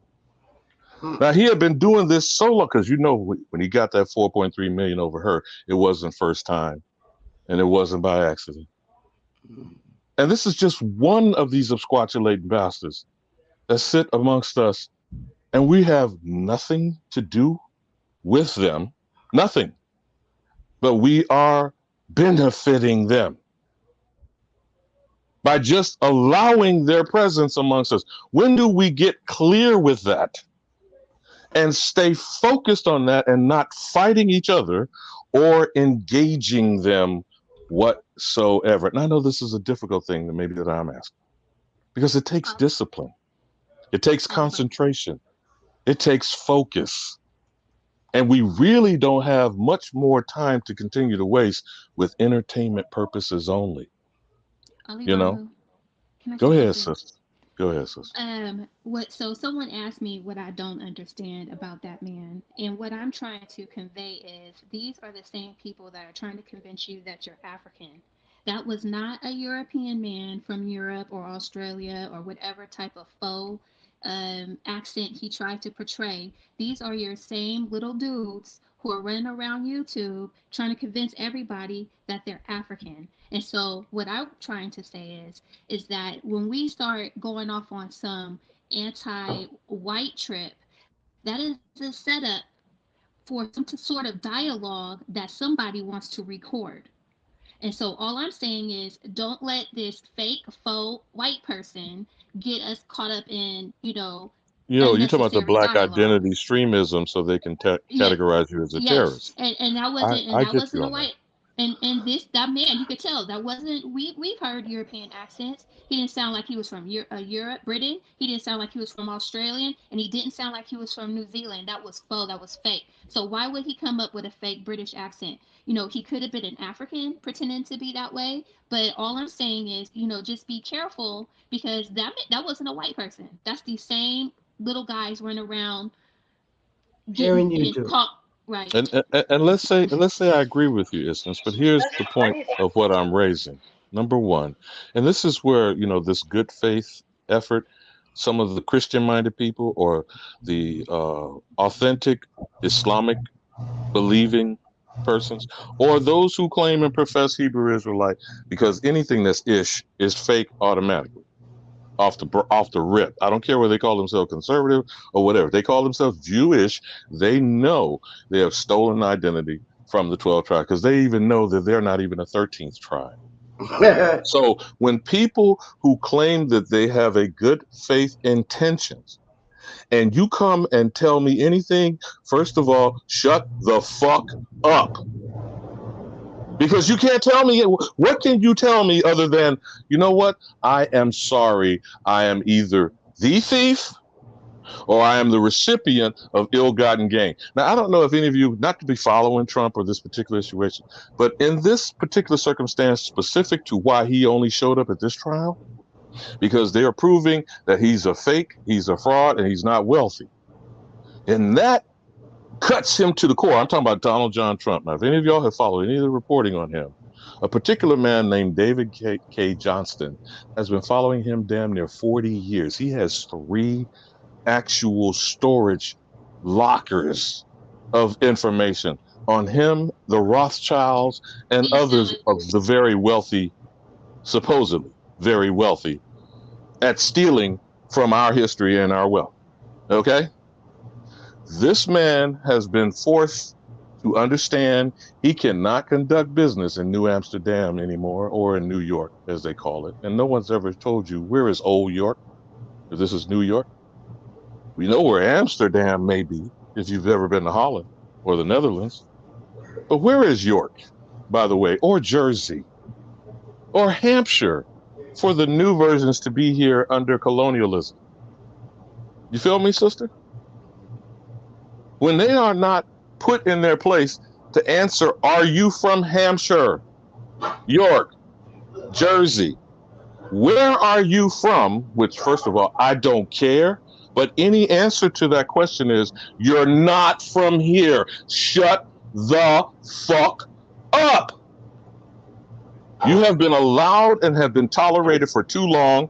You were coming here without our invitation. That's what happens when you're in Big Mama's house, okay? You're supposedly invited. When you show your ass, you'll be escorted out. Why are we entertaining conversations with people who are unwanted guests at best, who are actual criminals, robbers, murderers, rapists, and thieves at the worst? And we are listening to them for what? This is what's confusing to me, my sisters, my brothers. We are listening to them for what?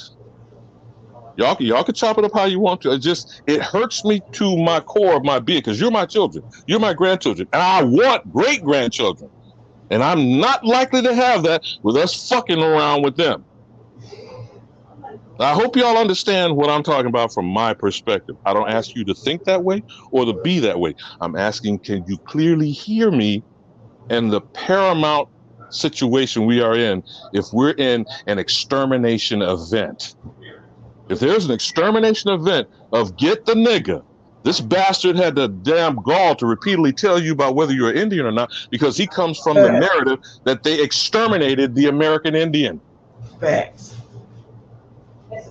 So what kind of conversation you gonna have with a person whose mindset is you don't exist? And of what benefit is it to you to try to convert or convince them of anything otherwise when they ain't gonna do shit to help you reclaim what they're stealing? So what's there a discussion about? Now, I'm trying to be fair and just in the fact that I think most people, the majority of people, are fair-minded in their existence, even if they're misguided, even if they are purposely led to believe things that are outright lies. But until they accept that they are doing such things, there ain't shit they got to say to me personally.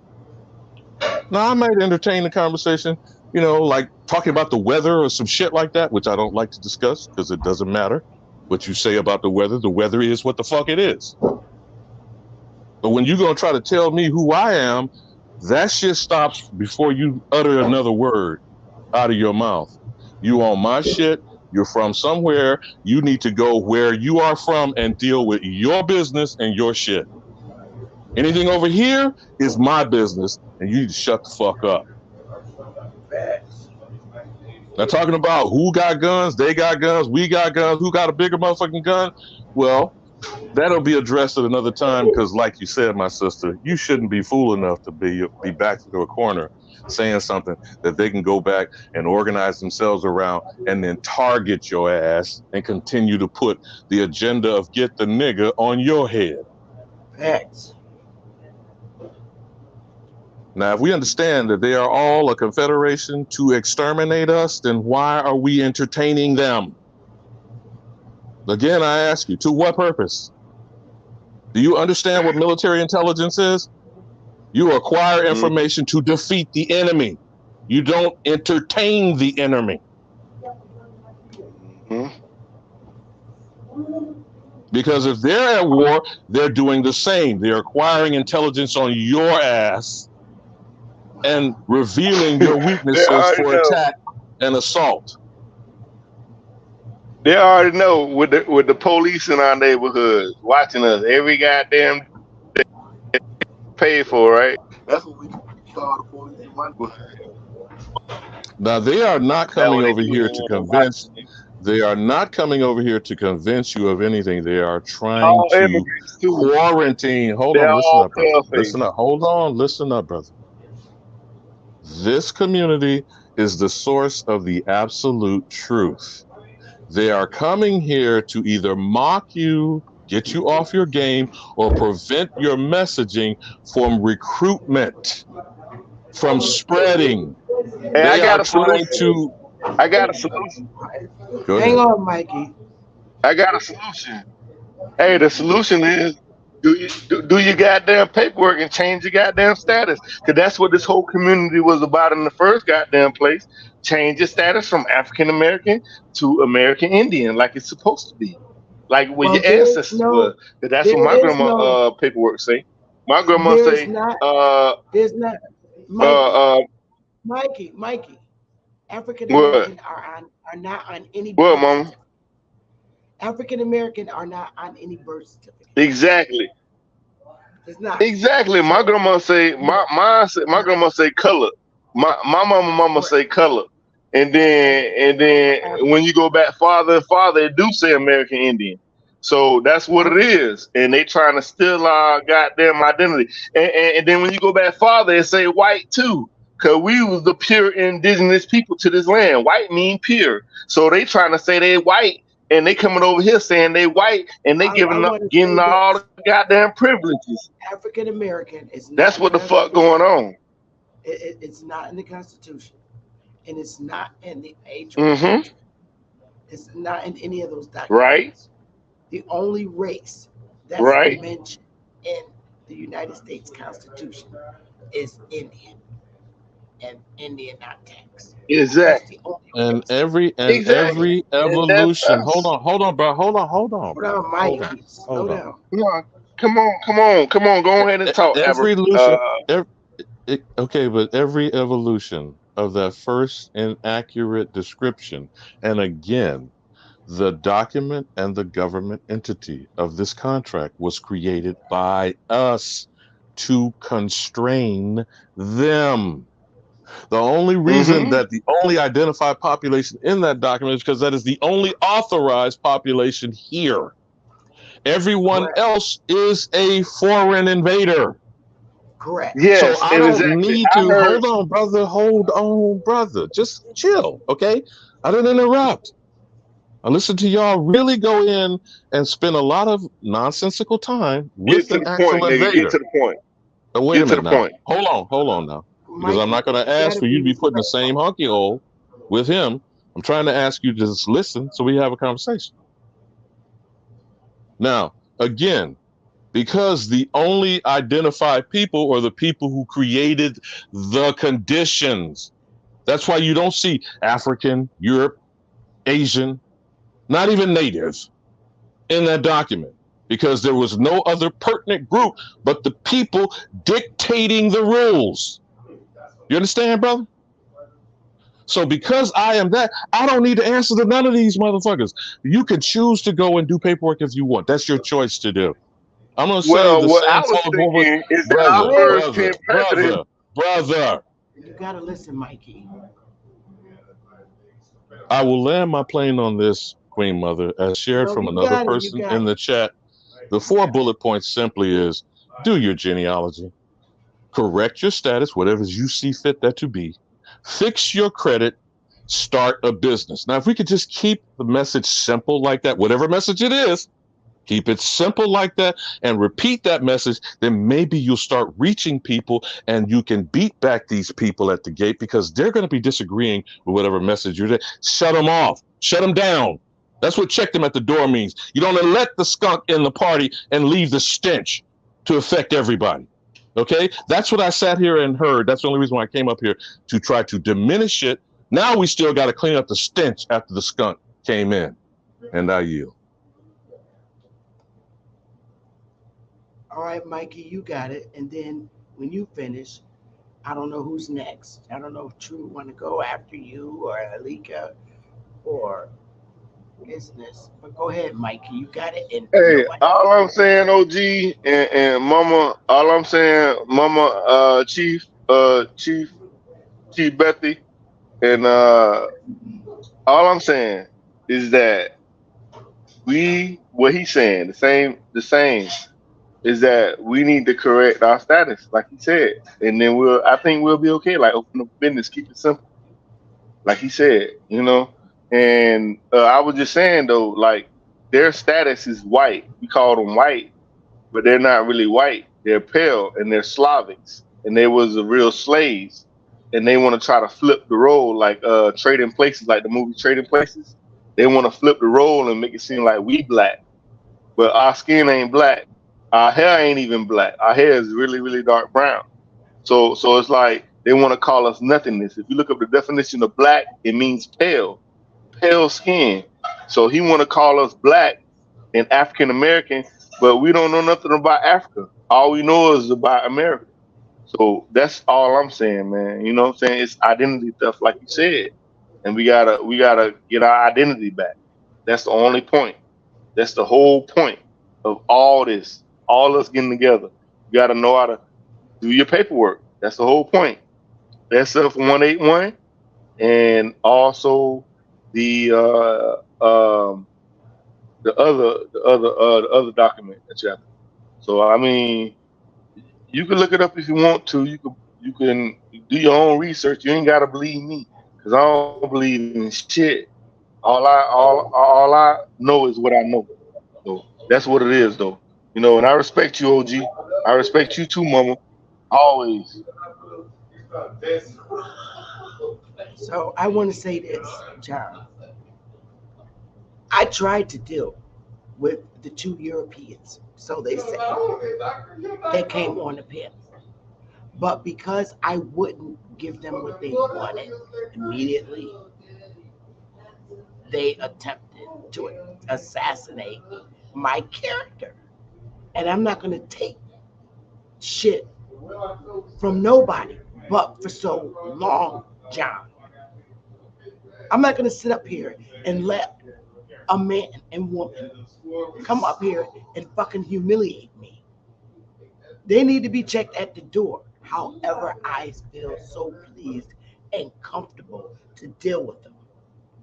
I am tired, John. I'm tired of white people telling me, trying to tell me who the hell I am and where I came from. I have ancestors. You know what I'm saying? It's Who confirm who I am. I have ancestors. I have ancestors that confirm who I am. I have ancestors who tells the story of what their grandparents went through, being my later generation ancestors. So for a motherfucker that's not even from this country, and I'm tired of them, and the ones here telling me who I am and who I'm not. They never liked us identifying as to who we really are here in North America. And I'm tired of it. Why is it that every time a white person can say what the fuck they want to say to us, and we can't say what we want to them? Why is it that when a white person come up here calling me out my name and I have not disrespected them, why is it that when I respond back and tell them how the fuck I feel, I'm the one who's saying, oh, your emotional state? No, them motherfuckers came up here emotional, telling me who I'm not. So I shouldn't get upset for him calling me names. But when I bark back, oh, I'm in an emotional state. No, see, that's that white supremacy shit that I don't respect. If you think you can come to me and say what the fuck you want to say, and I'm supposed to just take it in, you got a whole motherfucking different perspective about me. If you come up here and respect me, I will respect you. If you come up here and disrespect me, I don't give a fuck what your skin color is. I'm going to put you in your place. You will not talk to me or talk down to me. If you want to respect me, and you want respect from me, you're going to respect me. Just because you're white, you think you could come up here and address me in the manner you think you can, and I'm not going to respond back. I wasn't raised to be submissive to white people. I wasn't raised to be submissive to a motherfucking soul on the planet. How about that? I was not raised to be submissive to a man. I was forced to be strong. I was forced to defend myself physically, vocally, and mentally. If a black man came on this panel and disrespected me, I don't submit. Telling me who I'm not. I don't.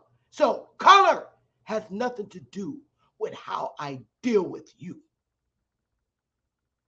If you want respect from me, you need to earn it. To me, I was raised that nobody is bigger than me. I don't give a fuck what their title is. If you can die, bitch, if you can die, then you're no different than me. I don't submit to people who claim to be authoritative. You will treat me like you want me to treat you. So don't tell me I'm being emotional. I'm addressing facts on when you're dealing with me. If you want to deal with me professionally, I'll deal with you professionally. If you want to come up here and act like a nigga, guess what? Can't nobody be more nigga than me. No, Chief, Morning Thunder. This is how you know that a person is disingenuous. And even if they try to seduce you, if you don't come in my house bearing gifts, a bottle of wine, you bring a casserole, a dish, potluck, etc. When you come in with that energy, that means you come to take, Now, I don't know if y'all, maybe your households, your parents, y'all didn't get raised that way. And you should be reared because you raise crops, you raise animals, you rear children. Okay. So if you don't come in paying tribute, showing respect, having a modicum of discipline, speak when spoken to, you already got bad and poor home training. That's pretty evident. When I'm allowing you in my house, I'm not in yours. You do what the fuck you go do under your roof. All of you people on this planet are in my house. You are in someone else's house with no decorum, no self-respect, and no discipline. And you shall be evicted. Now, it may take some time because it took a bit of time for us to get to where we are now. But I really wanted to, if you would be so kind, engage Alicia, if I have your permission, Queen Mother, because I find this is what happens most of the time in these particular YouTube streets, these open spaces. He had the gall to say, because it's on the internet, that's the fucking wild, wild west, I guess. Anything goes. All right. But since we don't seem to show how we need the energy to be and how you must conduct yourself in my presence, then I think we should start practicing what we preach. How about that? So, Alicia, if you're still with us and you said you felt disregarded, I just saw briefly in the back chat where you said that you were not allowed to speak. I would like to engage a brief conversation with you if you don't mind. Alicia? Alika, you got the mic, honey. You got to unmute. You're muted. And I do not like calling people by the wrong name. If it's Alika, because it's spelled like Alicia, how would you prefer to be, acknowledged? It's Alika. You got to unmute your mic, Alika. We can't hear you if you're talking. Your mic is muted. Because she said that she's not going to get a chance to speak, and I don't think you intended that, Queen Mother. No, I didn't. I was trying to address some stuff. And since we do have the right to self-determination, I would like to get her opinion on what that is. I think that's what she was trying to get at. My sister, are you still with us? She's up here, but she's probably occupied. But go ahead, Isness.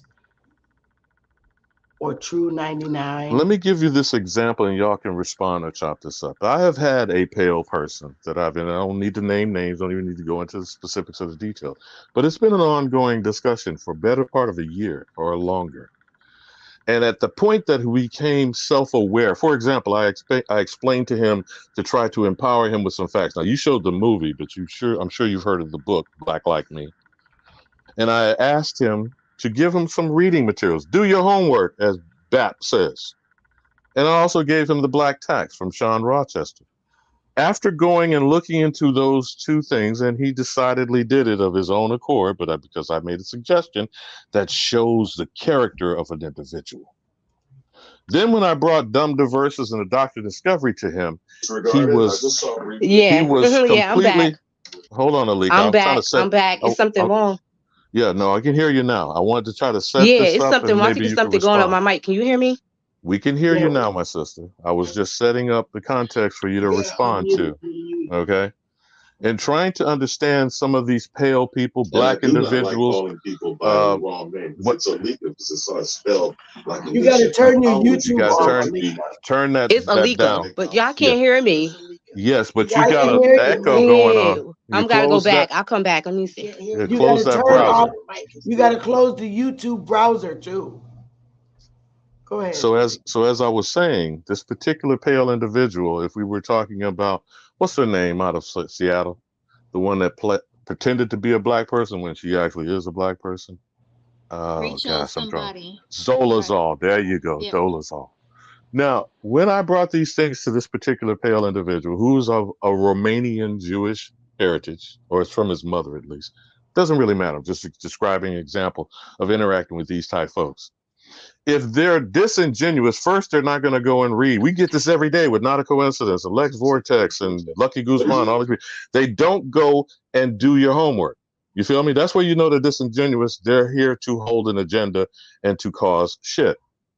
But this person, after he got to the point where I have set him up, well, I shouldn't say that because I wasn't trying to set him up. I prepped him to have an intelligent discourse if he chose to do these things. That's how you know whether or not you're dealing with a potential ally or someone who is at least responsive to, they have nothing to offer the conversation unless they're going to get the facts straight. You feel me, Isness? And when the conclusion he came to of his own accord is that when things present themselves at some future date, he must leave my house. Because when I made the simple example of, you're an uninvited guest, you've been here without my invitation, you are constantly here without my consent. See, this is a person that believes himself to be a journalist, a truth seeker, and a legal type person like yourself, Queen Mother. So when you put that combination together, an individual, what can they do once they are given prima facie evidence and the facts are what they are? Now, if you claim to be an honest person, and you certainly hold whatever religious belief system you hold, that's you're seeking the truth, and you'll come to the conclusion that there is a judgment for one's actions, then where else do you think they can wind up, Isness? Eventually.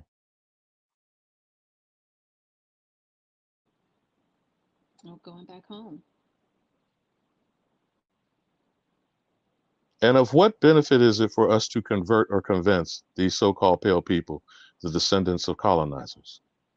They're not going to be convinced because they already know what's real, and they're here to you know how like these people always flippantly say MK Ultra? They're basically here to MK Ultra us into thinking that we're from somewhere else so they could come and take your house. And that's all this is. There is no convincing. They know exactly, you know, what's going on. So who are you going to believe, me or your lying eyes? Basically. And these people are only here to tell you, just like how you guys prove, you guys could go to the Boule or the purple tie people or, you know, whoever it is, they're here to only convince you and to indoctrinate you to tell you that you're coming from somewhere else. And that's why this guy that came on was so triggered, because whatever Sister Bethy was saying must have been on point, and then you had him and his counterpart come in here to derail the conversation. So what would you determine as evidence of an ally? What would convince you, no matter who the person, we're not even talking about skin complexion, what their ethnic background, or where they came from. What would convince you that they were an ally to you? You guys have the same goal, and you guys are both working towards this goal. You may not be coming from the same perspective, but there's a goal in mind, and both of you guys agree on this goal. And to me, that's an ally. Okay, so then if you're the I got you, my sister. But see where, you know, we never get the conversation in the right direction if you don't set the context and the boundaries of the conversation. Now, you're the one with the problem. Why would I come and tell you what your problem is? What is it that I can do to assist you with your problem? Would that be the first responsible position to be held? But that's what you would say. So what am I talking about? I'm going to convince you don't have a problem, or am I going to roll up the sleeves and help you with the problem? Right. And if you say I have a problem, as she said, she wants to self-determine who she is. So if I'm her ally, why would I, you know, roll up on her and tell her she's wrong and call her a whole bunch of names? I'm not an ally. Okay, but let's focus on that for a minute. This is for the audience, the people in the short bus, those who are mentally challenged. What evidence can you offer me about me and my family? Unless you're sitting on Iron Mountain or the Smithsonian or the Vatican, what have you got on me that I don't know about me and mine?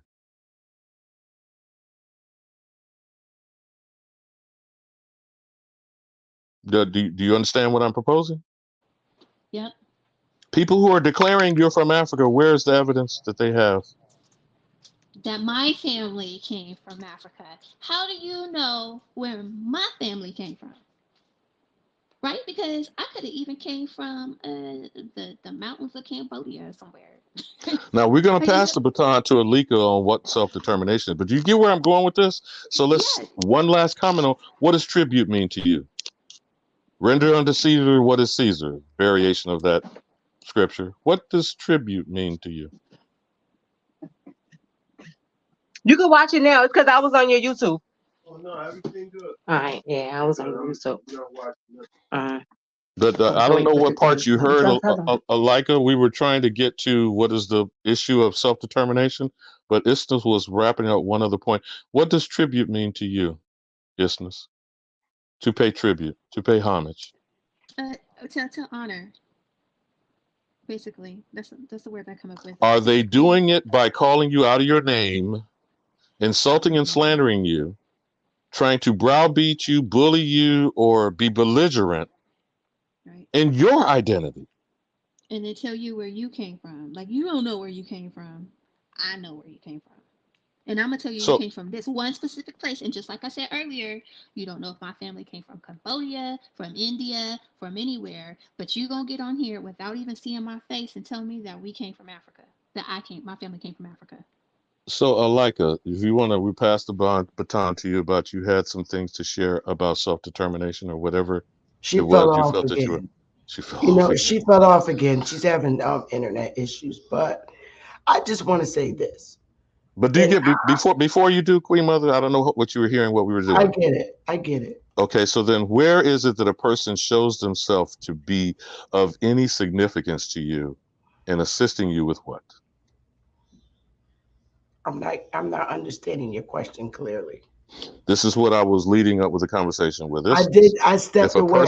I stepped away. Yeah, that's why I said I didn't know whether you heard it or not. The point I was making about showing and exposing a person being disingenuous. If I come to your house, so that's example. You come into a party, you're invited to a house, and you don't come up with, a bottle of wine or a dish if it's a potluck or whatever. If you don't come to put in the pot, you have a character of draining from it. You feel me?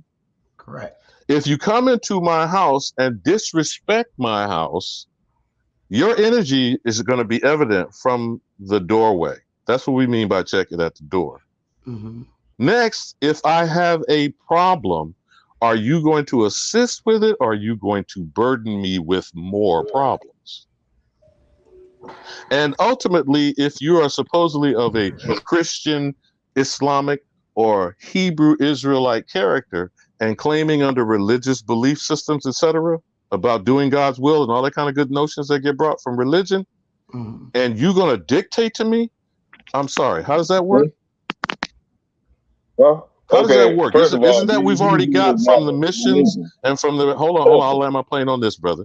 Isn't that what we've gotten from hundreds of years of the mission effort and the doctrine of discovery from the Pope and other supposed honorable, using the word questionably, non-governmental organizations and 501c3s that always seem to target the nigger because the nigger is the problem? Correct. Brother, all I hear is a bunch of conspiracy talk. I want to hear about your tribes and your tribal traditions. That's what I be coming on the panels for. I want to hear about what the Cherokees did and the Choctaws. Okay, well, all of us are not Cherokees and all of us are not Choctaws. And I don't personally discuss my tribal business on YouTube. That's not what my channel's for as far as lecturing. Is that King Cass? Yeah. Is that King Cass? I'm going to give you a little bit about my history. Seriously. See, there we go. That's all, because I'm a historian, so I want to hear about the culture. I'm going to give you about my history, okay? My history. First of all, my family never taught us or even spoke about or had any conversations at any family gatherings, any family, whatever you call it. Never discussed a history of our people being taken out of another continent and brought here as slaves. That would have been something that our family would have spoke about or had conversations about. But that wasn't the case here. We were in war and enslaved. Yes. However, my grandmother's generation, her mother, born in 1900s, and her mother, born in the 1800s, taught them how to stay alive based on the way society was in their times. Now we're getting to 1930s. My grandmother raised her children to not be inferior to anybody, especially white people. Never. That's how my grandmother's mother raised her children. She was born in 1908. Not to feel or ever think that they're inferior. And that's the way they had to raise their kids in that time. Now we're up to 1940, where my dad's mom raised them to fight back and never stop and always stand on who they are and never look down. My mom now is raised. She raised me. My mom and my dad raised me to always look white people in the eye when you're talking to them. They raised us to defend ourselves. My family went through my mom went through the civil rights movement, and that was a very ugly time. People in the South were getting water sprayed on them from fire hydrants. So me being raised in the 70s, my mother raised me to combat that. You look them in the eye, you fight them back. Don't you ever look down. And don't you ever let them talk down to you. If they put their hands on you, you beat their fucking ass. My mother and father raised us to fight back for ourselves because the times they went to, they raised us based on what they experienced in the 50s and 60s from white people. So they raised us feeling that they had to raise their children to fight them back and don't ever back down to them and don't ever let them talk down to you. And you look them in the eye, you don't look down because they're no different than you. So I raised my daughter to be sociable, to be multicultural. We do it based on the times that we were raised in. Can So I add something? this is why I act the way I act, because I'm a product of children that were born in the 50s and 60s. So I react because those people are still alive and they still work in these fucking corporations and they still act like they act from the 1950s and the 1960s. White people, they're called fucking boomers. They're racist. They're horrible. So I had to deal with them coming up in my adult work life and my working in school and working in their business offices. These motherfuckers are still alive working in governments. So these are the motherfuckers I'm dealing with. From the motherfuckers that generation Y and Z are waiting to fucking die and get the fuck out of power. Because generation Y and Z is a different and see the world differently than what we saw. I'm generation X. I'm after the boomers. So yes, we're waiting for these bitches to die so we can all around the world raise our children in a better way, in a better life. And it's not going to happen until the motherfuckers die. And I think Oprah said that best. This generation, boomer, got to die and get the fuck out. So that's why I act the way I act, because the boomers are still in power. And I relinquish my mic. So it's kind of hard to raise your kid to defend themselves and bow down to a man. But see, the thing about me, a woman like me of the North, I was molded in a constitutional colonial state where there's multiple people here of all races in the North. And we're not raised like the South. We're different. Yeah. And the woman in the North always was raised that they had just as much as balls as a man. A lot of Southern men like women to sit back, let them be the man of the house and that kind of shit. I wasn't raised like that. I'm in the North with a lot of white people and a lot of mixed races. And well, you know, feminism started in this area. Feminism started in New York and Connecticut. I wasn't part of that. This came out of my household bringing up. My family raised me based on the way they were treated here in the North. So the women in the North, and it got nothing to do with being part of a fucking feminist movement. It came from my home because my grandmother and my mother had to raise us alone. So they raised us based on the way they were treated from men. And I saw it. I lived it. I saw men treat my mother wrong. I saw men treat my grandmother wrong. I saw my men treat my aunts wrong. I saw men that looked like me in the North pimp women that looked like me. So we were not raised to respect them, but to fight them and never bow down and be submissive to them. But the men that I have in my life understand me because they were raised a little different way too. They were raised, you need a strong woman like your mama. So men in the North tend to get women, a lot of men in the North get women like me.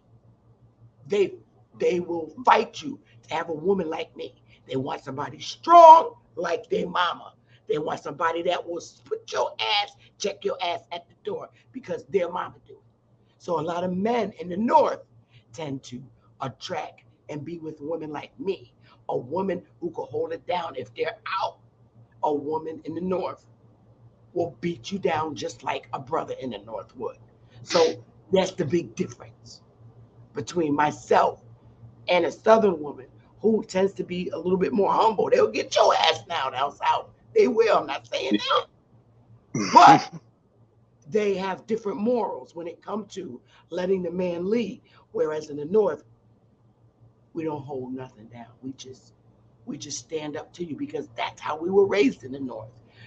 And that's because we have a flock of different cultures here in the North. Whereas in the South, like I told you, is used to full-blood Negroes. In the North, it's so diverse. We got every fucking race on the planet in the North. So I relinquished my mind, and that's why I'm the way I am, and I'm still like that today. And I can't help it. I'm not changing for nobody. I'm comfortable in my skin. And if you can't respect me for who I am and the way I am, then all I can say is just stay the hell away from me. Leave me alone. Because I'm not. That's right. At this age, I'm not changing for nobody. I even do that when it comes to men in relationships. I'm never going to change. I'm always going to act like I live by myself and there's nobody in the fucking world to help me because that's the way my dad raised me. He raised me to be a warrior and to take care of myself when there's not a brown man there to help me. I live life like there's nobody here to help me. I pay my bills like nobody's going to help me, even though I get help. That's how I'm programmed. And I'm comfortable with that. Some men are intimidated by that. But hey, that's not my problem. I'm not changing for nobody. And I relinquish. So my sister, I was trying. Alika, is it Alika? Alika? Did you get your mic worked out? It's Alika. Like, yeah, yours is Alabama, right? Yes, my sister. Mine started out Ali too. Okay. So when you wanted to speak on self-determination, what's your take, my sister? Well, we have the right to self-determine or whatever, and it seems like every time we're self-determined, someone always tries to get in our way, try to distract us. But they have no right to do that. We're supposed to shut down that conversation. These conversations, some of these conversations ain't supposed to go this far. We are supposed to have conversations, but they're not supposed to go this far. Nobody tells Spanish people that they're not Spanish. Spanish is a language. But nobody tells them that they're not Spanish. Nobody tells Jewish people that they're not Jewish. Nobody's at anybody's throat for being who it is they want to be. But for some reason, they're at our throats. And for some reason, we keep feeding in. Or, my people keep feeding in. I don't see a Can we reason. chop up a minute why the reason is? Yeah, tell me. Now, there's one single movie, Roots, and took Kunta Kinte, beat him into total. So once we've had that narrative been unchecked since the bicentennial year, 1976, all others on this planet think they can come and roll up on a slave and tell a slave what, Alika? You a slave. That's just it. I'm to the point where I don't even feed into that. And for somebody to call me that, I'm gonna educate them on what's really going. I'm gonna tell them, no, you're a slave. And then it has them too, like when mouth drop, like how you gonna call me a slave? I'm just calling you what I see in history, what I found in history. If you could re-narrate this or re-interject this to it not being true, then I still don't want to I still don't kind of want to listen, because when you know the truth, you don't really go back and forth when you know the truth. Don't. May I share another thought with you to consider? Would you mute yourself, King Cass, because your mic is always a problem. Please. Thank you. Now, my sister, are you familiar with or do you have Netflix? Yeah. Have you ever seen the series High on the Hog? No. There's another one they just popped up on Hulu called Searching for Soul Food.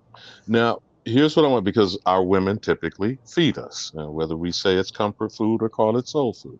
This one that was very offensive to me, I listened to it, but I thought it would be similar to High on the Hog, which does do some of this false narrative, of that we have slave cuisine and all this kind of stuff, the bottom of the barrel of the chitlins, the hog maws, the pig feet, that kind of thing.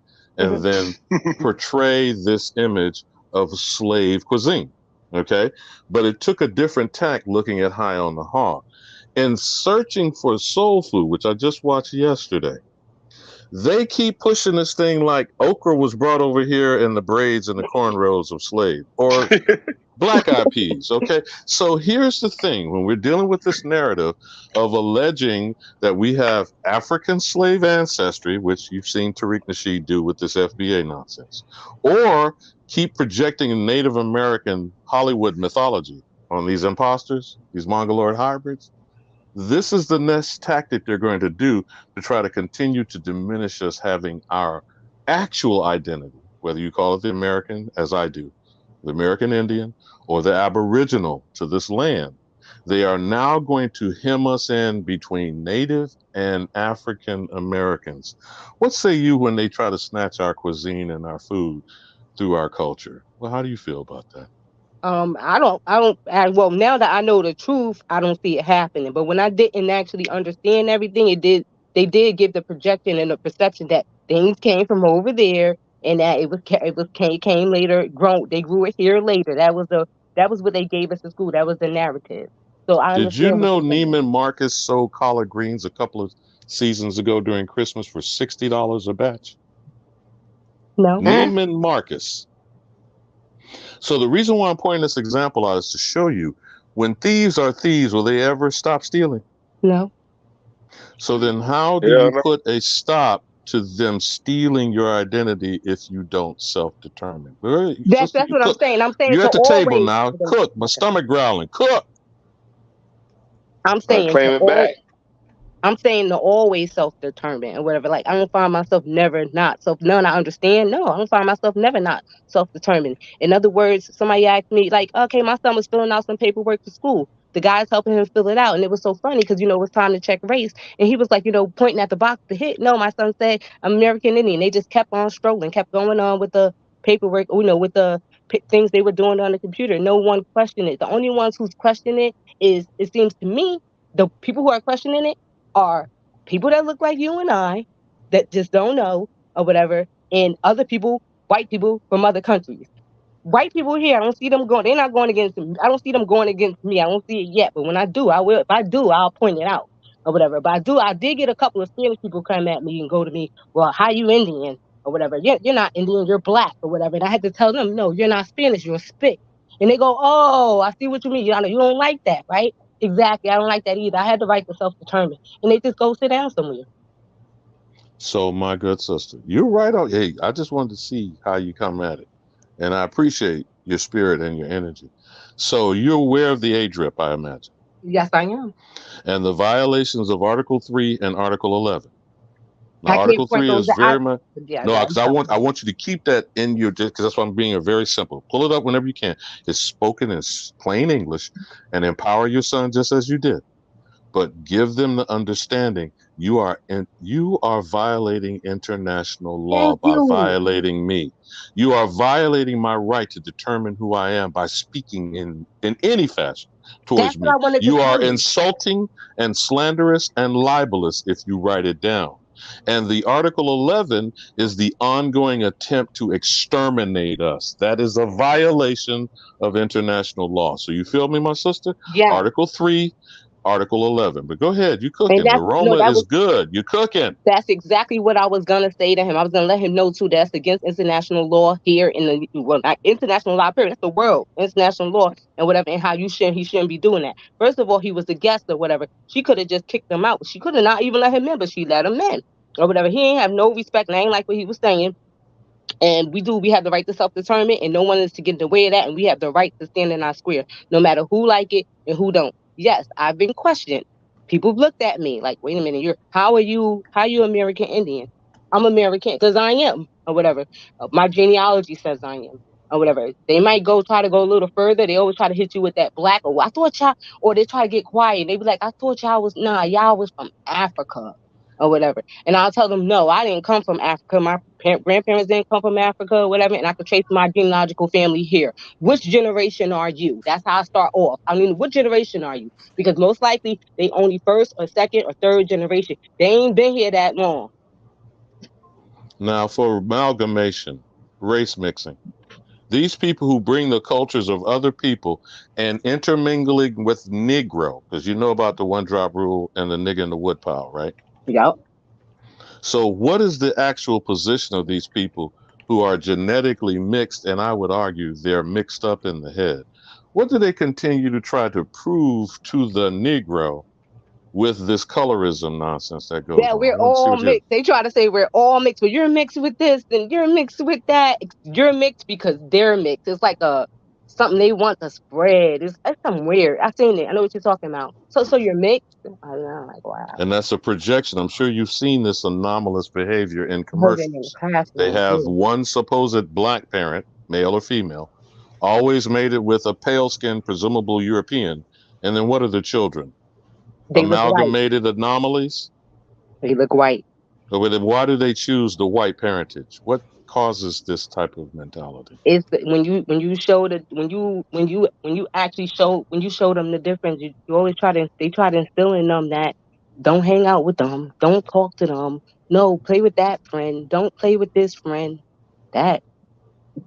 Now, people like the Lucky Guzmans, I know you may not know him personally, but it's a Hispanic thing. Why is there such a thing as non-white Hispanic as a category? Exactly. You know what? I don't know. I never checked that box, but I just don't know. I was looking at like non-Hispanic but Hispanic. It's like they mixed in. It's like they have some agenda where they want the Spanish people to mix with the white people to make more. So the presumption Hispanic is of some white status. Right. If you have to identify non-white, would you agree? I can. So then what is Hispanic? That's just it. That's what I be saying. Like they talking about the Hispanic, Hispanic. Were they from Espanola or what are they saying? I was looking at that. Now you see the trick of niggonology with Latinx now? But what's with the Latinx? I really looked into this. The island of Espanola is going to be Haiti, Dominican Republic, or whatever. So those people, when you look up their background, they are Taino, Arawak. So I'm like, how? It just don't know. It don't make sense. Hold on. Stay right there, my sister. Who called it Hispaniola? So-called the people that landed The here. conquistadors and the explorers Yeah. under the doctrine of discovery and the age of exploration. So Hispaniola was a reference to Hispania, which we call Spain, New and they Spain. speak Spanish languages, right? Yeah. So they're speaking Spanish and Portuguese, mostly Spanish. So their language is their determination, not their ethnicity nor their bloodline, or what? I mean, I'm No, confused. that's what I Straighten me see. out. No, I Straighten me can't out. even. I can't even straighten you out. You know why? Because I'm confused with that. It seems to me like their Spanish, their language is their determination. Because how are you Spanish? And my point is, how you gonna be a language? That don't make sense. Have you ever noticed that the same supposed Hispanic cultures, 90+% of them are Catholic? You don't see them Yes, I being do. Protestant faiths, which you know there's over 600 denominations of Christianity. Why are they predominantly Catholic in these Spanish language countries?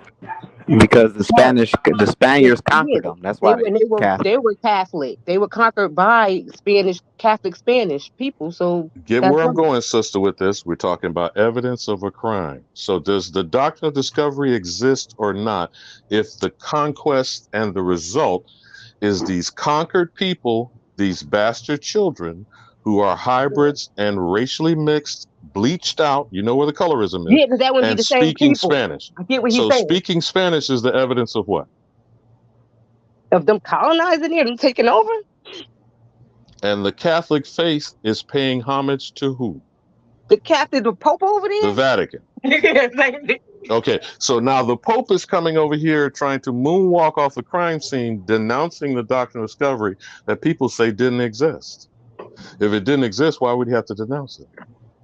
You got a point there. And what is he denouncing, by the way? What was the intention of the colonialism? Convert or die. We convert you, that's stealing your identity, it's stealing your language, it's stealing your God concept, it's stealing your culture from you, is it not? Assimilation does what, my sister? Takes you away from your natural nature.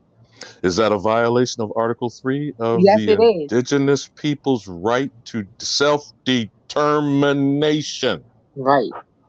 So anyone speaking Spanish is violating the Aboriginal people wherever they encounter them. Do you follow where I'm going with this reasoning? I get what you're saying, but this is But all Spanish people ain't lose their culture. You go to Cuba, they practice like 3 or 4 different African traditions on the island. Now this African notion, you want to chop that up for a sister for a moment? Yeah, that's I'm sure you're aware of this person is spouting out. Yeah, no. That's not how that works. Okay. So now, when you come with an African agenda, do you come with a shackle? Okay. Does it first and foremost come to you as you come from a shackled people who were colonized and or enslaved? We stay in with the doctrine of discovery for a moment. You feel me, my sister? I'm listening. So you either got a Spanish language version of it, or you a spear chucking, I beat your ass Kunta into Toby situation. You feel what I'm saying? Yeah, that's what we had here. That's what they got there. Is that violation to your determination as an Aboriginal person in and of itself? Yes. So the pushing of the narrative is an international law violation? Yes, it is. It is depriving you of speaking to your true self, and it's also disregarding your ancestors in your lineage. Would you agree? Yep. Now, if they passed it down to you, how did they pass it down to you? Through oral tradition and the facts of what ancestor from another land? I never got that. I never got no facts of another ancestor from another land. So who is this fool telling you something like that? That's just it. I know because you can go to a whole island and see them practicing the traditions. Like, how did they get African traditions if they Aboriginals in Cuba? That doesn't make sense. All right, so name 2 of their African traditions. That's Aboriginal You said name their African traditions? Name 2 of them. Just 2 of their African traditions. Santeria, Abakwa. We can do arara, which is from Right. the homie. I can Stand for explain. You can No, real. I do can explain it, y'all. I can really explain it. Let him talk, please. I can really explain it. The reason why is because Spain used to be the Iberian Peninsula. Spain is connected to what you would call, Africa or whatever. So they had those. They danced the what is it, Latin or whatever, Spanish dance or whatever. Those people were imposed by the Spaniards. That's why they have those cultures. Nigeria is thousands of miles away from I can Spain. explain Why Nigeria would too. I can explain they would have Nigeria too. Moroccan traditions because Morocco was right there. Morocco was Exactly. thousands of miles Well, from I can explain Nigeria. Nigeria. Nigeria is the new country. That's only what 50 years old, and the people who there or whatever is supposed to be like Igbo, speak Igbo or whatever. Because I work around them. I listen and I ask them Yes. questions, and they explain to me too how all that is new. They changed the name of that landmass. The English took over. They speak English there. That's why when they come here, they know how to speak English. They only know their Sister, mother tongue is if their grandmother taught do them. you know about the Nook culture in Nigeria and how old it Yes, I is? do. It's over 900. The statues date back to 900 BC. That's just it. No, they say that those people not called the new is another name for. I can't even think of it right now. Look, you can't. Like, I'll ask somebody at work. No, and I'll put it in this chat, and you can just come back and look at it. No, it's another name for those people. They changed the name of the people. They changed the name of the land. They did the same thing that they did here. There. The Dogon people. That's Dogon. The Dogon not in Nigeria. They in No Mali. matter what examples he gives, you notice his examples are the changing of a people from what they were, and that is a violation of what, my sister? International law. I get it, and Now, they've been when done all around the people world. Sister, they continue never to been changed. participate in Y'all don't have culture. violating your... Now, King Cass, when people are talking, would you stop interrupting? Now, I try to entertain a conversation with you, though you have one agenda. Now, I'm speaking to my sister. Would you sit down as a guest in our house and show some manners? Now, my sister, do you see? That's why I didn't interrupt it. I wanted to show evidence. Do you see the evidence I am showing you, my sister? Yes. People continue to convert or die. What policy is that? Convert Doctrine of discovery. The doctrine of discovery, and it's called genocide. And that is an attempt to continue what agenda? To exterminate you. Now let's just deal with this for one quick moment. They have been teaching, and I believe your child is being taught in 2023, that the American Indian is extinct. Is that correct? Yeah, you know what? Yeah, they are. They are taught that in school. Now, if that is true, persons like this agent here that's perpetuating the belief that you are not the American Indian, that you are from Africa or of African descent, they are not only displacing you, they are violating you from your inheritance and your land. Right. That is an international violation of law, and they should be in a tribunal in the courts daily for being held for mass extinction and genocide. By the way, you know what would happen if that court case gets brought up? They will desperately prove, number one, they didn't do it personally. They like to say this shit about slavery. Like Mitch McConnell said, there's no slave alive 150 years later, and there's no slave owner alive 150 years later. So they would desperately come up with evidence to prove that they didn't exterminate the American Indians. So these two things cannot be true. Either one, they were exterminated. Let me land my plane on this. Okay. Either one, they were exterminated and do not exist, or two, they were not, and therefore they have survivors and heirs. Correct, my sister?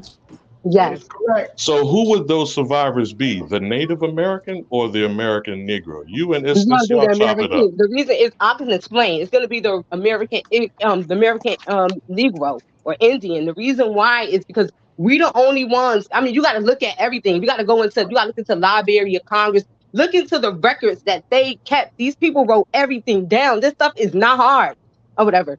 When you look into their records, or even when you go to I went one time to Library of Congress. I didn't get to see much, but I went. All right. And when you do, you see like pictures too and stuff like that on the walls, and you see pictures and stuff that they have engraved and stuff like that. And you get to actually see these people. But if you wasn't told that those were you wouldn't know. But you actually see people that look like you. But it's like they don't. But anyway, you can look through Congress. You can look through Congress and Congress records, and you can see that. You can do your genealogy and begin to trace your family back, and you can see that. You can look at all the laws, all the black codes that were made. Why is everything against you? You start to ask So, yourself my those questions, sister, and you're able to see. everything you just described, is that beating you into Toby? Correct. So then that does No, what? everything that If I they've just said. beat you to be Toby, you're still who you are, though. Yeah, But if they've beaten you into being Toby, you ain't gonna remember. what are the violations and where should you be getting adjudication and remedy from them violating Article 3 and Article 11 of your right to International. self-determination and their intention to extermination? Y'all chop it up. I mean, I don't know. I'm just making observations. No. Y'all I got understand it. what you're saying because go ahead. I believe international law is international. They violated us internationally or whatever. The only way that the handle it looked like it needs to go to. I don't know. I'm thinking a world court or something. It needs to be on an international level, that court case. Yeah. But we use United Washington Nations. D.C. because that's the District of Columbia. That's what they kind of that's what we got. And my sister, I'm not asking you to do it personally. I'm saying for us to entertain conversations from nitwits like him or from that pale-skinned European colonizing descendant, the response should be, what do you suggest? I really don't entertain those conversations like that. I'd like to educate you shortly, and then I'll leave that conversation alone. So if you are here against my will, you are violating my space and my right to self-determination, correct? Yes, they are. If they're here, yeah. So to me, there is no such thing as legal immigration in North America. No, there's no such thing. It's only a tort of the land. It's torting because people just trespassing. They letting third parties in. No. Now, Mama Chief knows what I'm saying about this. Chief Morning Thunder, we found those courts yet of where the Naturalization Act of 1790 authorized citizenship to any of these people? Yeah, okay. Have we found that yet? No. When you find them, let me know. So there is no evidence that they have been of good moral character, Alika, and not proving themselves to be anything other than alien enemies, like this individual trying to convince you you're from Africa.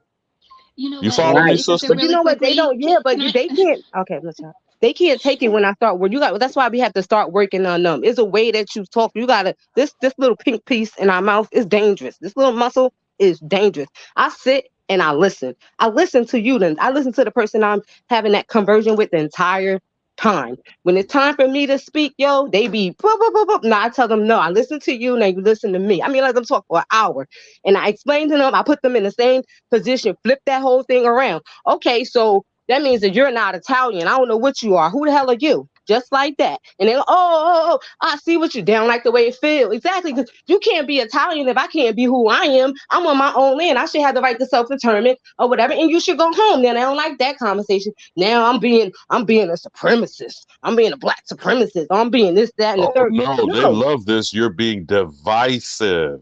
Oh, yeah. What the hell does that mean? When I'm dividing a leech off my body so it doesn't suck my blood, that's bad for the leech. I believe it's good for me. Right. But go ahead, sister. You, I have to flip that around. y'all cooking. Come on, y'all. Spread the table. My stomach is growling. Y'all don't let nobody tell y'all that I wanted nothing. to make. There's one little point that I want to make. He brought up Santeria. Santeria is a perfect example of convert or die, right? So you have these people who took their indigenous religion and had to cover it up with the Catholic Church. So if anybody had any idea or wanted an example of convert or die, Santeria, the same thing that he told you was African, is an indigenous religion, and they're covering up with all these white saints. They're not black saints. They don't look like them. They don't look like the Africans. They look like straight up European people. So I know it's late and y'all kind of passed that up a little bit, but I did want to make a point that Santeria is a perfect example of convert or die. No, great. That was a great point. And you're so right, because everything was whitewashed. We just gotta wake up to it. Everybody around us gotta wake up to it. I ain't taking no hostages no more. I don't wanna I wanna teach those who I wanna spread the news to those who are open and wanna know. If I see that you're pushing me in a hole or you're trying to push me away from what it is that I'm trying to get to you, and evidently you don't want the water. So I don't give it What's to you their to drink. motivation, Alika? What's their motivation? What is their motivation? When a I don't know, like they motherfucker want to get you rolls up bad. on you with a mission, a Bible and a gun, what is their motivation? I'm here to help you. Help me Convert do or die. what? Convert or die. Help me do what? Convert or die. Stay in control. Yep. The converting part. That's what's happening. A lot of converting since they can't No, but get off. They're converting. They're trying to convert billions and millions and billions of people. And when you're converting a person, what is that to do? To leave them off the land. And what are they doing with our land? Whatever they want, because those people are dead now. They're dead on paper. Paper genocide. Yep. And they keep doing it over and over and over and everywhere else. And I don't know when everybody's gonna wake up. I don't know when these people are gonna wake up to it. It's done everywhere. In order to learn our history, in order for me to actually learn and understand my history, I had to study the history of the world. I had to study Europe. I had to study everywhere, not like a different place. There's certain places, no, I didn't get to, little small villages. But when I meet people, I ask them about it. The first thing I want to know is, why did you, not in a rude way, because that why is sometimes offensive. You could tell me about why you left your home. Like, what was the reason? They tell me it was rules. There was no work. The government was, I heard a lot of stuff. I've seen a lot But of no injuries matter too. what the examples of their refugee stories, why do they end up on your doorstep? Right. That But part. I don't, sometimes I just, I try to be cordial because I want to understand why y'all keep, everybody's running here. What are they telling y'all? And y'all, the question for me was, what are they telling y'all in y'all country to make y'all come here? And they tell them that we have jobs. They tell them that we have welfare and we have, Milk and honey. There's gold in the streets. The American dream, while what your job is to impose the American nightmare on the nigga. On me, yeah, I get what you said. I get exactly. You come over here to walk across my back. I get it, but I was like, it's like when I just want to know. I don't understand. Like, why y'all come here? And then you hear all these good things about where it is that they live. Why you didn't stay there then? It's bad Now, here. what are they doing with Ukraine right now as we speak? You do know they are actual neo-Nazis in Ukraine, right? They supposed to be letting them come. They was letting them come here. Have you heard of the Azov Battalion? Any of you sisters? You know what? That sounds familiar. Google the Azov Battalion. I think Actual white supremacist neo-Nazis that are a part of the Ukrainian military. Right. I see what you're saying. Like, in other words, they letting like So how is an ish small hat person the president of an actual neo-Nazi in the middle of the Ashkenazim Khazarian Empire? Because that's where Ukraine is geographically, in the middle of Khazaria. How is that? How can an ish small hat person be in charge of Ashkenazis? Actual Slavs in the middle of the Slovenian, Slavarian neighborhood. You do know those are the neighboring countries of Ukraine. Czechoslovakia. Go ahead, tell us. Slovenia, Poland. Please make this make sense. Go ahead, tell us. No, I'm asking you because I'm just repeating shit I heard. Anyone who knows me know I qualify the words come out of my mouth. I'm repeating shit I heard. It's like they helping their brothers and their cousins. Like, these people are related to the people that's running the government. Like, that's the way I see it. So a Jew and a Nazi is a cousin? Is that of them? Yeah, I see that way. Yep. I see that, or imposter Jew or whatever. I see them as those are like their neighboring. Those are like the people. I don't know how to put. They come from Slavic ancestry. They come from Slavic ancestry. They call themselves Ashkenazi.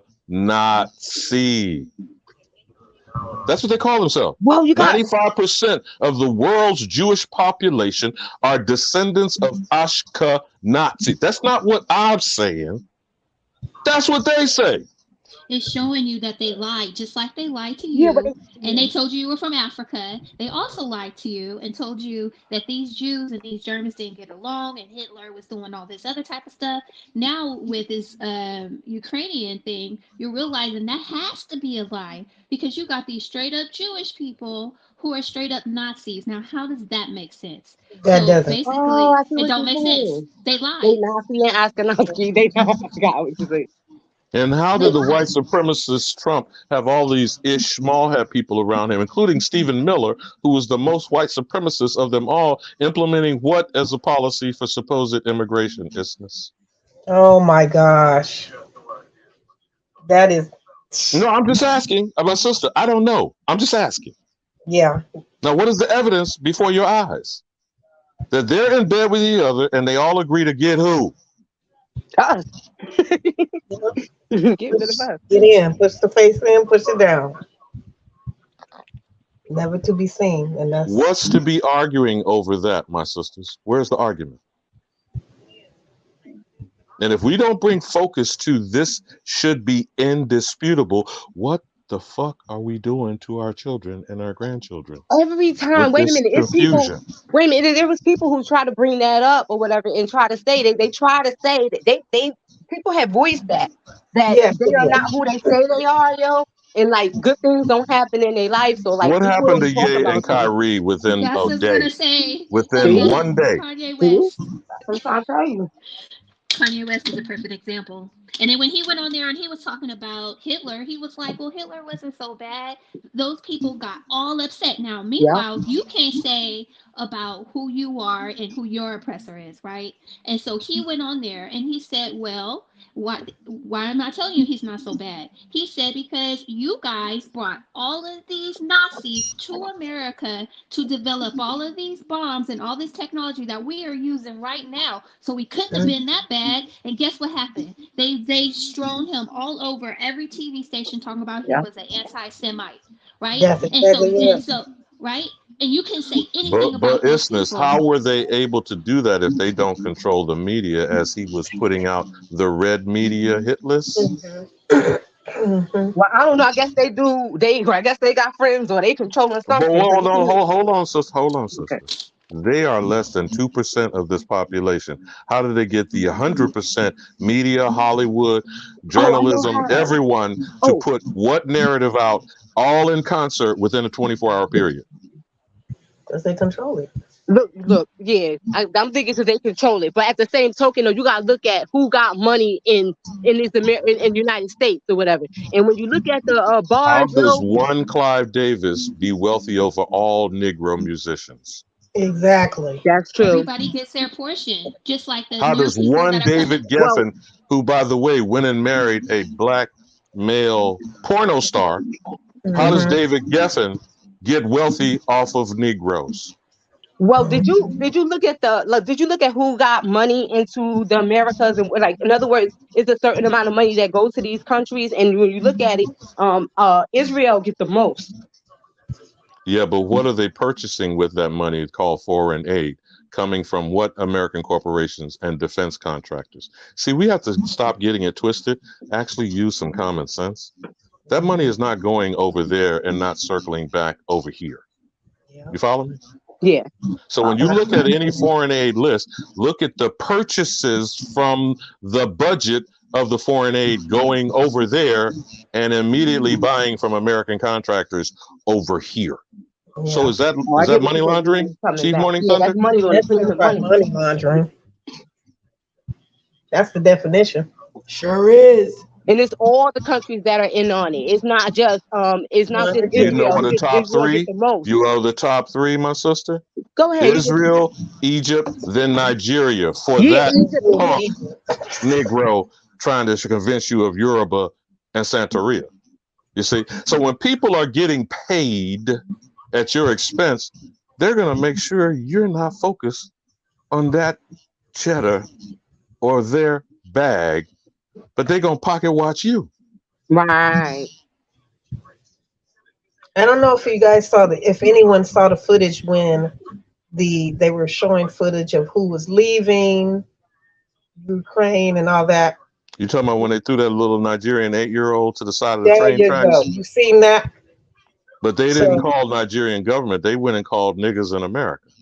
mhm. Why? Why do you think they did that, sisters? They wanted to cause an emotional state. But they didn't call their own government. They were actual Nigerians over there in Ukraine. Most of them supposedly going to pursue an education. You don't have universities in Nigeria? Queen Mother, what's up?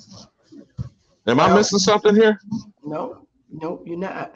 You know, I think about this all the time. I'm like, well, damn. We own, as a people, we own slaves. We own plantations here. That's how you know we're not Africans, and we're the ones who lost our land. There's nobody else that lost our lands over here. Nobody else, just us. That's and how where did we lose any land in Africa? Those people who saying we're from Africa, where did we lose any land in Africa? So you're telling me Africans own slaves? We were the biggest slave owners in the South. So how the fuck is Africans gonna be over here being slave owners? And the Africans owned African slaves in Africa. But if they're talking about an African narrative, the Africans owned Africans in Africa, right? Correct. And the Negroes owned the Indians here. We are the Indians. And we own land here. And when they say the Indians lost their land, that was us, because we're the ones who had the lands. We were the slave owners. So this is the shit that really pisses me off with people like King Cass and Not a Coincidence and House of Consciousness. Motherfuckers, how are all these Negroes owning all this land here? How? And we supposed to believe we just converted out of slavery. Yeah, we just converted out of slavery, foreign to this land. Yeah, foreign to this land. During slavery, before slavery. No, but sister, listen to the bogusness of the narrative. You're gonna all of a sudden take over the land out of slave conditions in a foreign land. How does that make sense, sisters? Any of y'all up here, how does that make sense? It doesn't make sense. Not to see people in 3D suits, not to look back and see pictures of people doing well. That doesn't make sense. Owning farm, that don't make sense. It's crazy. It's crazy. And in my family right now, because I've talked to Sister Betty about this, in this lineage that I've been privy to, born with, currently, they owned 74 acres of land.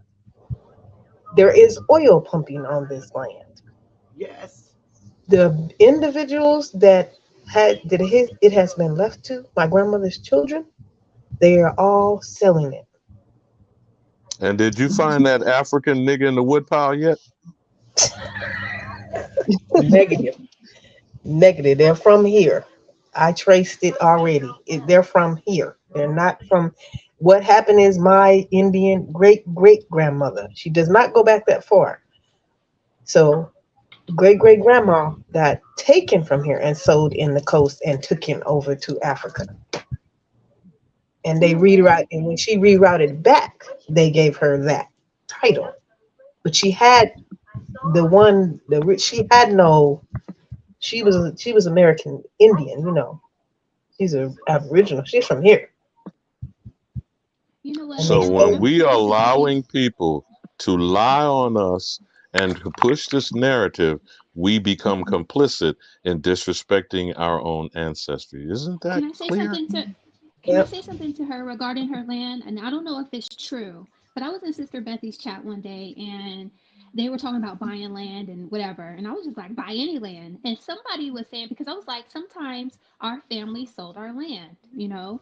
And they were saying that if it's an Indian land, that it can't be sold, you can go back and reclaim it. So I don't know if there's anything true to that, but, you know, it's worth looking into if you're saying that there's. It is true when we say so. Because I'm Aboriginal and I say so. Bitch! So you white motherfuckers who want to talk this, I'm white and I say so. See, this is it, and forgive me, my sisters, because I do not want to disrespect any of you in your presence and your womb that is the house of our existence, because we all come through you. Okay? So when we're letting people invade your house, impinge on your presence, be amongst you under your apron and your skirt, draining from your table, and you feeding these motherfuckers. You know how that infuriates me? Because of your loving, nurturing, and caring, you will even take your demon seed child and embrace them. But I gotta beat down these demons. Do you hear me, sisters? Yes. And you cannot give them refuge. Do you understand what I'm saying? Yes. Yes, indeed. I do understand. Because I will die for you, but they can kill me when you bring them in proximity to me. This is not entertainment purposes only. This is life and death. I'm not saying this to be histrionic or hyperbolic or melodramatic. They are trying to exterminate us. Do you not understand that? Yep. Taking these flowery speeches, letting them run political campaigns, talking about your ancestors died to vote. That's a goddamn lie. They died for you to live. What the hell does that have to do with my vote? This land ain't going nowhere. My blood runs 10 generations deep in this land, and I'm allowing one recent motherfucker to come here and tell me what?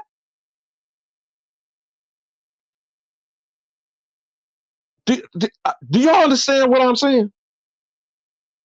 Yeah, I understand what you're saying. You're saying don't just let people come in and just take your stuff.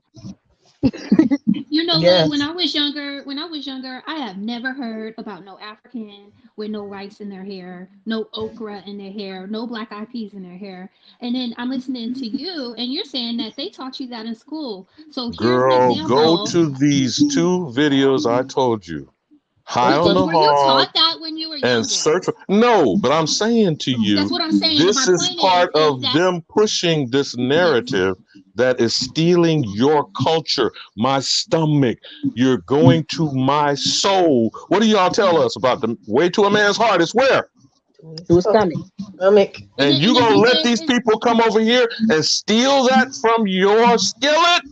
yeah, and then each generation, it looks like there's a new lie. So the new lie is that because we're like, well, you know how our culture is our food, like you're talking about. You know, everybody's like, what's your Indian culture? Look at our soul food. So now they're trying to answer that by telling you that that food came out of somebody's hair. How the okra gonna make it through this voyage, right? And so what I'm saying is that is something new that was not taught to us. I'm I telling you, only when heard you that go look in the at last Search month or for two. Soul Food, I'm telling you, this is you talking to you, because this is women at the kitchen around the stove saying your Native American and African selves created this cuisine. Do you understand what I'm saying, sisters? Yes. And that's on Netflix, correct? Well, the Search for Soul Food is on Hulu, and High on the Hog is on Netflix. Now, the High on the Hog thing is just slightly different, but they got to put the slave narrative in there. That's the unfortunate part. Okay, I was going to ask you, they're going to put slaves in there? Yeah, but the Search for Soul Food is this sister that's kind of like a female version of Anthony Bourdain. Do you remember him before he killed himself? Yeah. Oh, So she's got this mission of searching for soul food and now trying to claim it in a global fashion, jumping off from Negro cuisine, which is slave soul food. You feel what I'm saying? Oh, okay. No, I This see. is No, very damaging when we don't check this narrative, when our women who are feeding our next 2-3 generations are being led to believe these notions, is my point. Yeah, you're right. You know, I saw another one on Netflix, and it was talking about mothers. And so it was and supposed to have been our mothers, and it started off with us, you know, here in America. And so, and there was one little clip, maybe 3.5 seconds, talking about the lady was Cherokee. Then it went into Africa, and it found some African lady who was born in America and telling this African story. Now, all these women, like, these are famous women, like that lady with the Me Too lady, and all these different American famous people, and none of But they them were had supposed to be telling their mother's story, right? They're supposed to be telling their mother's stories. Now, listen, their mother's story never had Africa in it. So they had to go and find an actual Nigerian girl who's born in the United States, half Nigerian, half Caribbean, to talk about Africa. And so they took 2/3 or maybe 1/3 of the video to talk about her African story. Meanwhile, these other 20 women who are American had no African story. So their stories were clipped like this, real quick, little snapshots. And then they took and they highlighted this big spotlight on Africa. So what is that telling the viewer? That's a violation of Article 3 of ADRIP and self-determination. Now, as you see, my sisters, because I say the woman is the first teacher from the womb. This cannot go unchecked. It cannot. And that's what Queen Mother is doing about that African American museum that just sprung up out of South Carolina. Yeah. And you're going to see these other ones come to the forefront because the desperation of them trying to keep us whipped into Toby. Keep reminding yourself of that.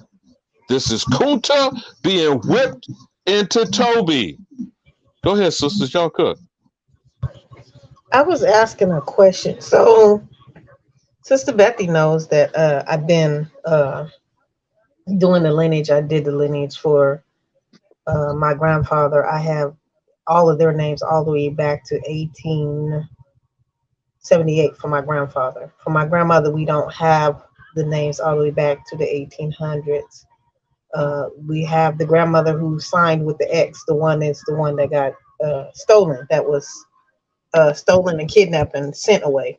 So I'm thinking from listening to Sister Bethy for even just past 2 or 3 years, I think it's been that long, that I'm wanting to take what I need to take back from these beings that are running this side of I'm using that loosely, loose side of the world, and I don't even want to say world, but So the first step is what I really want to say to my people, which is what Sister Bethy is doing, is like taking your name back, so to speak, making you not a dead person on a piece of paper.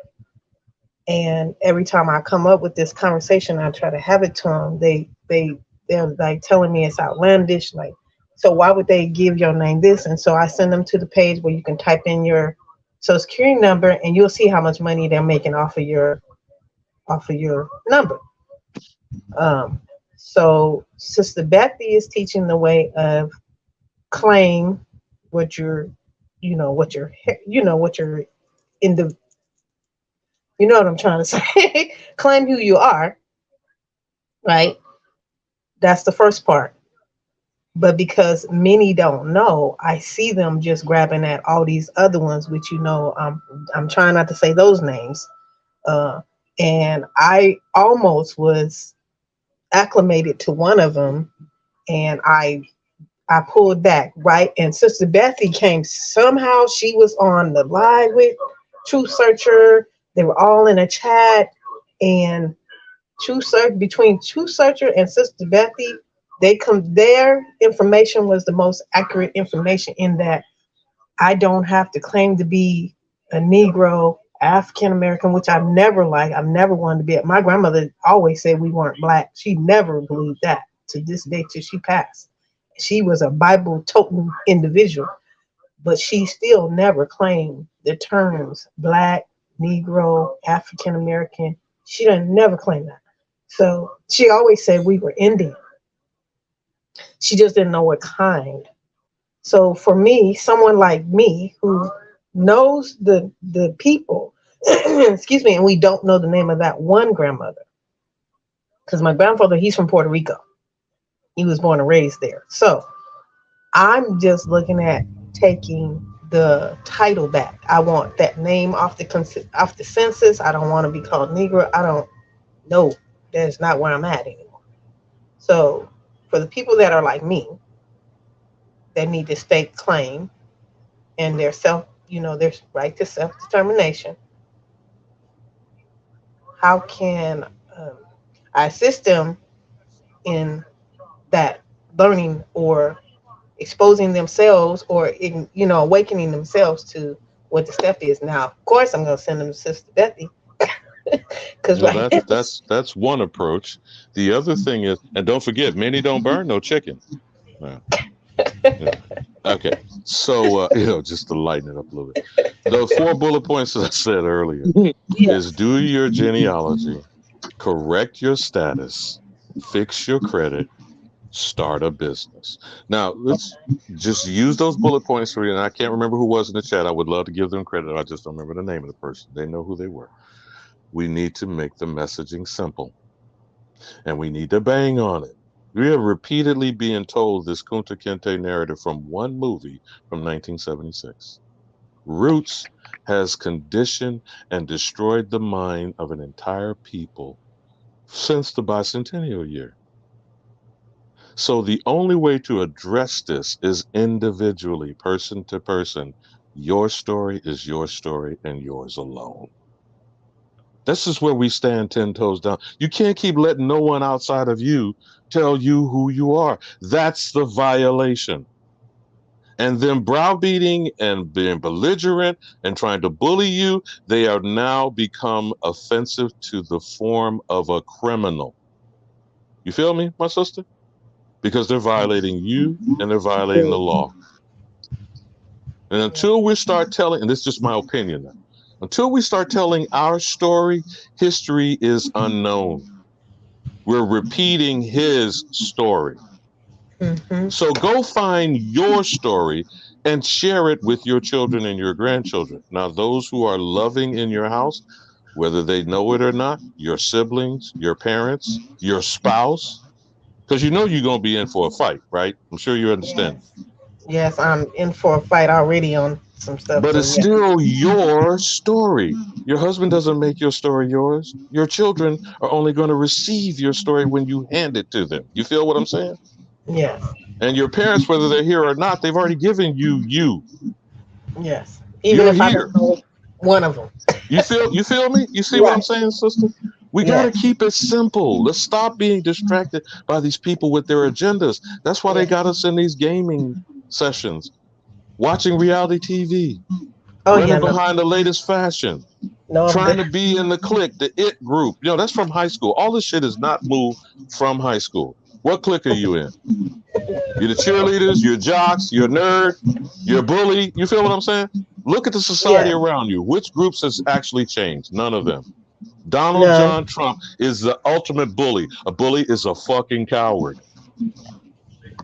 Yeah. Everybody else is being a cheerleader, right? Right. Gassing him up, putting him on a pedestal. Then you got these white agents like this bastard that came in here earlier today. I'm white and I say so. Who gave them that authority?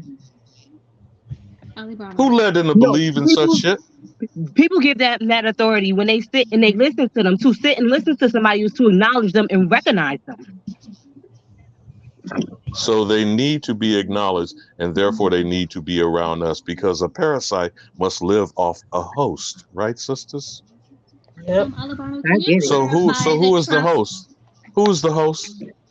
They make our the Aboriginal in America. The entire planet is coming here and feeding off of us. Yeah. Oh, she had a question. The is nice. I did. Yes.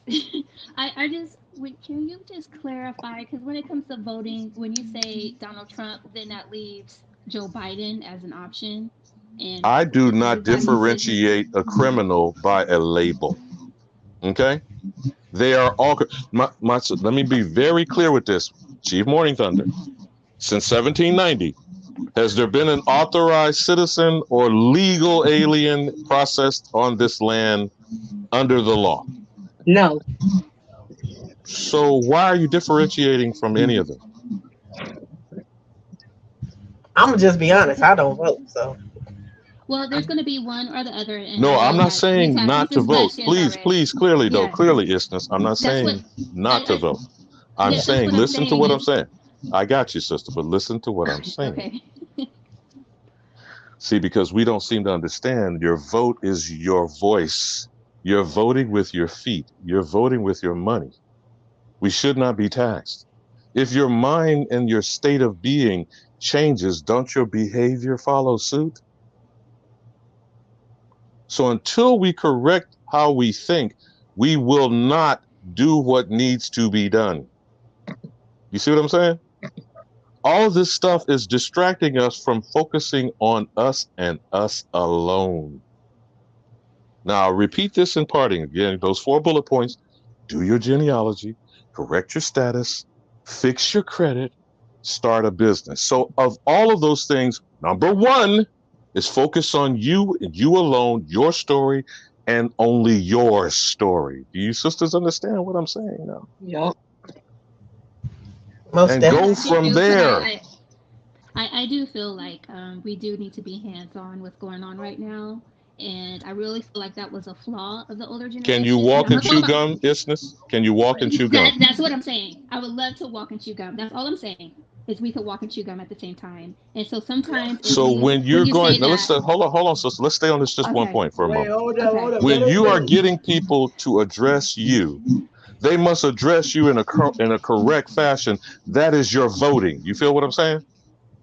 So if no one is addressing you the way you should you be voting and supporting them if they're not addressing you as they should? No. Nope.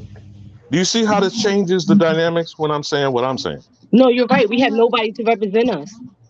Nope. I know. And so what I'm saying is I'm suggesting, because when we say Trump, then what does that logically lead a person to believe? Well, I'm not going to vote. And so all I'm saying is that we do need to be more hands-on. And when you say Trump, it just leaves it too open.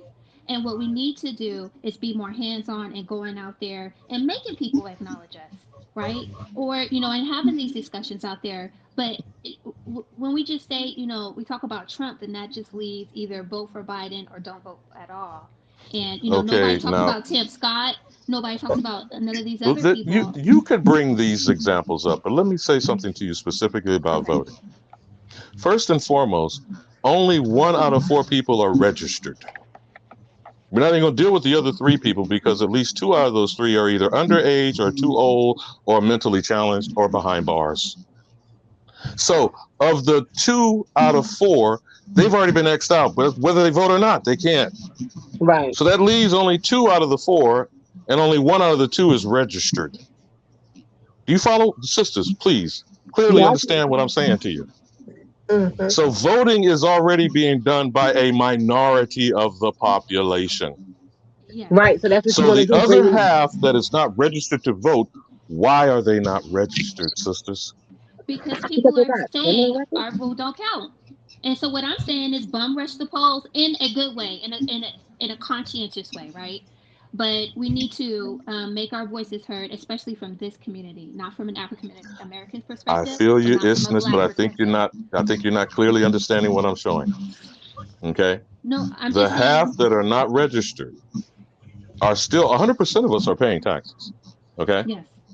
So whether you vote or not, you are being extracted wealth, money, resources. Okay. If maybe you start with focusing the conversation on that so people will see how they're being violated, being taken advantage of, and also it's because they're unsure and confused as to who they are. Do y'all sisters understand why I'm presenting it this way? So if you present the conversation that way, as opposed to I'm registering you to vote, you see what I'm saying, sisters, now? Yeah. Yeah. You need to empower people with the position they are in, not excoriate. I'm not saying you're doing this, but I'm saying not excoriate them for not being where you think they should be, or not behaving and believing or thinking, which would be more accurate, in an appropriate fashion so they can conduct themselves more effectively in the society that is oppressing them. But believe you me, when you start the conversation, they all feel oppressed. You feel me, sisters? Yes. But they don't have clarity of how they're being oppressed or why they're being oppressed. And what is it about their identity that everyone else is stealing at their expense? How do you explain that to a person? Well, that is where the voting comes in. is having people express their identity and having these politicians address their identity. And we can do that when it comes to voting. And what I'm saying is we need to be more hands-on and not so hands-off right now while we're correcting our status, while we're what did you say? Starting a business. While we're doing all these different things, we need to be heavily involved in what's going on right now on our land. And we No, cannot be hands-off. it seems to me like it's something. No, it's like a big problem. There's something wrong. What I mean by okay, it's something wrong. You got America. You got so-called United States. United States is what you call split. Okay, it's one side Democrat, one side Republican. There's no other parties, and they designed it that way, You have the right? independents. Yeah. Okay. And what I'm noticing is no, there's nobody. Why are we voting? There's nobody there to represent us. No, there's not. What are we doing? Like, how do we turn it? There's nobody there to represent us. We could vote for this politician. We're not going to get no advocacy. I say vote for myself. If I have to go to court for something and then try to think about me being an elector, I could say, well, I voted for myself. I suggested that all the time when I said vote West Suppose. You did. I said that so many times. You fucked the whole system up. But nobody listened. And now you're talking about self-governance, which means bringing your household into order. And my sisters, what is my suggestion on how you bring your household into order? Your story. Yeah, but I understand what you're saying about that. But how does the minute person, the little person, do that? Somebody who's like, what do we do about the voting? How would you help someone be in any household, the historian of that household?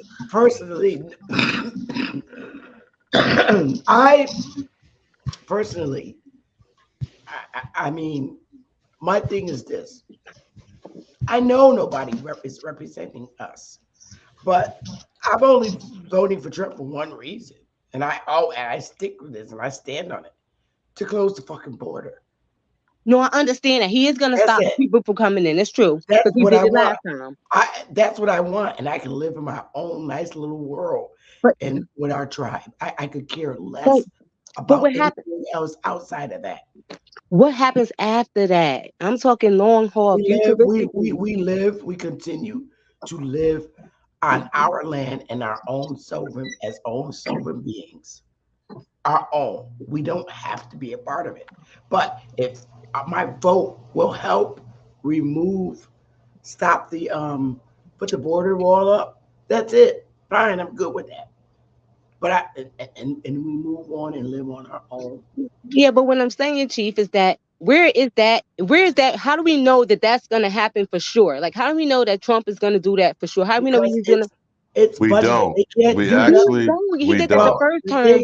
The thing with that is, and it's like it said, that money is budgeted. They can't take it and put it nowhere else. They can only use those funds to put the wall up. They can't put it nowhere else. And if they do, it has to go through Congress and they have to vote on it. That's the only way. That's why it's still sitting there. So it's like they have to vote on it. So that means hold on, sister. There is one thing, especially with this immigration discussion. This is what I bring up every time in talking with Cuddy. First and foremost, the majority of immigration, alleged legal immigration, is through airports and shipping lanes. In addition, with this wall nonsense, they never once focused on Canadian border, which as many people are coming across the Canadian border. So when we're discussing immigration, stop and restrict flights and ships, which can be done quickly, not with building a wall, with actually turning people around that should not be coming to this land. I agree. If we had representatives out there who we put up in there and who represented our needs, and the only way that's going to happen is if we get involved in these people's campaigns, then Congress can vote in our favor. But right now we have all these people who are not working in our interest at all. Like half of them aren't even from here, like I said. So I do believe that being hands-on with the tools that we have is very important than just sitting on our hands. Correct. And let me agree with one other thing our there. Own governments too. But that's way to fucking la la land. I mean, Ali Muhammad. But wait a minute though, Chief Morning Thunder. And there's one other point. Hold up. He got one in California. It's too fucking expensive. I best stay in the one I'm in. But one other point, Get my somebody sister. to counsel me. $700. What? And you know there's other economic forces that's causing that rise in prices. But now, the other thing. Yes, it is. But no. That's their call. It's their government. Their government has nothing to do with the United States government. Ali I got have you. their own I government. got you. So I'm they put talking their about price. just to focus one moment on the actual No, policy I don't of want to. immigration. You want me to let that go, Alibamo, and that's important because that's their government. They put the price on how much they're going to charge our people to counsel. There should be $700. zero charge. We should not be taxed. We But that's actually what I'm shouldn't be talking about. paying rent. Now, this is getting a little far down the conversation because that means a total change of our mentality. They should be paying us. We shouldn't be paying them at all. But the point I'm saying as far as immigration is concerned, we're ignoring the visas, work visas, H-1B, etc., all of the actual corporate connections to these people who are alleged to be legal. And I use the questionable term legal when we don't show a historical record from 1790 in the Naturalization Act that none of them are here legally. You feel me? You're right. So if we don't pull down the paperwork and the facts at hand and inform the people whether you're voting for them or not, whether you voted for them or not, you go inform them of these facts because you don't have to vote for them when you're paying for it. You feel what I'm saying now, sister? Well, yes. And since we don't provide the facts of what is being done, depriving the American, him or her, of their existence unmolested, that's the reason why we can't move the needle on these issues. But go ahead, sister. Can I chime in? Okay. You just came on the panel, so you can wait after Isness. Go ahead, Isness. Okay. Short of war, okay, so war would be one option, but we're not there yet, right? Short of everybody just coming together and just starting our own governments and just ignoring the United States, that would be an option, but we're not there yet. So what do we do where we're not where we need to be? We need to work within our realm, within our reality. And our reality right now is to work with the politicians who want that job. They want that $200,000 a year job. And so, and if enough of us in the United States put pressure, just like what they did to McCarthy, right? McCarthy was like, didn't do what these people said they wanted in enough time, and they were like, you're out. Because those people demanded that McCarthy act a certain way, and the people in Congress moved, and McCarthy is now gone. Why can't we do that? Why can't we put people up there to say, this is what we want, and if this is not what happens, just like those people in Chicago are saying, Mayor, hey, look, you're not bidding on our behalf, you're out. And enough times that happens, that mayor will soon learn to listen to their constituents. So, brother, before the brother responds, let me just address that point right there, Essence. That platform, remember I asked you this earlier, we had this discussion before. The platform of the parties tell you what they stand on, right? So what's the Aboriginal platform that people must stand on or be voted up or down so that people know what they're voting for, not voting against? You feel what I'm saying, sister? Well, yeah. And we need to be specific and clear what those planks in that platform is to Aboriginal existence, the only American. You're right about that. Absolutely. Go ahead, brother. Hey, thanks for having me on. Good to be back. Salutations to everybody. I've been listening for a little while, and I just wanted to chime in. Again, appreciate the platform. I think one of the things I study on is the legal system, how it functions, and I've been enlightened to it as far as what's really happening. And there is a grand distinction between what is legal and what is what they would say natural. There is a recognition at the House of Representatives website of the distinction between natural law and positive law. It states there that the positive law is distinguishable from natural law. The reason why I'm going there is because I hear the sister, and forgive me, I don't know everybody's names yet. The sister saying, well, what immediate remedy basically do we have? Is it war? Is it to abstain from participation and, you know, civil disobedience? There is a remedy that they afford us. One of them is obviously expatriation in their U.S. code, 8 U.S.C. section 1481. And then if you go down to revised statute code 1999, it talks about the natural and inherent right that all people have to expatriate. And it goes on to say that the United States recognizes all people's right to do so. Okay, so that is one remedy. The other is, obviously, we're all not just going to pack up and leave. Some of us have been here for quite a while, and we got family and lineage here. So maybe that's not the option. The other option is to know the difference between what is legal and what is under the jural sphere, which is basically ruled under what is called positive law. And to know the distinction between that and the moral sphere, where the House of Representatives again says that they are distinguishable, and one properly governs moral human conduct. Okay, and so the issue, to sum it up, the issue is that really the people are ignorant of the distinction that even the government tells us there is.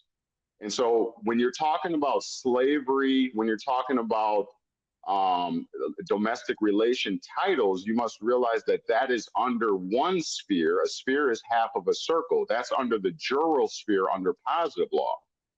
There is another consideration under international human rights laws, and I heard y'all mention that before. That is absolutely 100% truth. Okay, it's the so-called United States citizens who are ignorant to the truth of the international human rights under natural law, and that under natural law, positive law does not rule, meaning statutes, codes, and ordinances of the legislature, where, by the way, you may inherit a title such as a felon, a defendant, a plaintiff, even a divorcee, a marriage. Those are all domestic relation titles under the jural sphere. You don't have to have those. You don't even have to accept those. But in order to play in this game, I'll say in closing, it's the game of Monopoly. I know you all know that. You have to pick a token that represents you in and the brother said, in the legal realm. Okay, so our issue with identity is not knowing the distinction between that which is natural and that which is legal. I yield the mic. So, brother, can we chop it up briefly just for a moment? Let me just quickly respond to the expatriation statement you made. Number one, we're not going to be expatriating away from what is our land. If you're talking about in reference to the criminal enterprise, the federal government, that's another entire different thing, because we are not citizens. The United States citizens are all these other foreigners. Next, as far as reclaiming what has been stolen, now we're talking about jurisprudence. I understood the point you made about the geosphere, but let's not go into that. Let's just stay simple for the people listening.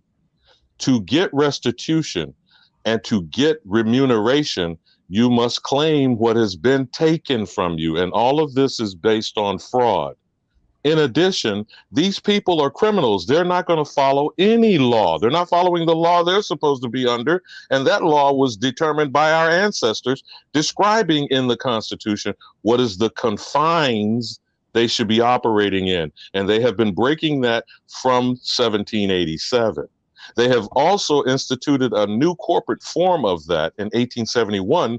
That is the actual corporate criminal enterprise that's going on. There's no governance whatsoever in that. It is just commerce. So when you're dealing with people who are thieves, outlaws, there is no way of dealing with them in a lawful fashion when they are breaking the law. Would you agree?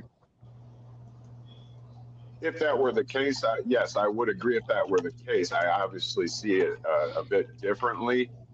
You're in seeing that. it different doesn't dispute the facts. The facts are they have been, Well, you in the asked me if case I of agree.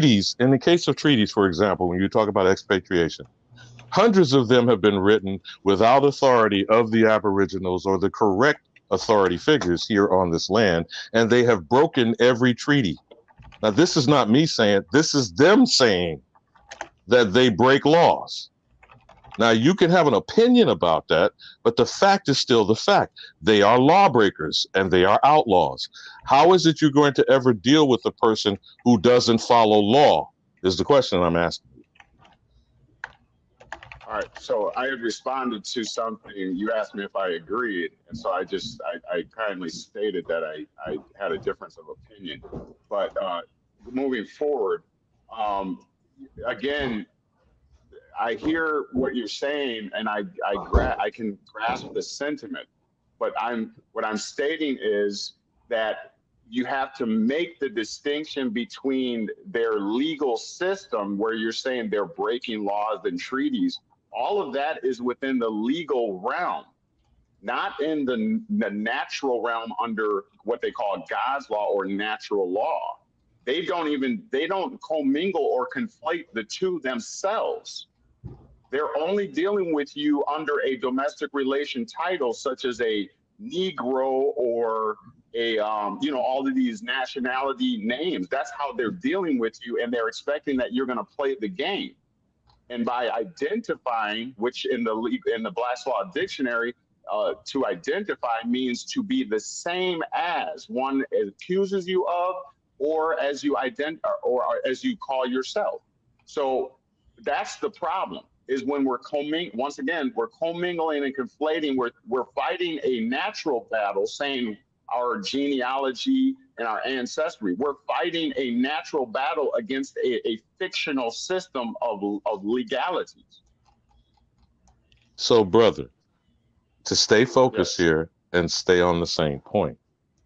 Number one, we're trying to argue over whether or not we should be in any sort of tribunal, court, or process with criminals. That's the only question I was asking you, first and foremost. Yeah, secondly, that's legal realm. Okay, you can say it however you need to say it for it to be understood by you. Well, for the fair. Audience, and I'm speaking for people who are listening, who don't get caught up in legalese and jargon. For you to claim what is yours is the issue at hand. Until you claim it, it is being stolen from you based on fraud. Yes or no? Again, the legal, let me just state it in Brother, that's just a simple thing. We'll move forward from it. It's just a simple yes or no question.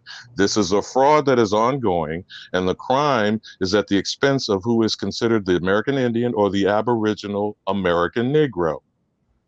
Now, having an argument over being called something is part of the crime. That is defrauding people by giving a label on them that is not accurate to who they are and in their inheritance. Do you understand what I'm saying? Do you see the primary source in front of you, Mr. Allen? I can barely make out. Can you please read? Negroes are frequently met who speak nothing but Indian language and are Indians by tribal law and custom. Stop right there. Go ahead, Mama Chief.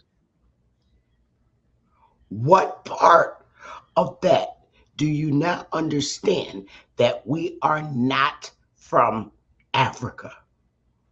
No, I was never making the assertion we were. You used the term expatriation. Exactly. Why would we need to expatriate out our own land? Well, again, we are. Let me see if I can say it a different way. Yeah, well, even if you say it in a sneaky way, our land is the continent. The continent is North America. This is our land. So I agree. There's no need to expatriate. No, we are who we are. Okay. I kept repeating the same thing because this is exactly what I'm saying. I'm not talking about geography or the landmass. Are you saying expatriate out of their corporation, their country? That's what I'm saying. That's what I'm saying. Expatriate out of their country, the United States, because that's the country. Correct. The continent is America. Exactly. Okay. And I have proof of that. And I actually made contact. I don't know if anybody is familiar with the Organization of American States. Is anybody familiar with that? That is what ADRIP is referencing, brother. But what I'm trying to make, just for simple messaging for the audience, okay? You have land. It's been stolen from you because your identity has been stolen. Yes or no? Yes. Let's not get caught up in legalese and jargon, my brother. That's all I'm saying for you. I'm trying to help you with your messaging.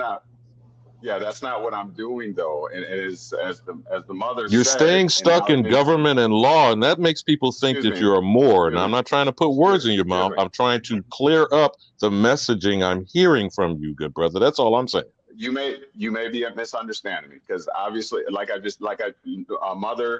we just got it. I think an understanding. She thought that I was talking about expatriating from the geography. I'm not saying that.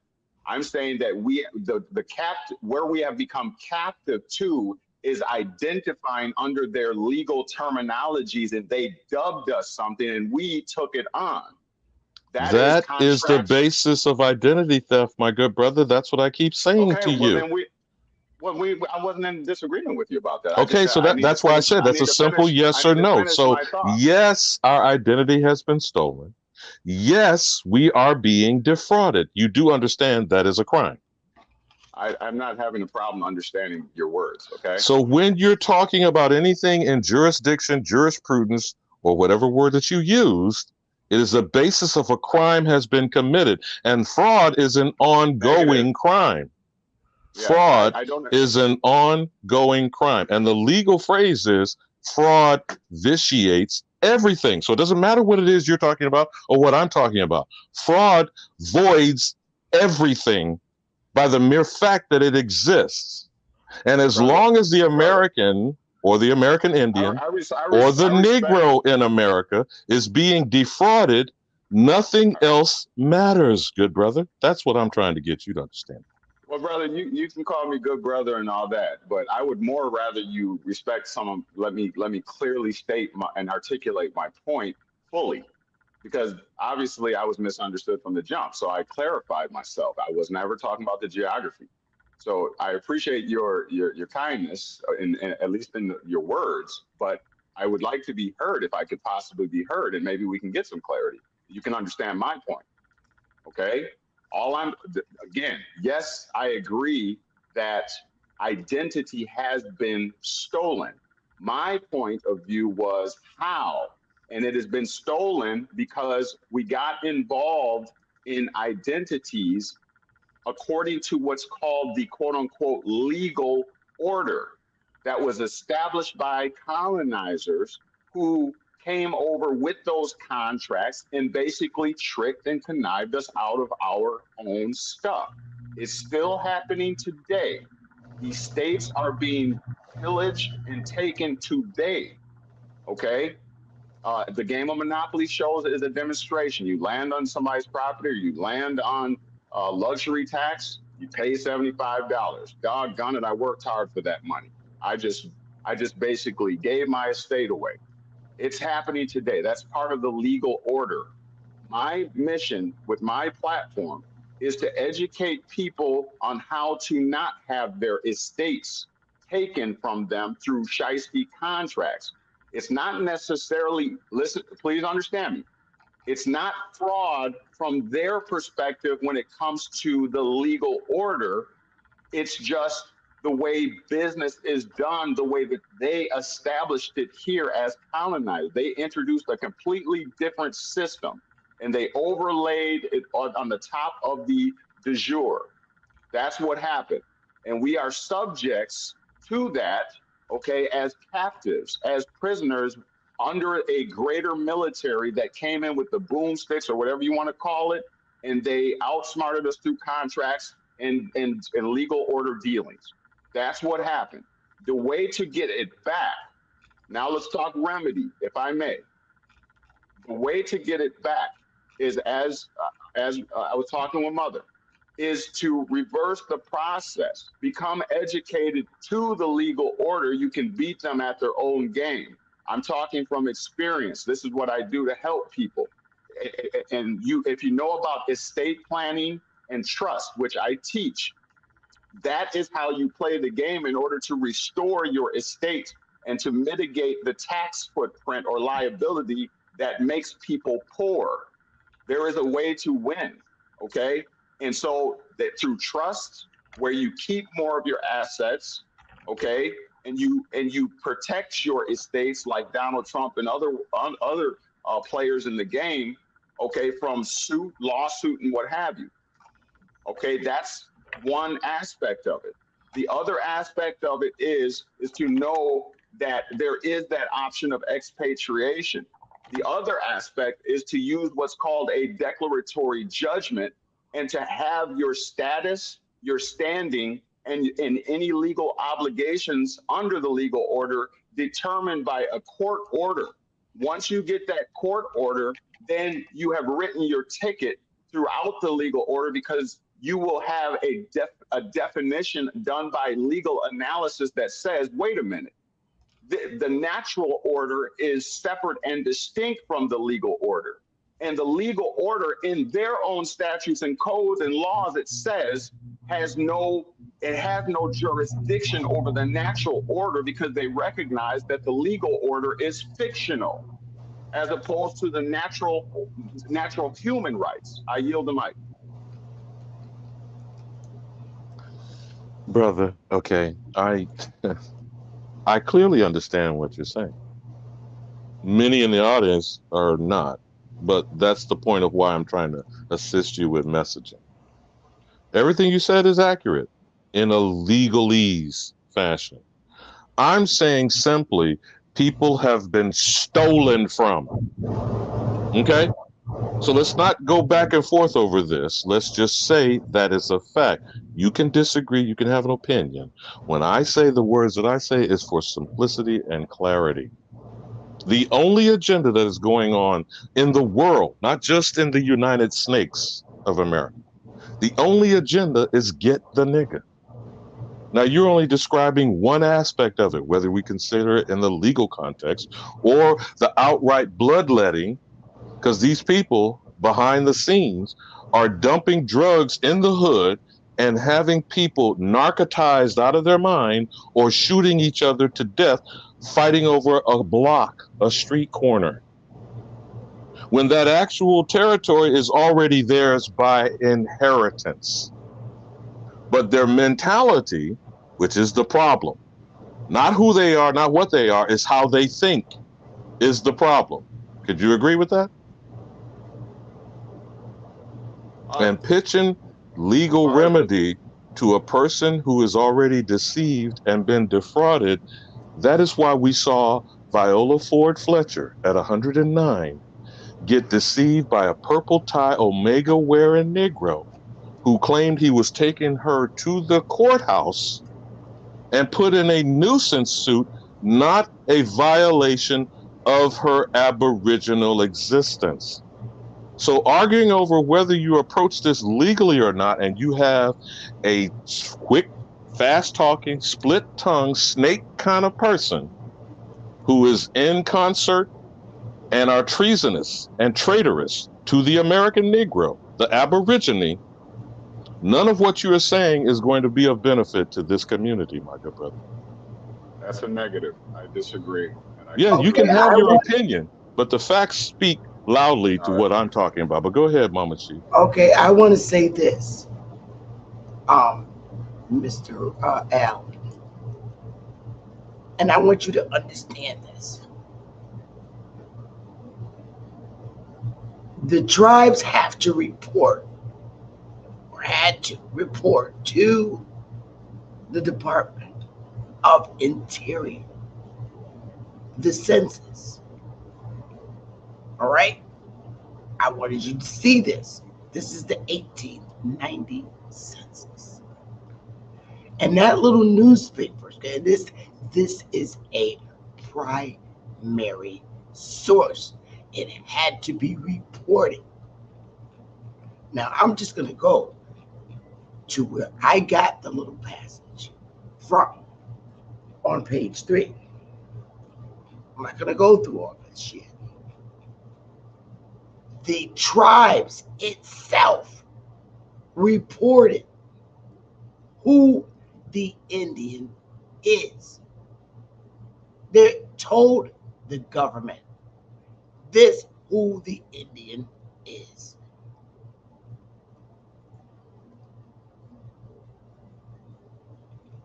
Right here. I don't know if you read that, but it's right here. I could make it bigger. Right here, that's where I got the passage from.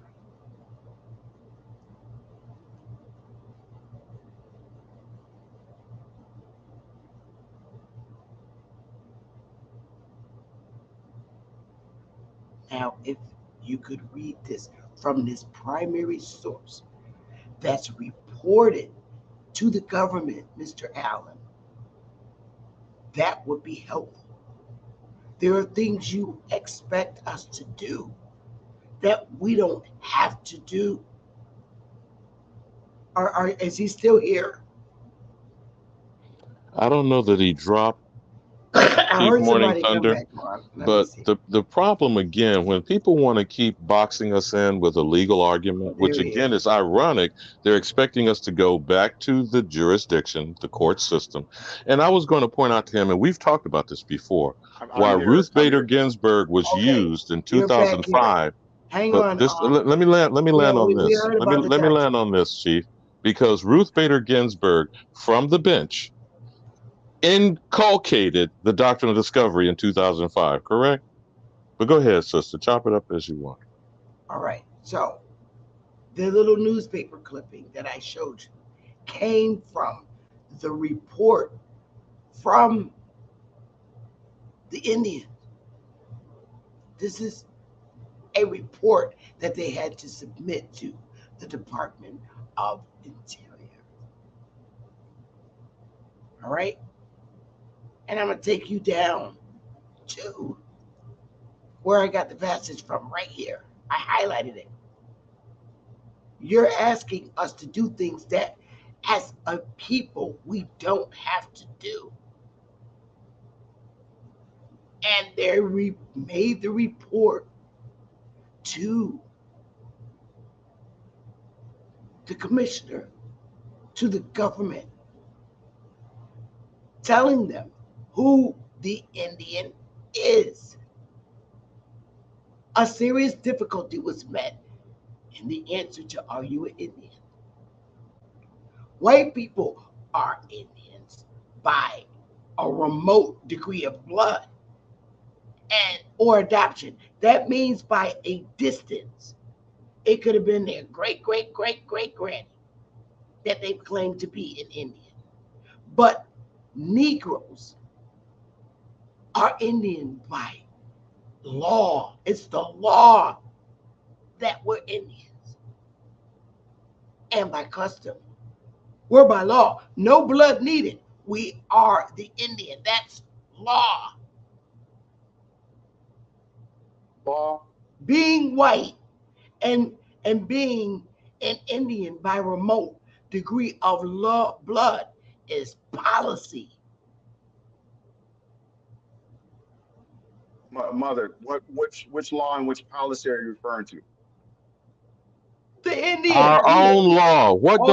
This is our own law and our own customs, man. What's wrong with you, brother? No. Ain't no wrong with that. Just relax. I need you to just relax. I can get an understanding. I can ask a question to get an understanding. There's nothing wrong with me. I assure you of that.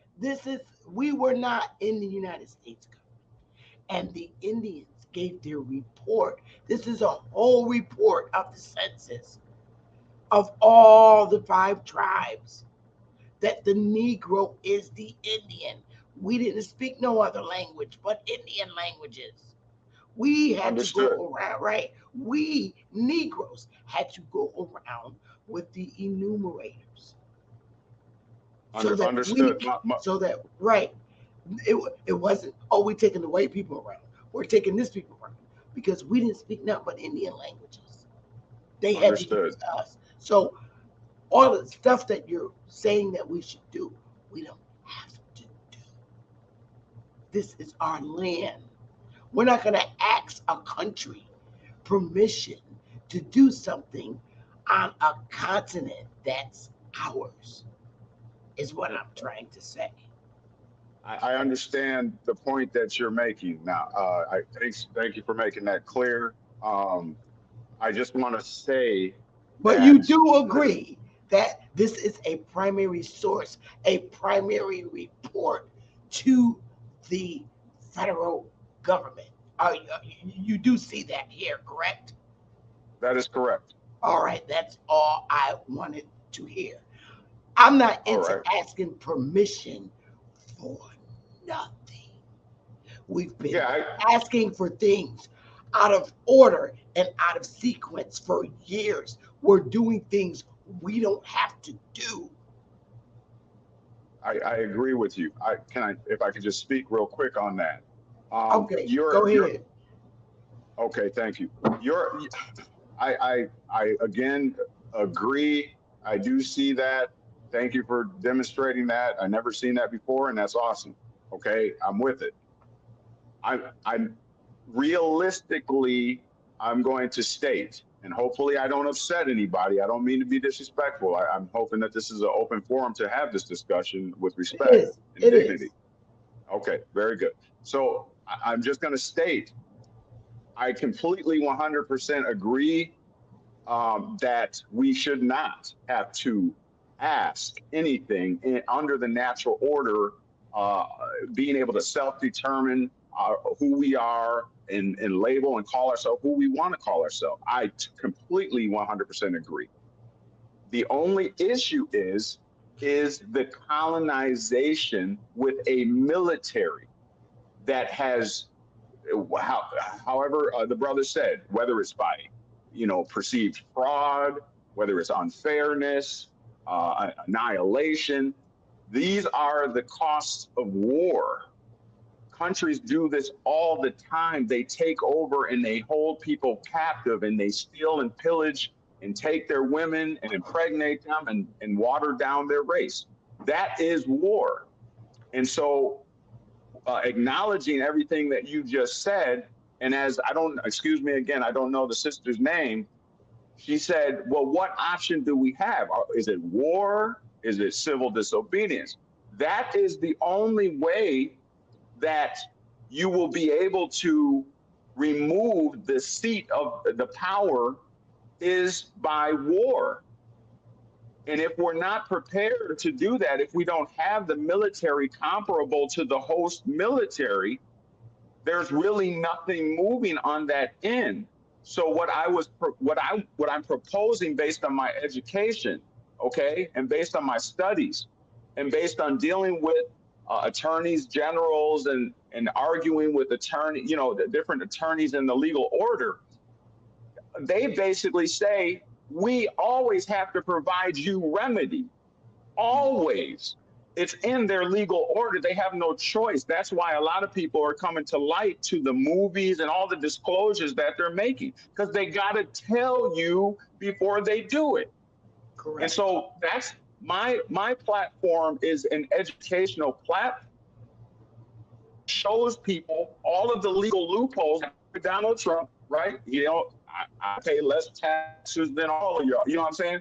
And they show me your taxes. Well, I don't have to. Well, now we know why he don't have to. Okay, right. Later for that. But the point of the matter is there is remedy, and I listed at least two remedy that the actual. It's not. I know we don't want to have to beg nobody. We don't want to ask. Well, I don't have to ask you nothing. We'll take our stuff back. Well, it depends on how they're perceiving it, because we have folks that don't believe it. And this is a big thing in our community. We have folks that don't believe in remedies and a civil manner. I promote civil behavior all the time. I mean, it has been 200 years that no action has been done since Martin Luther King. It's been what, 58 something years? It's been a long time that we've been under this burden. Now, like you said, there are two ways to remedy. You can call yourself or act like you want to go to war with the United States and just fucking get annihilated, or you can go and be civil and remedy the problem. And that, the latter, is what I strongly support because, Exactly. excuse my French, but ain't no motherfucker coming off YouTube and going to DC trying to do a motherfucking thing. So, therefore, I'm going. I'm not saying I'm going to be able to take everybody with me, but I believe in civil shit. I know that I cannot beat this country in a war, and I don't want war. I don't promote war. I promote civil behavior. If you want to be an arrogant nigga and do arrogant shit, this is not the platform for you. Because Amen. I'm not going to sit up on YouTube for 8 fucking hours talking about what I want to do in the United States and then don't do a fucking thing. And then when you come out your mouth on what you want to do is something stupid as fuck. Half of these motherfuckers don't even own a gun, let alone a water pistol. You'll be left there hanging when it's wartime by your damn self. I promote civil order and civil behavior. These people that's talking about doing all this other shit outside of what I'm doing ain't gonna do a goddamn thing when that liquor come down. When the liquor and the weed wear off, it's back to the same bullshit talk for another year. I don't have time. So I promote civil behavior. I don't go around here like I'm an old fucking senior citizen, bitter motherfucker. They ain't gonna do shit. Your fruits, your tree is judged by its fruits. When you got fucking less than 30 people listening to your ass, I think you should strongly consider, because ain't nobody coming with you. You're on your own. You're on your own. And I understand what Trump said. Look, you need to know your history because you're just going to go back. And that's true. We can expatriate out of the United States, and then we'll be stateless on our continent, because then we'll be who we were before we assimilated into the corporation, forcefully, of course. But like I said, I'm with you on doing things civil. If any motherfucker wanted to do something about remedying this shit, they would have done it a long time ago. And Queen Mother. And can I just clarify? I was not advocating for war. I was saying that. No, we know you weren't. Okay. Believe me, she's worried about that black identity extremism labeling. But I understood you clearly. You literally told what the two choices are: either war or you do it civilly and get involved and getting someone in there to represent us, because we don't have any. And I agree. I spoke about that too. But we have a lot of people in our communities. You got to look at their backgrounds. A lot of people with horrible backgrounds don't have anything else to lose. That's why they're willing to be stateless and homeless and living off the land. And what's next? Where's the governing structure for that? Exactly. So when Leonard Peele made that comment, you probably didn't see it though, is I'm really concerned by people doing things of certain nature. When he throws out this comment about Russia has pledged $300 billion to our independence, bro, I don't know what your intentions are of saying stuff like that. That sounds pretty much agent-like behavior. But the comment in itself that I would like to address, there was an example from with Venezuela and Hugo Chavez before he died. Did any of y'all follow that story where Citgo was going to give close to free gas, particularly to the American Negro? Did any of y'all remember that story? Now, when these type of things, whether they're seriously offered up or not, and if we engage in such a program, you see where you could get targeted isness? Because I'm not teasing you, but we keep going back and forth with this black identity extremism thing, Yes. right? Yeah. Yes. Do you see how that could be a setup for the American Negro? Yep. Now, when we go and try to interact with other foreign entities outside the jurisdiction of the United States, what does that set us up to be if we're not our own governing sovereign entity? What does that set us up to be? A target. And then identified by the terrorist entity, the criminal enterprise that's on our land as being a terrorist. Don't these same people call themselves patriots? Don't these same people wave the red, white, and blue and call themselves American? Yes, they do. They are stealing your identity, correct? Correct. They don't understand. And a lot, but Alabama, they were indoctrinated too. They were led to believe that they're Americans, when in fact they're United States citizens. That's who they are. They weren't psychologically trained and taught to understand that United States, the 50 states, is a country on the American land, man, on the continent of America. So they're not American. They were taught and a citizen is a subject, correct? Yeah, they don't know the difference between an American and a citizen. A United States citizen. Now, and you know why I say there is only one America. Correct. Okay, so there's everyone else is a citizen. That means by definition, they're an alien foreigner to this land. Right, it's a foreign. And I'm still trying to, and I don't want to go in a circle here, but you get that point though. Country. It's a foreign country, and Obama, big air ass, talked about it all the time. This is a nation. You got the voice, Alan. Why don't you say it? You sound just like him anyway. Say it. We're a nation of immigrants. How did he say it? See, Alan. There are no red states. There are no blue states. Yeah. How did he say it, Alan? So look, say again. Could you say it for us? This is a nation of immigrants. Say it. Could you say that for us? This is a nation of immigrants. There you go. That is a fraud. That is a fraud. See, now this is the problem when we don't start with the facts as they should be expressed. When I circle back to 1790 and the Naturalization Act, who is a legitimate citizen, Chief Morning Thunder? Who? Under the way that this is my point about underscoring how they are outlaws and they are lawbreakers. Under the Naturalization Act, they must prove themselves to be of good moral character. A person who breaks the law, I think, has questionable moral character. Would you agree? I agree. And they also must prove themselves not to be an alien enemy. Now, the reference of being a citizen, by definition, you're alien. Who are they proving they're not alien enemies of? The American.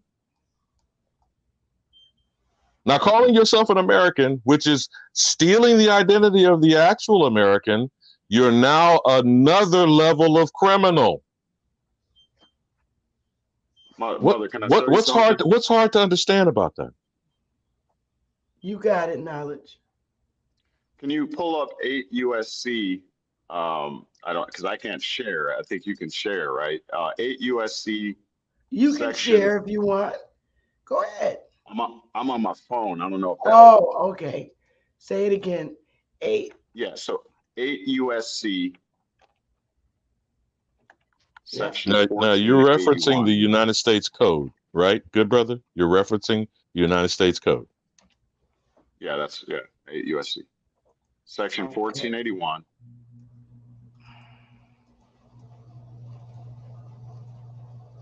Okay, let's go. I'll make it. Thank you.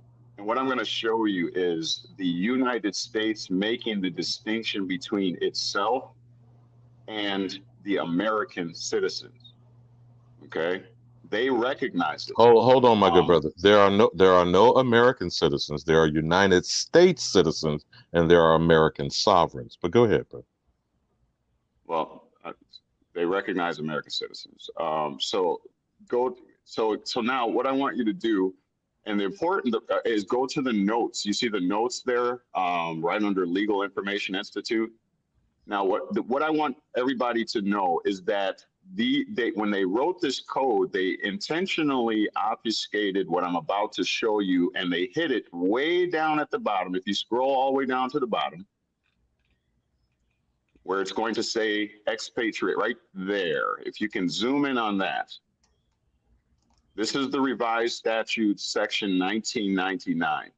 And I want you to pay attention to the verbiage that they're going to use here as they disclose how this actually happened, and that the America and its citizens still exist.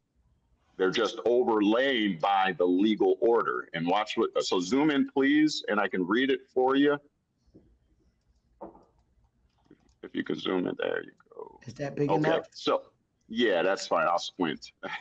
So it says revised statute section 1999.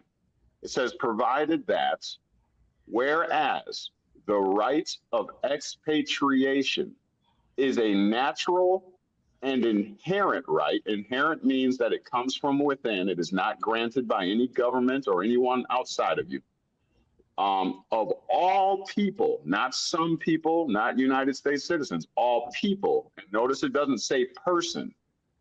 Okay, and it says indispensable to the enjoyment of the rights of life, liberty, and the pursuit of happiness. Now, here's the kicker. And whereas in the recognition of this principle, this government, meaning the United States government, has freely received immigrants from all nations. And I want to focus on the word immigrant, the term immigrant there. That is not the one with the I, that's the one with the E, which means you give up your nationality in your original culture and you come over to the United States. And what happens when you do that? Look what it says.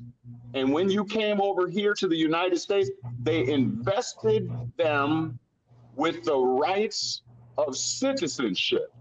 Now look what it says right here. And whereas it is claimed that who? Such American citizens with their descendants are subjects of foreign states, owing allegiance to the governments thereof.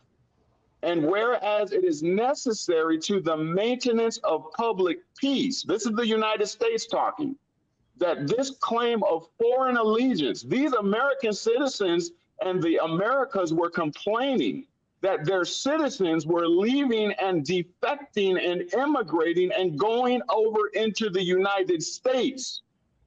And there was about to be a war. And so the United States says, in order to keep the peace, the maintenance of the public peace, that this claim of foreign allegiance, meaning to all the Americas, should be promptly and finally disavowed.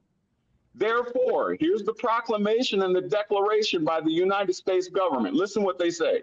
Therefore, any declaration, instruction, opinion, order, or decision of any officer of the United States which denies, restricts, impairs, or even, look at this, or even questions the right of expatriation, meaning their right, these American citizens' right to leave their nationality, their nativity, and come and defect and come into the United States. That is declared inconsistent with the fundamental principles of the Republic. My brothers and sisters, what you have just witnessed is the United States government under their own code telling you what happened as far as the people that defected from their own nativity of the Americas and became United States citizens. They traded in their estates their lands, and they came over into the United States and were invested. Investment, by the way, is a financial term, meaning that whatever the United States puts into you, they want a return. I yield the mic. First and foremost, since you have a problem, no, Queen Mother, because again, it must be responded to. First and foremost, there are no American citizens. There are 14th Amendment United States citizens. He's talking about us, though. He's talking when he say American citizens. He's talking about we are not citizens. Of America, not the United States.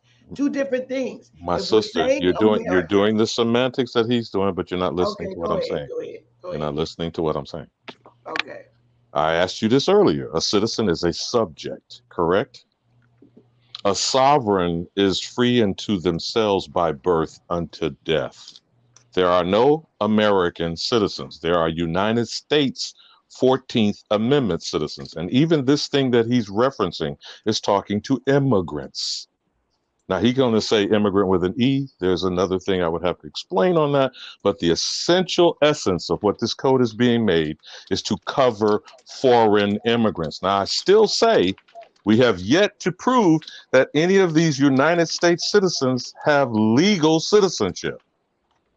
And they are expatriated from their foreign lands that they have transported themselves over onto our land. We cannot be expatriated from ourselves. That's the only simple point that I want to make in responding to him using the notions of a foreign code of criminals operating a foreign criminal enterprise on my land, and you're going to then use it to describe what should be the defining parameters of how I exist. I will never submit to that. Now, that's just me. That's just my opinion. So I don't care. I didn't interrupt you, brother. I didn't interrupt you. I didn't interrupt you. I don't care what is being, I do not care what is being brought to me on paper by foreigners. That's first. Secondly, anything that goes beyond the document designed by my ancestors describing these foreigners and who they are in reference to the Indian, the Aboriginal in America, that is the only document that should be under scrutiny. And even the jurisprudence of the Supreme Court, as I pointed out earlier again, Queen Mother, in 2005, Ruth Bader Ginsburg incorporated inside the criminal enterprise the doctrine of discovery of foreign origin from the Vatican. So each and every law, code, regulation, and statute falls from the authority of the United States Supreme Court, stating that it is based on dum diversas, inter cateris, and Romanus pontifex, better known to the public as the doctrine of discovery. There is prima facie evidence that all of the paperwork that is operating here is operating on the fraud of convert or die, nigga, I'm stealing your land.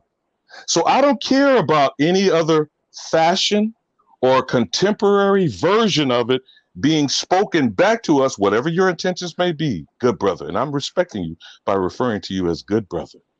But you are exhibiting agent behavior operating under this foreign enterprise. And you yourself has admitted that you have interacted with liars and lawyers, and you have been complicit in participating in the ongoing fraud. Now, I'm trying to give you the benefit of the doubt that you don't have nefarious nor malignant intentions. I am saying to you, no matter what paperwork that you bring, I'm not finished. When I do, you can respond. You saying too much. You saying when too much. You hear me say I yield, then you could respond.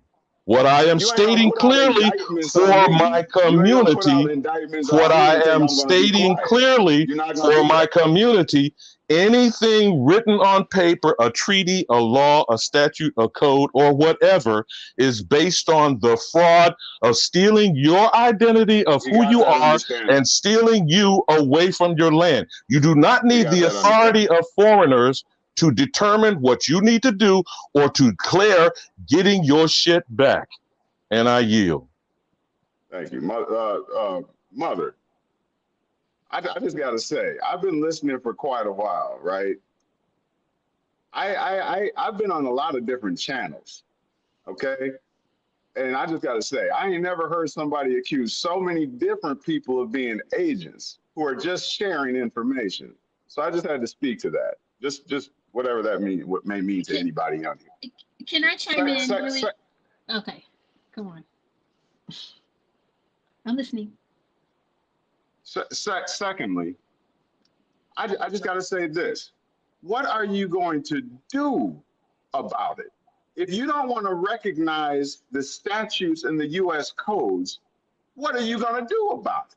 Because then it only comes down to war or civil disobedience. So if that is what you are for, then that's fine. Can I say something about the U.S. code? So the U.S. code is really interesting because it gives you definitions. And so it tells you what a United States citizen is, but it doesn't mention anything about an American citizen. And so I'm trying to, because it looks like you're well versed in this, do you know the difference between the American citizen and where does it say it in the U.S. code? Exactly. Man, that is awesome. That is a brilliant question, and I'm so glad that you asked that. So it won't tell you, it won't give you a definition of an American citizen. The reason is, that this is the point I was trying to make from the jump when I first came on. When you defect or become an immigrant and you come over to the United States, you are not coming over to the conventional country that has 1,000-year history. You're coming into a new legal order that is only 200 plus years old. And so you are defecting, you are giving up your nativity. This is why they get you under those contracts and what have you when you get here. Citizenship legally links you to this state. It's a legal link. In other words, excuse me? Please get to the point. Hey, I tell you what, Mother, I appreciate you having me on here. I appreciate everybody in here and their respect and for hearing me out and all that kind of stuff. But this is not what I don't. Wait a minute. Before you go, check the back check because we got some people that want to learn more. We left our emails. So we got people that want to learn. You want to learn more. Thank you very much. All right. I appreciate you all. Be blessed, everybody. Now, whether you address what I said, whether you address what I said or not. Hang on 1 second, please.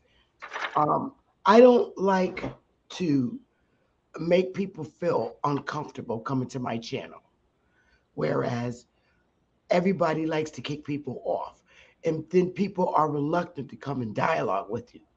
I like to keep good conversations. We're not rebels. Everybody up here is at least over age 35. And we should conduct ourselves in a manner in which everybody, and I feel bad because he dropped off the panel. Oh, here he is. I like people to come to my channel. I like to dialogue with people of all shapes and, of all nations. I like to, because at the end of the day, across this world, colonizers have done the same thing to other countries. This is not the only country where colonizers have come in and did the shit they've done. So I like to hear from everybody. I don't like to run people from my channel, and I don't like them to feel that shit. I don't know if I want to hit the link because the people on the panel are going to start jumping on me. I don't want people to feel like that. I think we're all adults and we all should learn from each other, and we shouldn't just shoot people's stuff down. If we're expecting them to understand what's coming from us and our perspectives, we have to be adults and listen what they learn. We don't know every fucking thing. I know I don't. I'm still a student no matter where I go in this world. And the type of panels that I like to hold are conversations where people will say, let me go get me a wine and roll up and listen to this topic. That's what I want. I don't want a panel where we're just assassinating each other. We do enough of that. So now, Chief, may I ask a let's question? be adults and listen to each other. Seriously. May I ask a question, Chief?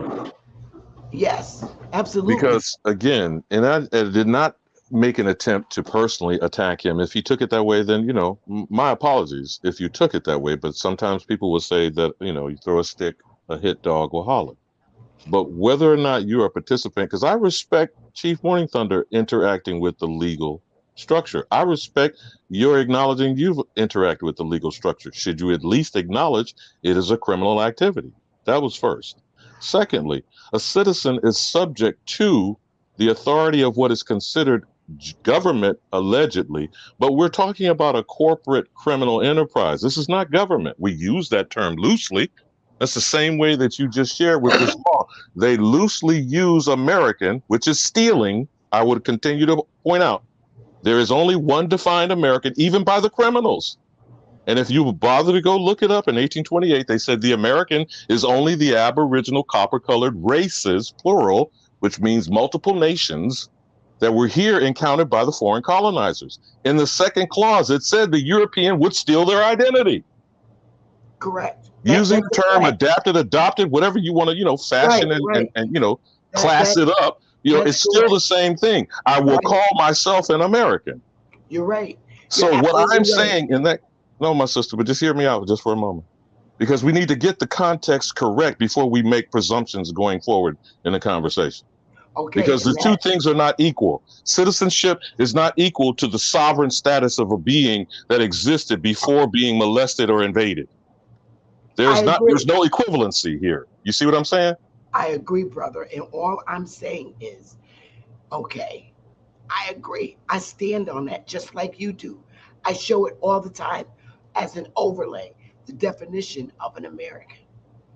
But what I'm simply saying is everybody don't know that. So this is the part where we get to share with them what we know.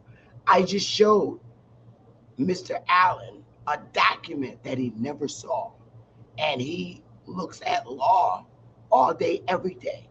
So you giving the remember that document was them expressing from themselves.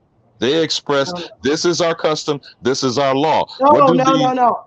I'm not talking about that document. Right. I'm talking about the census that I showed him. Right. Okay. But it referenced what the tribal nation said was their custom and their law. Alibamo, you gotta let me finish. Please, brother. I love you, but you gotta let me finish. I'm talking about the 1890 census that I showed Brother Allen. He said, wow, I never seen that before. Wow. So that was enlightening to him. He showed the United States, Title 8 of the United States Code, Section 1481. I never looked at that. And guess what? There's a whole bunch of us Negroes, aka Indians, aka Aboriginals, that never once read the definition of what an American was. I didn't even think to read it until I came in here and was taught it. So this is where I'm saying that we can't get overly angry at what he's sharing with you. He's only sharing with you with what he found. Now, does he know that certain parts of it doesn't pertain to us? That's when you come in and you're teaching him. A lot of this stuff never crossed our eyes before, but we're exposed to so much that we don't have to hang each other. He is learning every day just like me. My sister, I grant you that and 100% agree, but here is the point I was getting to. When they throw issues around in statements like citizen, as opposed to sovereign, they are not equal.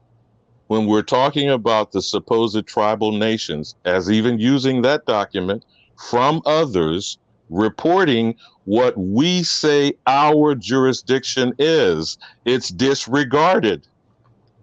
because people keep bringing up the white man's paperwork. Do you understand But what I'm he saying? doesn't know that. No. Hold on. Just we're all understand. here to learn. We're all here to learn. But understand the point I'm saying, Chief Morning Thunder.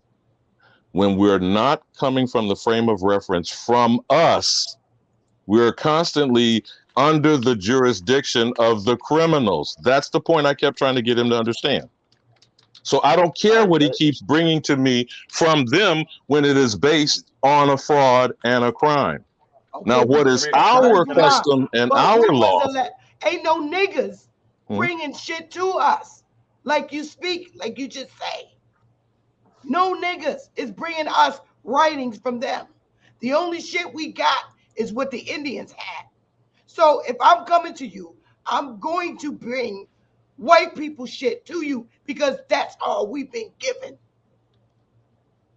So it's up to us to dissect it and correct it. All the shit we bring to you is what we've been exposed to. I haven't seen one nigga, senator or representative, write documents and bring our rights to us. They're bringing us white people shit. I brought you the census that was under nigger control. Since then, nobody's brought us nothing. All we've had was what the white man gave us. And now we're wise enough to dissect it and make correction, is what I'm saying, brother Alibaba. All right, if you don't mind. I'm not disagreeing, if I may, because I didn't finish the point that I was making. In discussing tribal custom and law, which is still not being discussed, because we're continuing to conflate United States government fraudulent criminal operation with how we may have operated historically. So just using the census document as an example, us being who we are, as you stated with that document, by custom and law, the Negro is the Indian. Then what's the response that we get from other people? Other Negroes and from the absquatulating crackers that are running a criminal enterprise. Y'all from Africa. Y'all black. And that's a violation of our self-determination. Correct, my sister? It truly So is. what I'm saying, though, Chief Morning Thunder, is for us to stay strong and within our facts, our custom, our law. I don't give a shit what these other people are saying or what they put down or posted. That's the point I'm saying. That's my only point. So when we keep letting these people bring us this other stuff, it deflects and distracts us from focusing on our customs, our law. And what is the citizenship status in the tribe? What do you think from that antiquated and ancient way of being? How were we citizens of the tribal nation? I'm just using the word citizen loosely for the moment, because I don't think we were citizens. I think we were members of families. Right. But using the term citizen, which has now evolved into a legal term, what would be the citizen status of those tribes that were referenced in that 1890 census? Custom and law. Correct? They were foreigners. We had a citizenship in our tribe. But the custom and the law. Out, we had a citizenship there, but they spelled out who the Indians were. By custom and law. Do you see what I'm saying, Anna? Correct. That is being wiped away by paperwork and whitewashing and identity theft. Facts. So if we don't focus on what is our custom and our law, everything else is a lie to take us off ourselves and off our land. I'm not listening to it. Now, that's just me. That's just my opinion. I'm not giving it any credence. I don't care how forceful people are presenting it to me. They are covering up and papering up the crime that's going on uncontested. That is fraud.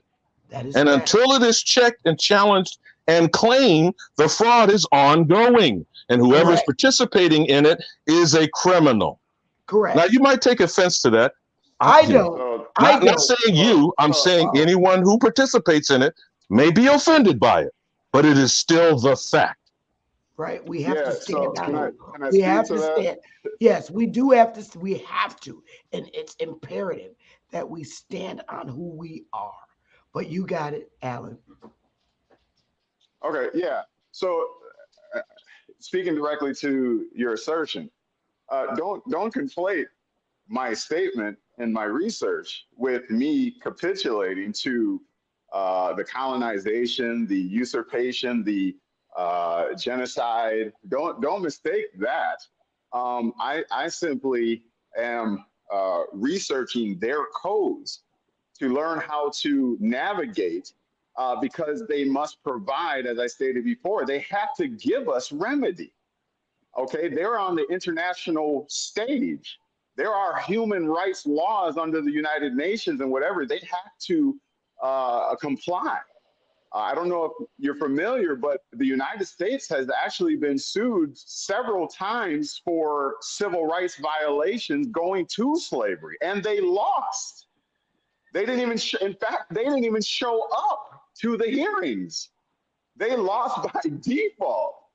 Okay, so I do recognize that. I'm not arguing that. I don't even have guns to fight against that because I don't even have nothing to.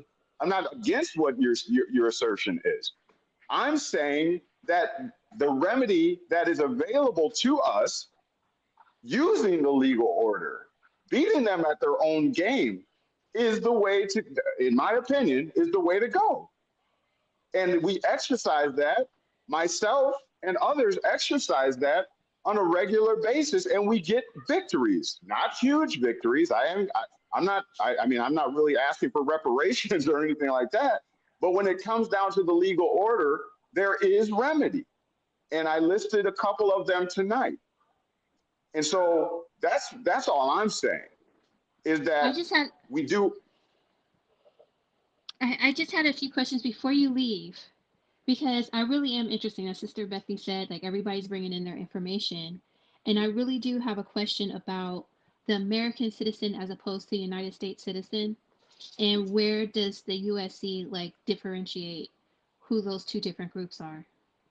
The reason is because the American is the sovereign. There is not a citizen status. There's not a citizen status attached to America or Americans. And that's what I keep trying to underscore here. Under the Constitution, the only citizenship is the 14th Amendment citizenship amended to the original Constitution that was designed by our ancestors on these foreign invaders. That's what we keep getting mixed up here. We are not under their authority. We're not under their jurisdiction. We are choosing to be by thinking ourselves to be United States citizens. But go ahead, sister.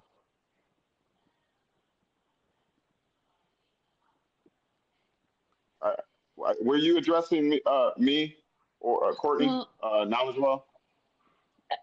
Well, no, my name is not Najma. My name is Business, and No, my name is not my. That's what the title I have. I didn't know if you were asking me that question. So yeah, where do you know, that's the first time I've seen American citizen in the USC codes. Is really what I'm trying to say. I've never seen that. Yes. Okay. That is their mere acknowledgement. And as I told you, if you look at the history of that code or look into the notes of that code, you'll see that they actually and literally moved that from the original code. Remember, I had Mother go into the notes section. So they literally removed it, obfuscated, and put it at the very bottom in the notes section because they didn't want you to see it. And they know that the laity will not go that deep into that notes section to find it. Okay? And so that's one point. The second point is they do acknowledge the American citizens. I hear, I'm going to try and pronounce your name, Obama. I hear his assertions, his claims, his opinions, whatever you want to say. I hear what he's saying about the distinction or citizen and that Americans are not citizens. But he said we're not playing semantics. In my opinion, that is semantics because citizen can be what you define it to be based on your nation. Okay, but so you don't have to. How can we use this in because I'm really trying to, you know, get this, okay? So how can I use this in a legal system if it's in the notes? It's not in the formal code. Like, it tells you, like, the definitions. This is a United States citizen, right? But this American citizen thing that I've never seen that before, ever. Where are they telling us what that is? That is in the revised statutes. Brother, you're not addressing this is evidence of them using confusion and stealing our identity. They're trying to imply American citizen status. They are not going to tell you there is no American citizen. I'm gonna try this one more time, Mother. I don't mean to be rude, but I'm gonna try this one more time. The young lady is asking me a question. I'm trying to answer. Okay, that's all I'm trying to do. All right. I guess we just gotta agree to disagree, brother. And as long as you ain't hurling accusations and claims that I'm some kind of an agent and a troll or whatever you want, I don't. You can say whatever you want. You got the right to your opinion. But I'm gonna speak to the lady. She asked me a question. Okay, respectfully. So the point of the matter is, I'm not even gonna try. The point of the matter is that is in the United States Code. How can you use that going forward? Well, it's in the revised statute. It is still good law. It's attached to 8 USC section 1481. I have used it in the courts. You can use it. It is good law. It is a revised statute, so it is attached to it. So how do you use that? What does all this mean? This means not only did they provide you a quote unquote hidden remedy in expatriation and recognize the people. You're a people. You're not a legal entity, artificial person. You're one of the people, and it empowers the people. If you want to leave at any point in time, for any reason whatsoever, you don't agree with the United States or any nation, that you have the right to pick up and leave. Okay, that's number one. Number two, they say in that code that they recognize your right to do that. It says this government recognizes it. And then it says that any U.S. officer that even questions your right to pick up and leave, it is inconsistent with the principles of the republic. Now, going to more direct to your question, how do you use this? Well, it states that these American citizens, without playing semantics with words, I'm just going by by the face of what it's saying. These American citizens that defected and immigrated into the United States, they brought their descendants with them. Do you know? I'm not trying to be condescending. I'm talking in general. Do you know what that implies? I'm used to people being condescending. Yes, I know what it implies, but you can keep going. Okay, I just want to be clear. I don't want to be condescending. But okay, so what they're letting you know right there in the heart of that revised statute is that not only did we do it to ourselves, but we did it to the descendants, meaning we took our inheritance into the United States.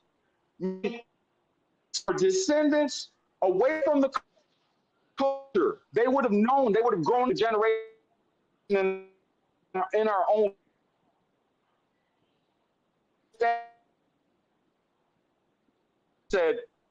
He said the gold in the streets, the milk and honey, there's opportunities over here in the United States. They sold you the dream, the American dream, and we went for it. Not us, but our forefathers and foremothers. They defected and left for more opportunities here in the United States. They did not know what they were getting themselves into. So, brother, I can agree with you to a certain extent. But there is a portion on this, our forefathers and foremothers who said, now mind you, the United States Code said they're from the Americas. The United States Code said they are Americans. They're from the Americas. And it even goes on to say that the governments of the Americas were complaining that their citizens were leaving. Correct. We were leaving from our tribes. But wait a minute. What you're leaving out is because, in a way, I have to just put a little hamper in there because we were forced assimilated. The majority of us. Okay. There were many of our ancestors that willingly went in and wanted to be a part of the American dream. But the majority knowledge, the majority of us were forced into the United States. It wasn't like, hey, we're just bringing all our gold and silver and we're coming in. We were forced into it, forced assimilation. I agree. You can't, but hold on. You can't just paper that over. You see, that's the problem with this type of reaction and response to the statement that Queen Mother just made. This cannot be marginalized and then papered over by saying, oh, well, you joined. You just didn't read the fine print. You signed on the bottom line. That's all lies. And that's the whole point of a fraud. And then paper it up further with glorious words and verbiage that you yourself said was hidden. And hiding a fact is complicit in continuing an ongoing fraud. This is the only reason, and I'm not trying to come at you, brother. Is this Know the Ledge? Is this the brothers? Yeah, knowledge, knowledge, yes. Okay. Again, I'm not attacking you, brother. I'm not accusing you of being an agent. What I did say, if you want to actually hear what I said, was it seems you may be participating in what could be considered agent-like behavior. I didn't accuse you of being an agent. I am saying participating in continuing to push any paperwork, supposed legal or not, is continuing the ongoing fraud at the expense of the only American. We're not citizens. We are sovereign to this land. We sprung from this soil. There's not a citizenship issue at hand here. Inside this document, they are proving my point by inferring American citizenship on the nations, tribes, family groups, whatever term works for you, that existed here before they were molested and invaded.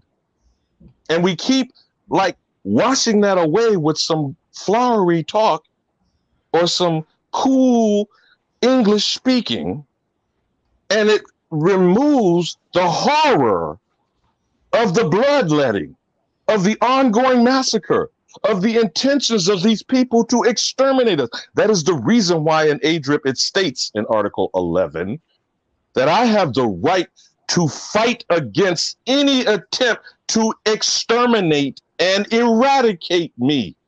Paper genocide, actual chemical warfare, biological references, the Planned Parenthood and aborting my babies, stealing my women and raping and selling them into slavery, actually telling us we're African slaves. All of this stuff is done ongoing every day, and a piece of paper isn't going to be dismissive or diminish that fact. I speak to that whether you understand it or not, or anyone in the audience is clear on that, because you can only speak to your family, your bloodline, your lineage. I'm not telling you what that is, but I damn well ain't gonna listen to you or anyone else try to tell me and mine something other than what I am saying. Am I clear with you, brother, on that? Yeah, I don't have a problem with your expression. I only have a problem with it being an emotional engagement as opposed to being faced with truth and facts. The fact and the truth about it is, and I wish you Godspeed. But wait a minute, hold up, hold right now, because I'm not gonna say like you did that you slick diss tried to call me a liar. Now, are you saying that anything that I said was untrue? No. We're gonna address it in a moment. Yes. Are you saying anything that I just stated was untrue? Then I need you to point out what is untruthful of what I just stated. If you would have let me finish talking, I would have gotten it. So what I was trying to say is that I wish you Godspeed on your journey, because you're going to have a tall battle if you think you're going to go up against the host nation and try to beat them with military might or whatever, because that's the only option you got. Okay. Wait a minute, hold on, sisters, hold on. No. Hold on. Who is the host nation you're referring to? I mean, the United States. What do you mean? The colonized. They are not a nation. They are an occupying force on my land. I am the host nation. I am the host. They are the parasites. So stop offering up to them, and I'm not saying that you're intentionally doing this because this is really infuriating me. I'm not even in your manner of speech, you continue to confer onto foreign invaders authority they do not have on my land. You're missing the point. You're missing the bigger point. The bigger point, I don't care. I'm not trying to defend them or say that they are gods in my world, in my life. That's not the point. The point is, if you're not going to come with military might, what else are you going to do? Do you have a military the size of the United States military is the question. United States is a corporation. Yeah, now you see this borderline snitch thing going on, moving in silence. First of all, I'm not going to answer to you. I don't have. No. Hold on. You asked me. May I respond, sir? You asked a specific question. I'm going to clarify this point for the listening audience. People who do stuff like you do, you're not backing me or any one of us over here into a corner and telling me I should announce to you a certain behavior. You see how this goes, with this black identity extremist type of strategy here? I'm not about to announce to you warfare or military intelligence that could be used by the same criminals that you seem to be inadvertently representing here to try to box me up someplace, put a target on me or hem me in on my own land, which is already being done by mass incarceration.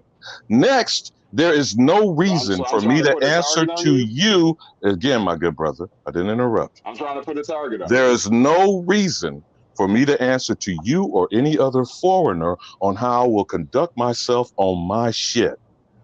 So I hope you clearly understand that, because I didn't ask you what you are not going to do or what you intend to do. I'm just addressing what you're bringing to this community as specious positions to try to convince people to keep being engaged with this current ongoing criminal enterprise. Now, you can take offense to it or not, but as far as I'm concerned, anything offering up the types of things that you're offering up is to continue to keep people in a parasite relationship with criminals, murderers, and outlaws. Okay, and what do you propose? Where's your I have already told, whether you listen to it or not, anyone on this panel knows that I've said very clearly, do your genealogy, correct your status, fix your credit, build a business. Now, however you want to receive that or ignore it is your choice. But I'm not going to get into some, chest thumping or dick measuring with you, bro. I'm saying to you, everything that you keep presenting, you're presenting from them. Now, I'm hoping you're doing it out of ignorance and not with malicious intent. I can't speak to your thoughts and what your agenda is. But I can tell you simple facts are there is nothing coming from other foreigners that is going to reveal what has been done to us while they're lying about doing it. So if that's the case, okay, and you're saying that the remedy is to basically play what would you say? What were the three things you said? You said to brother, you operate and behave as you do, because nobody's going to tell you what to do and go about doing it. No. I said for the audience, I said for the audience listening, simple 4 bullet points. Find your family story. That's your genealogy. Okay. Correct your status, which would be the same as correcting your state of mind. Fix your credit if you're going to continue to engage with these criminals. Start a business, which is your family. Very good. Now, you can take that or discard it as you choose. I'm not going to discard it, because everything you just said is what I just said, working within the legal order. I said, get a trust. I said, learn to play the game and beat them at it. If you didn't recall me saying that, that's what I said. So you ain't saying nothing different than what I said. So that takes learning the game. Okay. Now you're telling me not to use the codes, not to use the white man's papers, but then you're at the same time saying to do exactly what I said to do. So I'm confused. Where did I go wrong? If I'm saying exactly what you said, where did I go wrong? Can you clear that up for me? Okay. I'm going to try one last time to explain clearly to you Thank you. that anything that falls out of the 1787 Organic Constitution is the creation of criminals and outlaws. I don't care how you flower it up or pretty package it with some paperwork. So if we You don't said the start same with thing I that fact, said. bro, You said the same thing I said. bro, one more time. Yes, bro. Yes, bro. Only What? one document should be addressed for the Aboriginal to understand these are rules on the foreigners, not on you, because you have the authority of the jurisdiction of conducting yourself on your land as you see fit. If you don't kill another person, you don't infringe on the rights and liberties of others, then there will be no need for us to be interacting with the criminals who bring us in their courts to lock us the fuck up. Yeah, I don't know I that got you that understand that complexity, maybe, but I'm saying to you, I just other acknowledged than it. discussing that one document, for me personally, is irrelevant. Okay? Okay. So how you gonna start a business? Before we go into that, you know, I'm not trying to be. I'm not.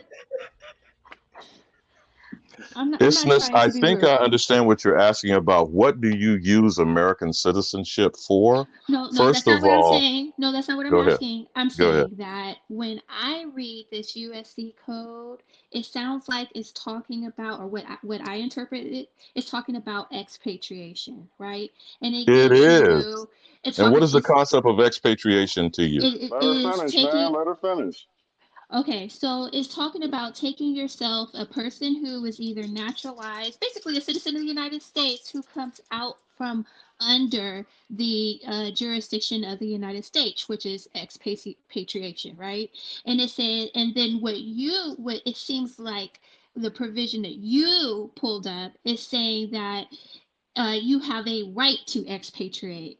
But I don't see how American citizen, and like you know, Alibaba is saying, it seems like it's trying to falsely um, make the United States citizen and the American citizen the same thing, because I don't see American citizen in the USC code anywhere, like in the definitions, and the USC code makes a point to define all its terms, but this term is not defined, and so that's strange to me. I've never seen that Because that's before. evidence of the That's second what I was trying clause to. in the definition of American. 1 month. In the second clause, it said Europeans would steal your identity. And that is just evidence of them implying that they can cavalierly use the word American and stamp it on things. You see what On I'm the saying, United Isthmus? States citizen. Yes, and so the thing is that it seems like it's talking about expatriation, and I know you're not telling people to remove themselves out of the United Well, States actually, jurisdiction. he did say that, and I wasn't going to call him on that.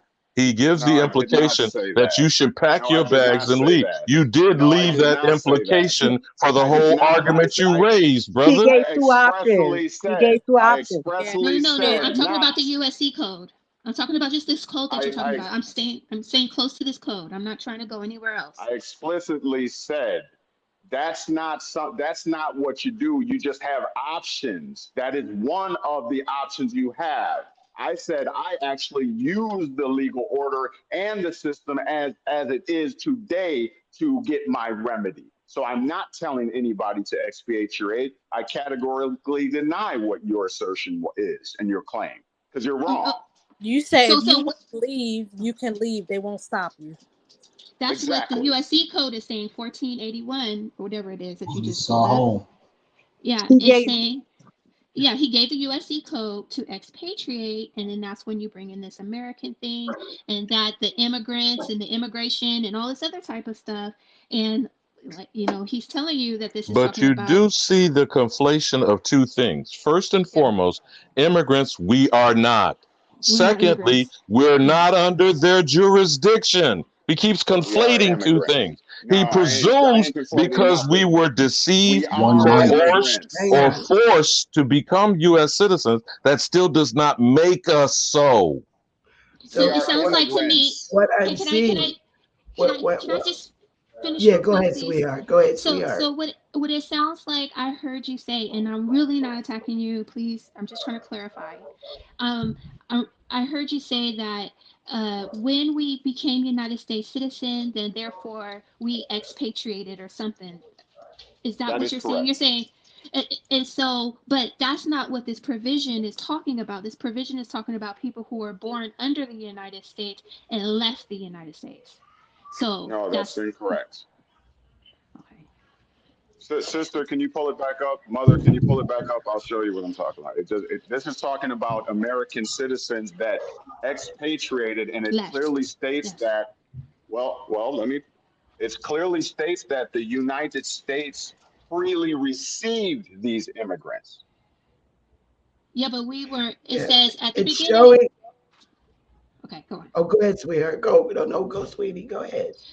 Okay, so if it tells you that a person who is a national of the United States, whether by birth or naturalization, shall lose his nationality by voluntarily performing. So basically, it's saying you can expatriate. Okay, so now you're going down, all the way down to where you're talking about, and it's saying that these United States citizens have a right of expatriation. Okay, is a natural inherent right of all people. So it's saying that you, as a United States citizen, have a right to expatriate. And so it's talking about not people who were taken off. Okay, go on. No, I'm sorry. Please explain to me. The only reason. Yep. I'm okay. So that's okay. No problem. So check it out. I see what the problem is. Okay, so you're at the actual code before going to the note section. Is that correct? That's what you were talking about initially. That's how it starts off, right? And yeah, so it's telling you, it's giving you 1, 2, 3, 4, 5, 6, 7 ways, right? Yes. One is talking about the United States citizen and what happens if you let's see, swear allegiance to another military or whatever. That's that's in the actual code. What I took you to, and I made sure I stated that this is a hidden revised statute that they put down at the bottom of the note section. And this deals specifically with the right of expatriation. And it states that all people, not just, it doesn't say United States citizens or American citizens or anybody else. It says all people have that right. And then it goes on to say that this government has freely received immigrants from all nations, meaning these immigrants from all these other nations expatriated from their home state or country and came into the United States. How do we know that? Because it says that once they freely received them, this is the United States government talking. They said that we invested them with the rights of citizenship. And then the next, after the semicolon there, the part that mother has highlighted, you'll see that it tells you who these people are that expatriated. It says, and whereas it is claimed that such American citizens. So now it's alluding to the prior statement of the people who have basically left their home countries and they came over here into the United States and they brought their descendants. And when you move your descendants around and your property around and you take on citizenship in the United States, you are legally linked. You go through a legal process called citizenship, where it specifically tells you in the immigration office that when you take this citizenship, you're going to receive civil and political rights, but you're also going to have subsequent duties and obligations to the United States. But that's the thing, the striking difference, and I just want to stop you there for a minute. Please underscore that, Chief Morning Thunder. We as Aboriginals never went through the immigration process. It was thrown on us. We never went through a process. We didn't do that. So when you're saying the American citizens, that would be us, because we are when you say American citizens, you're saying those Indians of the continent. Those are the American citizens versus United States citizens. So we were American citizens in our tribes. Yes, because the continent is the America. When you're talking United States, you're talking U.S. citizens. So when they're But Queen saying Mother, that, that's not what's being stated in that code. right. No, I I know. hear your perspective. Your perspective is accurate. No, I'm saying what he's insinuating. That's what my question to you. Are you insinuating that the American citizens came into the corporation with their descendants and became subjects? When you're saying American citizens, you're saying all the Indians came in. I'm saying, okay. Are you so saying we you notice that it expatriated? says, Are you saying we expatriated from our tribal governments? Is that what you're saying? can I, okay, can I answer that by making a statement? Sure. Would you mind? Okay. Just so you don't think, I'm eluding you, or I'm not trying to evade. There's something way more important to get out of this. Okay. So yes, the code, as you're reading there, it tells you that, what did it say? What did it say? I'm having a brain fart. All those people, it says, it makes a universal reference, all people knowledge, but it is not specifying who the American is. Listen, that's not what I'm not talking about. The first all people. That's why I said if she could pull it up. Okay, so here it is. It says, okay, right where it says recognition of this principle, this government, meaning the United States government, because they recognize the principle that you have a natural inherent right to expatriate, meaning leave your nativity and come here. Okay, so this principle, this government has freely received, what did it say? Immigrants from all nations. Now I want you to focus, which does not include us. Let me finish. So listen, because I'm gonna correlate this. Okay, it says that received immigrants, these are people who defected, that left their nation, okay, from all nations. Now watch this. Fast forward to where it says, and such, and whereas it is claimed that such American citizens with their descendants. So the immigrants from all nations that they're referring to are explained in the very next sentence. When they're saying all nations, they're talking about all the American nations. That is not what is identifiably written there. You're trying to infer that on that. What I'm saying to you is, yes, you are. Because I'm telling you, I can do the same thing verbatim with the definition of American. In Webster, he told you that Europeans would steal the American's identity. And that is actually what's being written there, not what you're inferring. In addition, they would specifically state the tribal nations, which is what they do in the Bureau of Indian Affairs. Do they not, Chief Morning Thunder? Do they not specifically state who is a federally recognized tribe and who is civilized and uncivilized? So there is no reference in any of these codes to the American nations or tribal governments. None. You're trying to infer that, good brother, but that is not what's referenced. As a matter of fact, the reason why they don't have the definition, if they don't have the definition, as Isna said, they're not defining what an American is, because in the definition of American, it tells you it's only the Aboriginal copper-colored races of people that were on this land. So there is only one American by definition. Okay. Fine. I don't have a problem with that. Now, can you please explain to me, based on the phrase that they're saying, and whereas in recognition of this principle, this government has received immigrants from all nations. So what are the nations that they're talking about? They have received immigrants from all nations because you yourself said when you first came up here that this is advertised as a nation of immigrants. We cannot be immigrants to our own land. Now, immigrant from an E means to move within a landmass. Now, you might want to use that clause where it says immigrant with an E, but it does not specifically designate the aboriginal who was here before any of all of these nations of people. Well, they're recognizing the people that immigrated. Immigrant doesn't mean to go to stay on one piece of land. Is that what you said?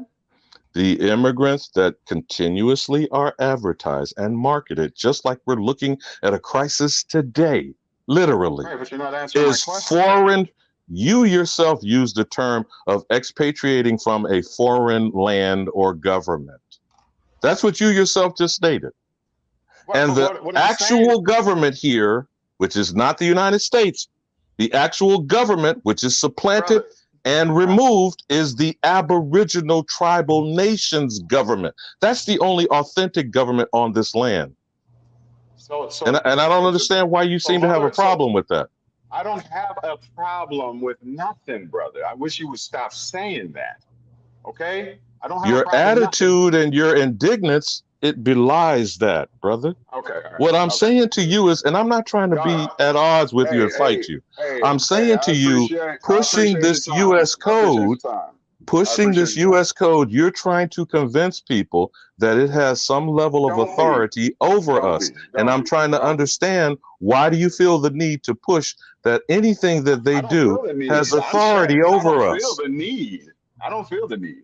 So why are you pushing that this has authority over the Aboriginal? Brother, it don't. It don't. Okay? You know what? What I do like about this. You know what? What I do like about this is that it does say that people with foreign allegiance should promptly and finally disavow. Or, well, in other words, it should be disavowed. So one thing that this thing does say is that a lot of people here who do have dual allegiances and dual citizenships and are in the military and foreign government, this thing is saying that these people, that's illegal, that those people should disavow. Does that mean that they're acting in a criminal fashion? Yeah, according to this code, that's what it's saying. Okay, so now let's stay just 1 minute on this, because I don't know why he got so in his feelings while trying to accuse me of being emotional. I'm being factual and exacting. Okay, the reason you don't have a definition of American citizen, you know, and everybody else here in this audience knows, you can go look up the definition of American, right? Now, why is that not put in the code? As you said, how did they define the United States citizen? And notice he didn't reference that, but I'd like you to share that with us, Isness. Okay. Alabama, can I ask you something, Alabama? Isn't having American and citizen illegal? Well, again, see, we keep getting this semantical argument confusing us. We are not citizens. I got you, brother. We are not citizens as defined by a citizen being subject to some authority. We are members of our family, and our lineage takes us to our tribal nations that they are trying to exterminate by paper genocide. So until we reclaim, which is what Bethy is doing with Waya, until we go and claim what is already our inheritance, what is already our blood right, that is our birthright. Not them telling you that you're going to swear allegiance to the flag. And we have been told that from our childhood, have we not? Yep, compulsory education. So go back to it, Isness, because you went and said about expatriation and swearing allegiance to foreign entities. What does it define in the code as a United States citizen? Okay, I don't have my glasses right now, so y'all bear with me. But it does say United States citizen means an individual who is a citizen of the United States by law, birth, or naturalization. Stop right there. Stop right there. The Naturalization Act of 1790. I know people think that I'm just being a one-trick pony or a broken record, but you must start at the beginning. The Naturalization Act of 1790 defines the citizenship process of this United States criminal enterprise, correct, Queen Mother?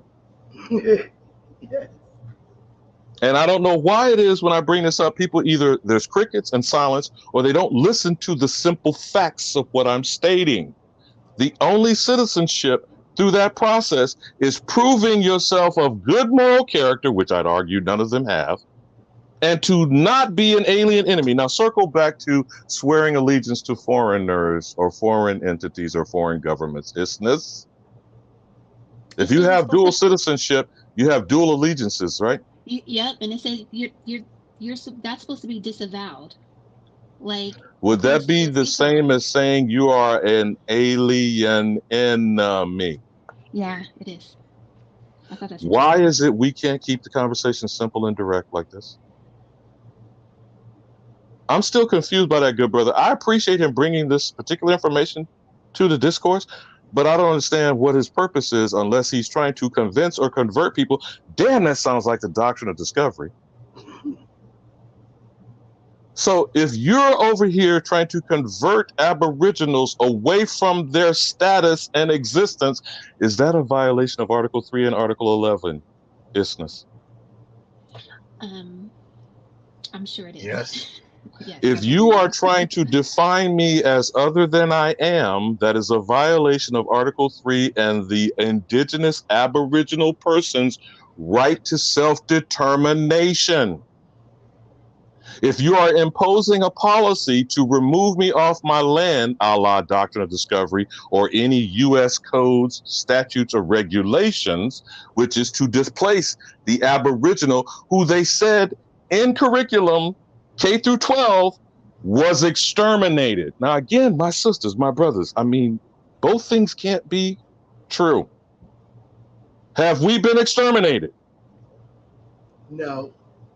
And if not, just a simple declaration of that. And you know, I can't wait for your lawsuit to get to that point, my good sister, because we're going to have to add that attachment and addendum on it. And they're going to have to provide the evidence that they didn't exterminate the American Indian, don't you think?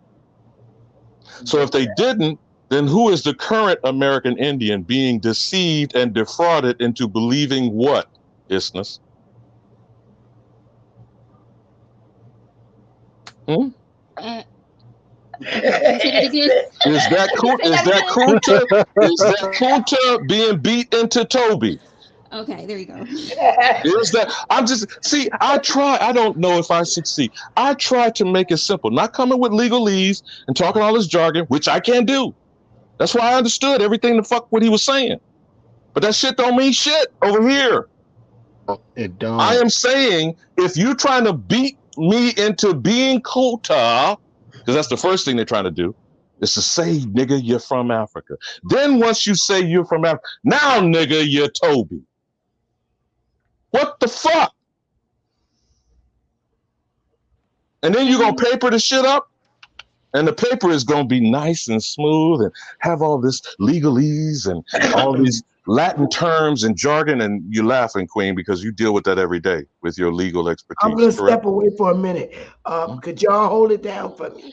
Oh, we finna hold it down. We finna get down in on it. Isness, can you make sure Ali Buhama, his behavior is on cue? Yes. Yes, put me in the hunky hole, Issus. Now, again, I am saying, and I mean, I'm not trying to browbeat you or to do what the belligerent people do. I'm trying to speak to the facts of the matter. And if I am in error, please, my sister, please, my brother, correct me in my error. Because if you love me, you don't want me being in error, do you? No. Not at all.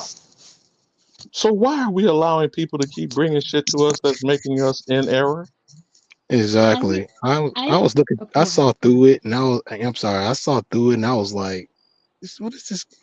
I couldn't believe it. And he tried to say, "What are y'all gonna do about it?" And all that. I'm like, "That's now, not that's what that we agent do." behavior. That's borderline agent behavior. It is. I'm like, Isness alarms goes up because she got a thing with this black identity extremism thing. You do, right, sister? I do a little bit. Okay. So back to the point. Versus American citizen versus United States citizen. What's your understanding, Isness? I don't know, because it's saying American citizens in this, but I don't see no definition. And this document makes a point to define terms, right? That's the whole document. But and it when you go to the defines. dictionary, you know what an American is defined as. Yes, but this document does not say There's no there's nowhere okay, else. no There, yeah, there is no American citizen, such but this thing as document American or citizen. yeah, Either American or citizen. yeah, you're And that United also, States what do they like to citizen. say about being legally binding? It's not legally binding, is it? No, it's not Nope, legally binding. it's That's not what. legally Thank you. binding. That's what I was trying to say. Like, how I can you know go It's to you were, court? legal. sister. I didn't want to put Okay. words in your mouth. I just wanted to hear him crawfish and keep lying. They ain't gonna try to project on me like I'm, oh man, you just kind of rolled it up on me. You accusing me of being Asian. I didn't say that, though I don't care whether Asian he listened to behavior. me or not. I said you are borderline acting out agent behavior. Now that's Sister, but still his a choice on him whether to fess up or to stop acting in an agent-like fashion. He even said, "I'm trying to teach. Teach. Okay, now let's go back to that movie. Let's go back to teaching for a little bit. Under the definition, again, by a foreign absquatulating cracker, some who say is a Negro, Noah Webster, we clearly know over here what American is, and you know why I say there's only one. So anyone who is claiming to be an American is that identity theft. Yep. That's a simple yes or no. Now you notice why he said, "I don't quarrel with you." Which when people hedge their responses, that your radar should go up, don't you think? Because I what is do there to that hedge? because We are I push either back. an American or you are not. And since there is only one American, everyone else is not. Correct? Right? Yep. So then who are these non-Americans, Isness? Squatulating foreigners. Yeah, and then the provision talks about foreigners, all these And what do they immigrants that are say coming over about them? here. How about they're freely embraced? It says that they are freely embraced, but guess what? You need to disavow any foreign allegiance to anybody. And what That's do what it says. Israelis come over here? Not Israelites. Israelis come over here and have with Israel as we're speaking. Dual citizenship? Does the American Israel Political Action Committee, AIPAC it is known, does it lobby this government regularly for about how much money? 4 to 5 billion? Yep. Is that dual allegiances? Yep. Is that a registered foreign agent? Which I think that's a requirement under the law. I believe a certain person, Paul Manafort,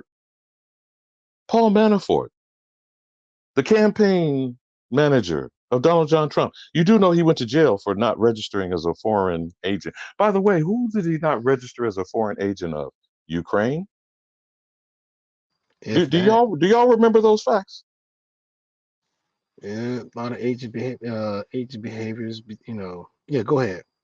No, I'm just asking, brother. Again, I don't know. I'm just repeating shit I heard. Moving. So the few times that they even charge themselves for acting in criminal activity, but politicians of is all foreign allegiance to foreign governments, which is a violation of the United States law, statutes, and codes, right?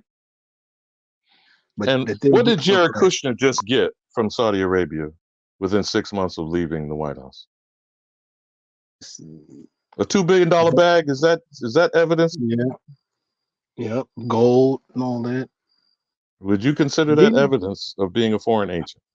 Yep. Receiving money from foreign people, their bribery. Yeah.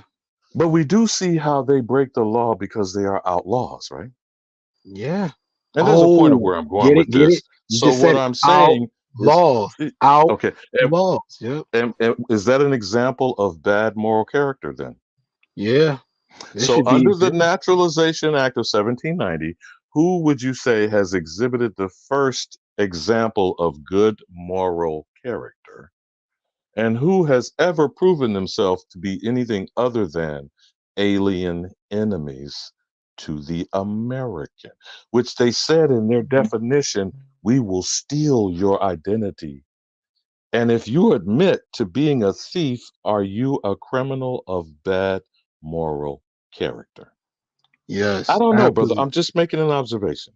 Oh, absolutely, because they've been engaging into criminal activity. They're like the mobsters, you know. So what is it that we're sitting over here arguing over?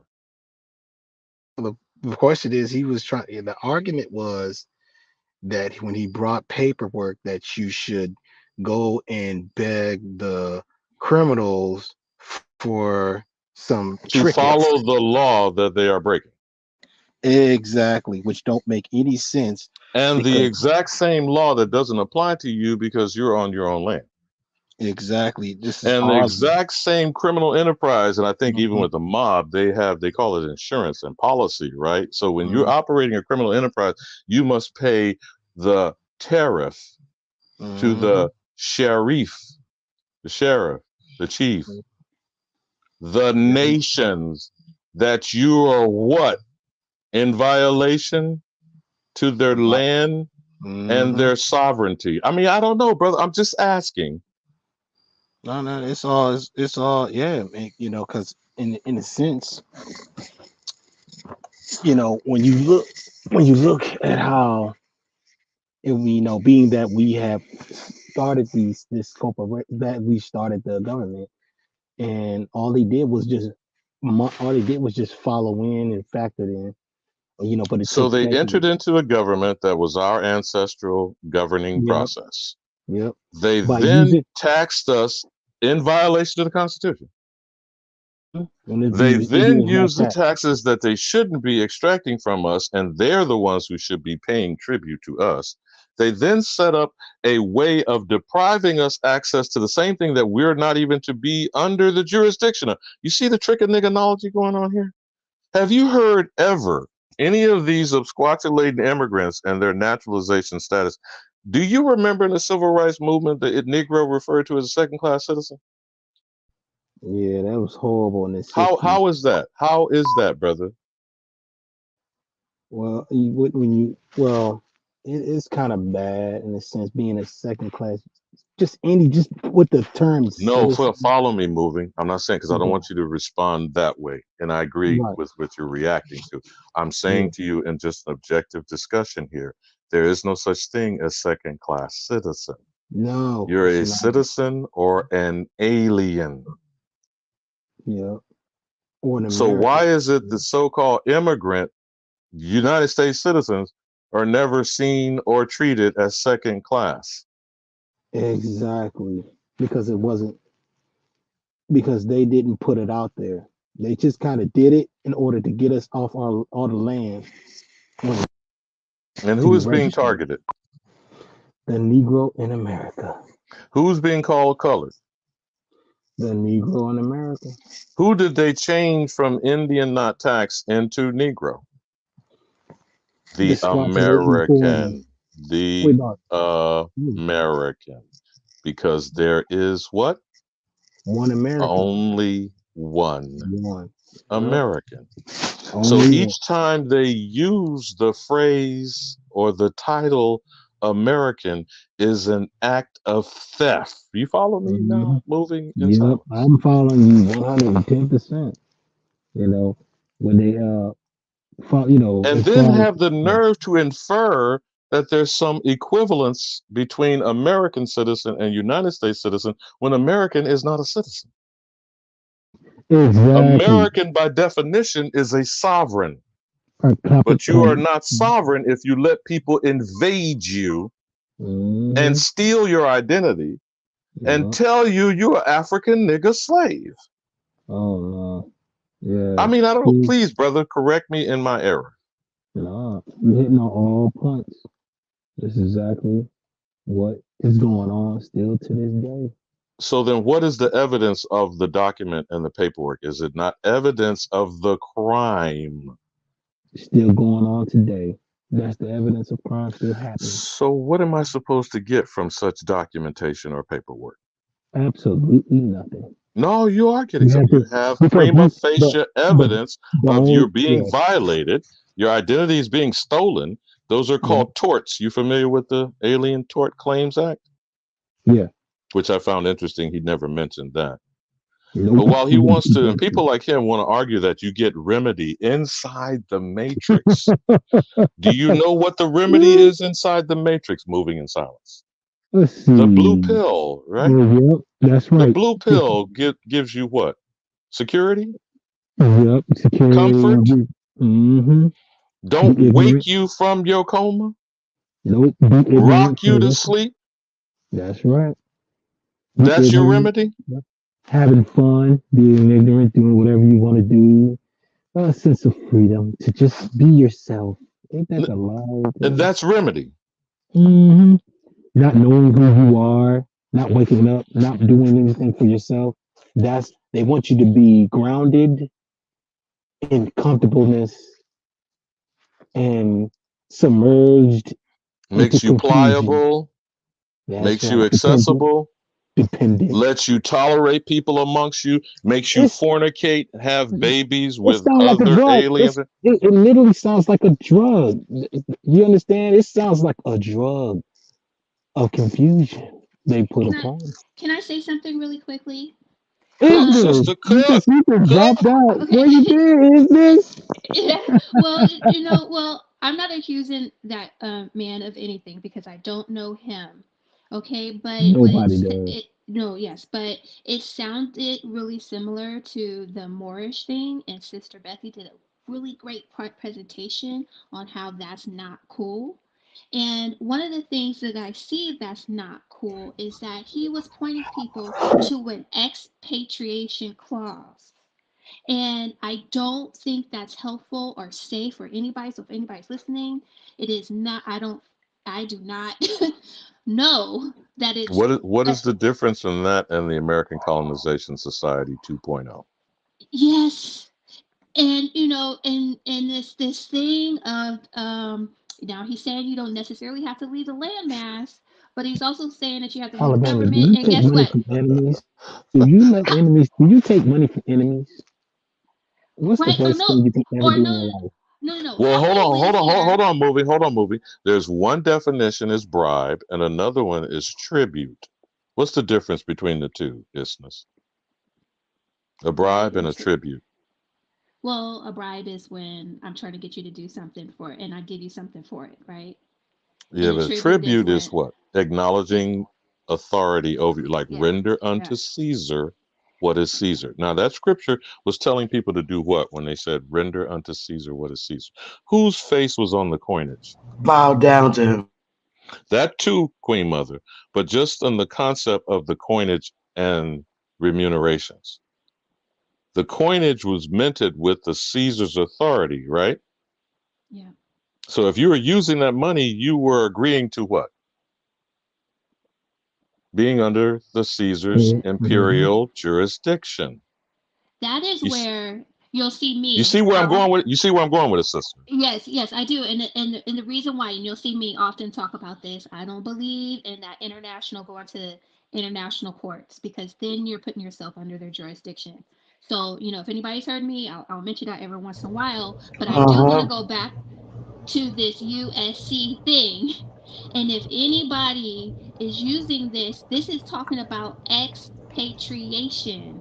That is taking off your citizenship, and you just need to be very careful if that's what you really want to do, because once you do that, how are you going to survive here? Which means that you're going to go to some other country, and like you said, But that's what Sister Bethy says about what are you saying if you're rescinding your citizenship? Yes, there you go.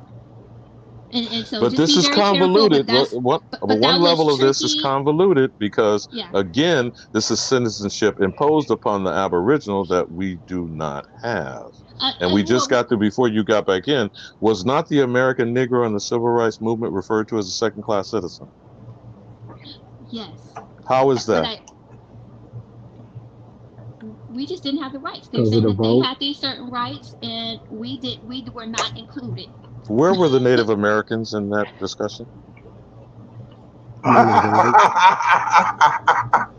I mean, and I'm not trying to be funny though, Queen Mother. I'm saying, where were the absquatulating crackers, the Pole Appalachian, redneck, inbred people? Who was in this discussion between white, Negro, white, and colored? Who was in this discussion? Them. It was sitting right there at the table, right? With the whites, I gather, with honorary white status? They was not at the fucking table. Okay, so then who were those civilized, recognized tribes with the squatulating crackers in the Bureau of Indian Affairs? Colonizers in disguise. Do you get what I'm proposing, Isness? I do. Because, see, our problem of our discussion is we're never centered in the discussion. We're always an afterthought. You see? Yep.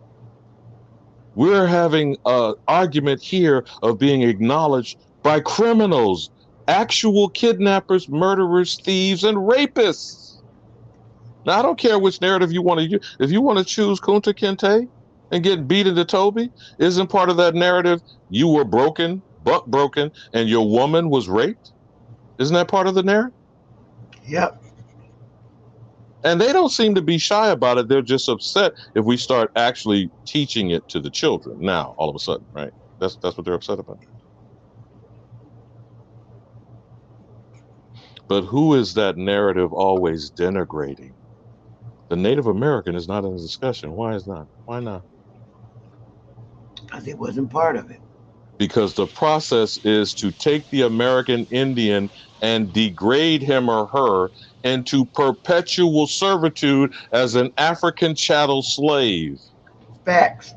Is that a violation of international law, Isthmus? Article 3, Article 11. Anyone who is speaking that is speaking it in offense and injury to the Aboriginal in America. I don't give a damn if they're your skin folk. And until we are confident and speaking that into existence, we are not declaring the fraud and the crime that is ongoing against us, correct? No, what I just saw was an example of how people can be tricked with legal terminology. And so I never understood how, they say, oh, people came and imposed certain things on our ancestors. And they told our ancestors one thing, but really it was another. And you always think to yourself, well, how did that happen? Well, I just saw somebody pull up talking about remedies, but when they pulled up in the discussion of remedies, they pulled up expatriation and how you have a right to do so. That was a trick of the paperwork. Okay, in the Garden of Eden, what did the serpent do with his tongue?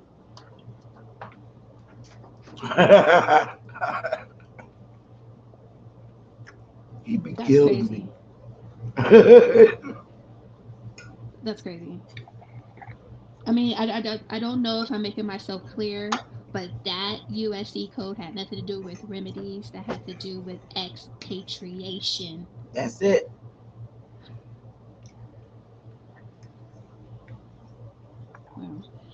When we are easily deceived and we're already mentally conditioned through education and indoctrination, where is a person going to naturally proceed, Isthmus?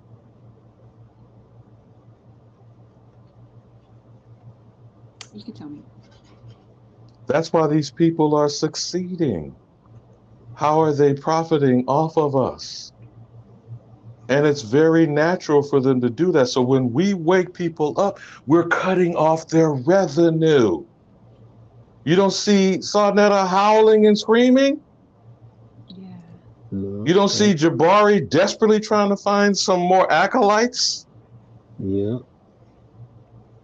The truth is over here, nowhere else. That's right. Why would you look somewhere else but yourself? Do your genealogy, correct your status, fix your credit, start a business. Was on Zaynet's channel.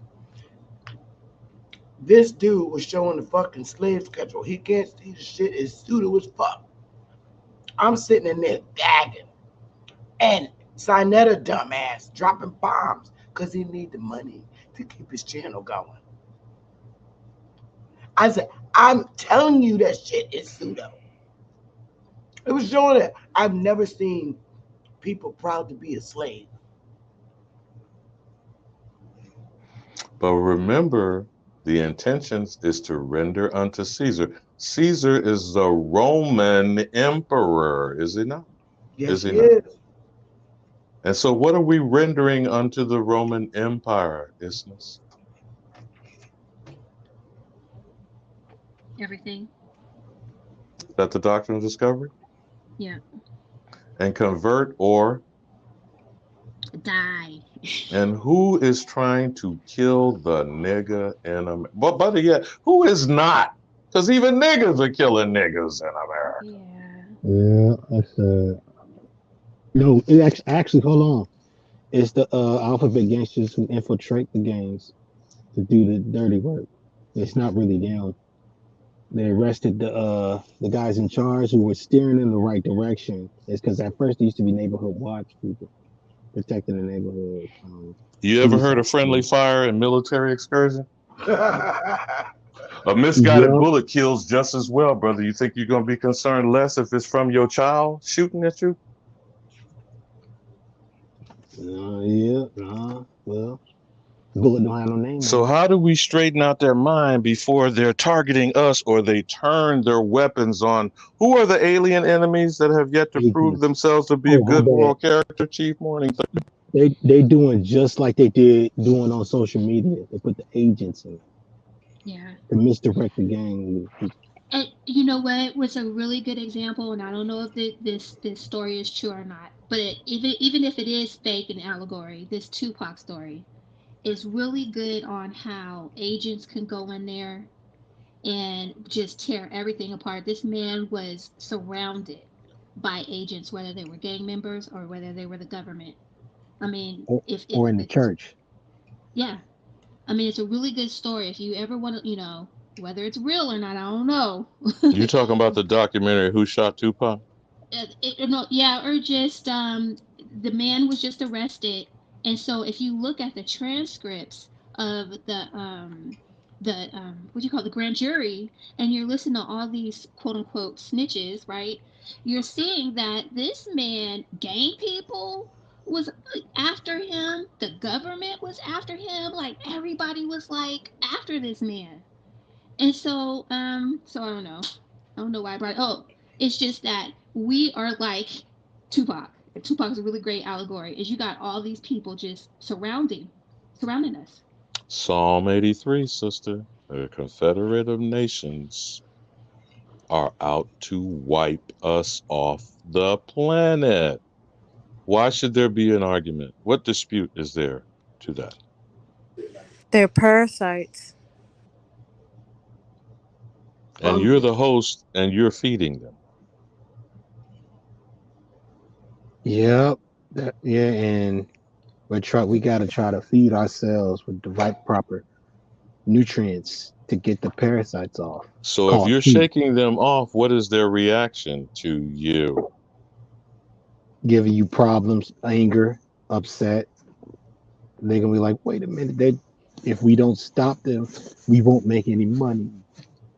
Screaming at you, calling your names. Imagine all the foreigners acting like Sonetta. They all be acting like right? him. Or All Lex mad. Luthor, whatever that man's name Yup. is. Yep. They're gonna come Well, so straight it's out. funny you said Lex Luthor, but he is Lex Vortex is Yeah. Lex Luthor. That's the arch nemesis of the Aboriginal. You're He correct, sure sister. is, and he's yelling and screaming. And so that's because people are shaking off this parasite. Now, notice the part of this trick of niggernology. They like to say that you're an African self-hater. You know? Oh my goodness, they really. Go ahead, sister. Go ahead, sister. Oh my goodness, that's their favorite thing. Well, Lex' favorite thing. You just hate African. No, how am I hate a group of people I don't know? And it's like, it's. Why do we have to hate them just because we don't want to be them? That's not true. We're not them. And they damn sure aren't us, but yet and still everybody Facts. wants to be like Mike. Exactly.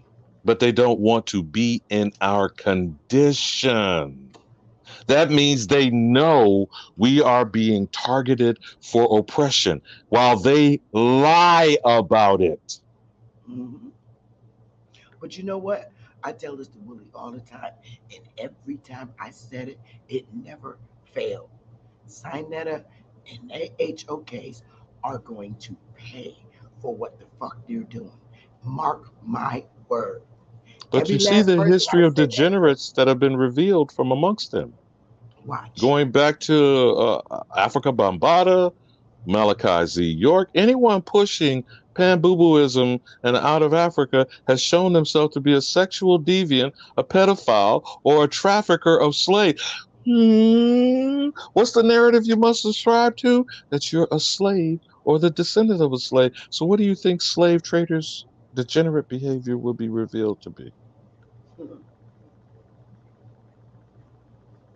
There are going, just mark my word, on the 6th day of December. I said, Sinetta, all of them are going to be held. They're going to pay for what they're doing. I'm not going to have shit to do with it. They're going to pay. Our ancestors. Our ancestors will deal with yes, ma'am. They Did you will. ever see the scene in Poltergeist at the end of the movie? Oh God, I've seen that movie so many times. Where the flooding rains came up and the coffins floated to the surface, and the little baby kept looking at the TV saying, "They're here." Yep. Go into the light, Diane. It's part of the movie. They would stand. That was our ancestors. They was right on top of them, and they all just rose up, get them folks up out of their house.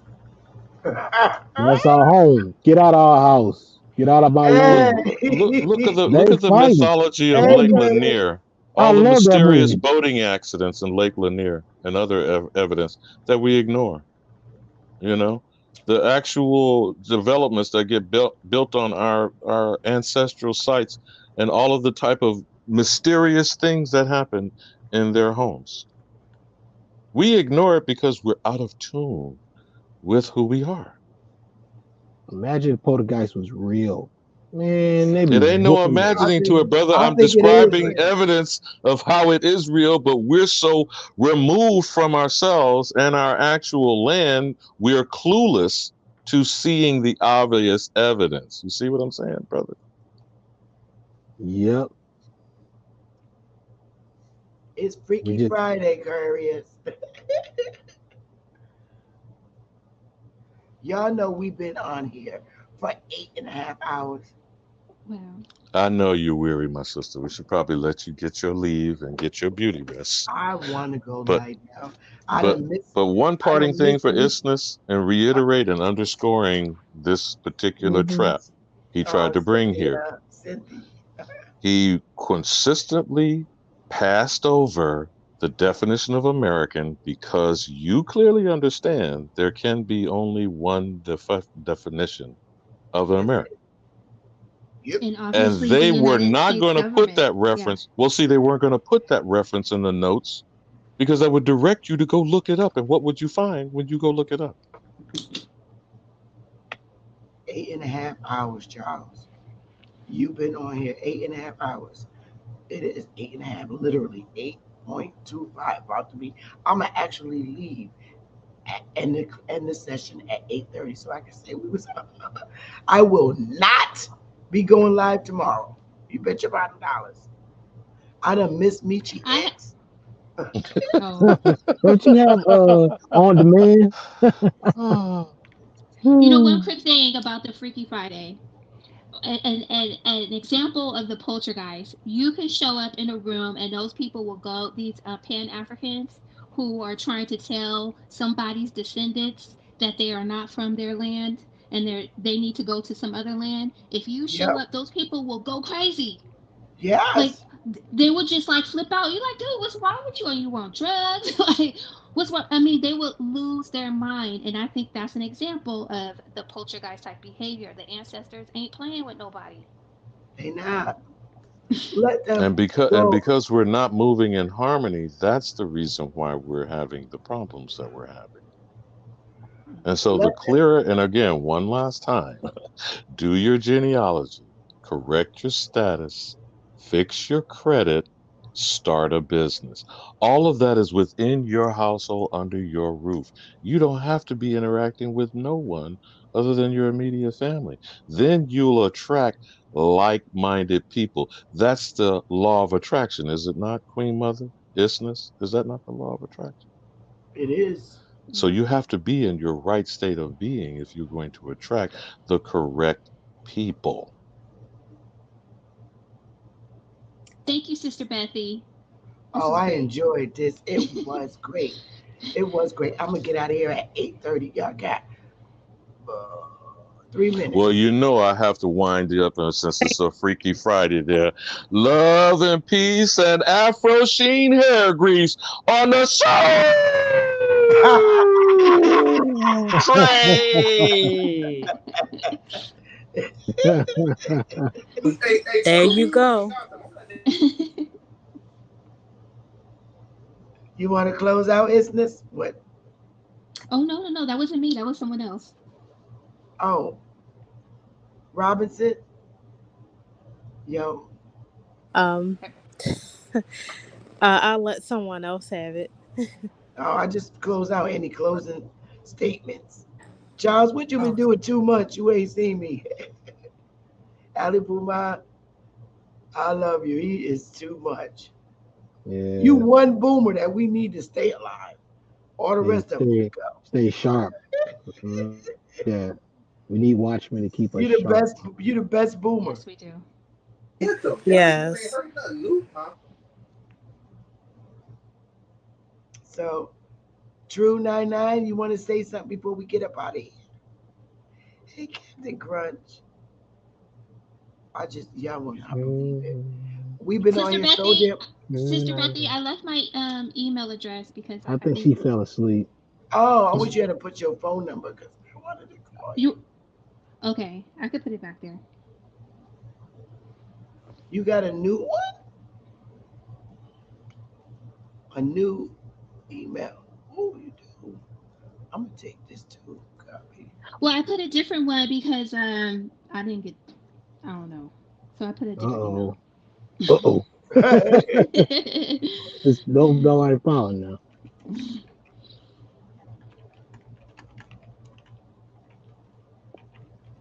That's a nice picture. You got a avatar of a fox with the fish and eating a fish. There you go. You love foxes. Back there. I like foxes. You know, people underestimate me. The cunning. Foxes are cunning. Very. Yeah, I will not be going live tomorrow. I know A1's gonna go live in the morning, so I'm gonna run out and get my little groceries. I gotta watch A1 because I saw some A1, but it's like I'll be trying to watch Cuddy's 8-hour stuff, trying to keep up with everybody. Well, Cuddy comes on in the morning. Yeah. And because Al Power used to come on and do the Wake and Bake show, but because he's been his systems, you know, he had to get his computer. We raised the money for him. I mean, that dude, I don't know if he must got every time he always goes stream, it's always bad. Like he needs to stop using. He need to stop using a mobile phone internet. You gotta stop it. Who? A1. No, he's got his computer, his system in the shop. He might got an old computer or something. I told him he might as well just buy a new one. Yeah, man, just let go of that old computer. Let it go. Let that 1999 box computer go. I saved my computers because I went to Best Buy and they have the hard drive that you could buy and you plug it up. It's what do you call it? UB1 plug, right? And it's this big. It's about this big, and it holds a lot of information. Yeah, so I think that's probably what it is. Yep. Yeah, I paid $60 for it, but you hook it up to your hard drive, and everything I save goes on that, so that my original hard drive will never get destroyed because I don't save nothing on it. I save it on that USB, and I can put that USB in any socket. It's a big USB. Usually, you get the little floppy drives like this out the store. No, that's not enough. I went and got a floppy drive. It's about twice the size as this with a USB port on it. Yeah, Wow. in the Best Yeah, Buy, it he costs got. like 60 I know bucks. he has. Yep. He has tons of Yeah, information. I couldn't And I take. be looking at him, BAP stuff, BAP. He be having some. Like I'm trying to keep up with BAPS. He has a lot of good, intriguing Yeah, information. These guys are I like got rid of dynamite. all these little things. I couldn't take You it know, no more. I had you a and bunch of them, so yeah, I put. It's so much storage Dane, on them. yeah, Dane Calloway. All y'all be just coming up with some fire stuff, diamonds, and just I'll be taking notes because people come on there who got talent that I can Yeah, work with because I'm definitely wanting to work with some people and try to put my feet on the ground, do some good work. I'm trying to retire at young so I can do real work.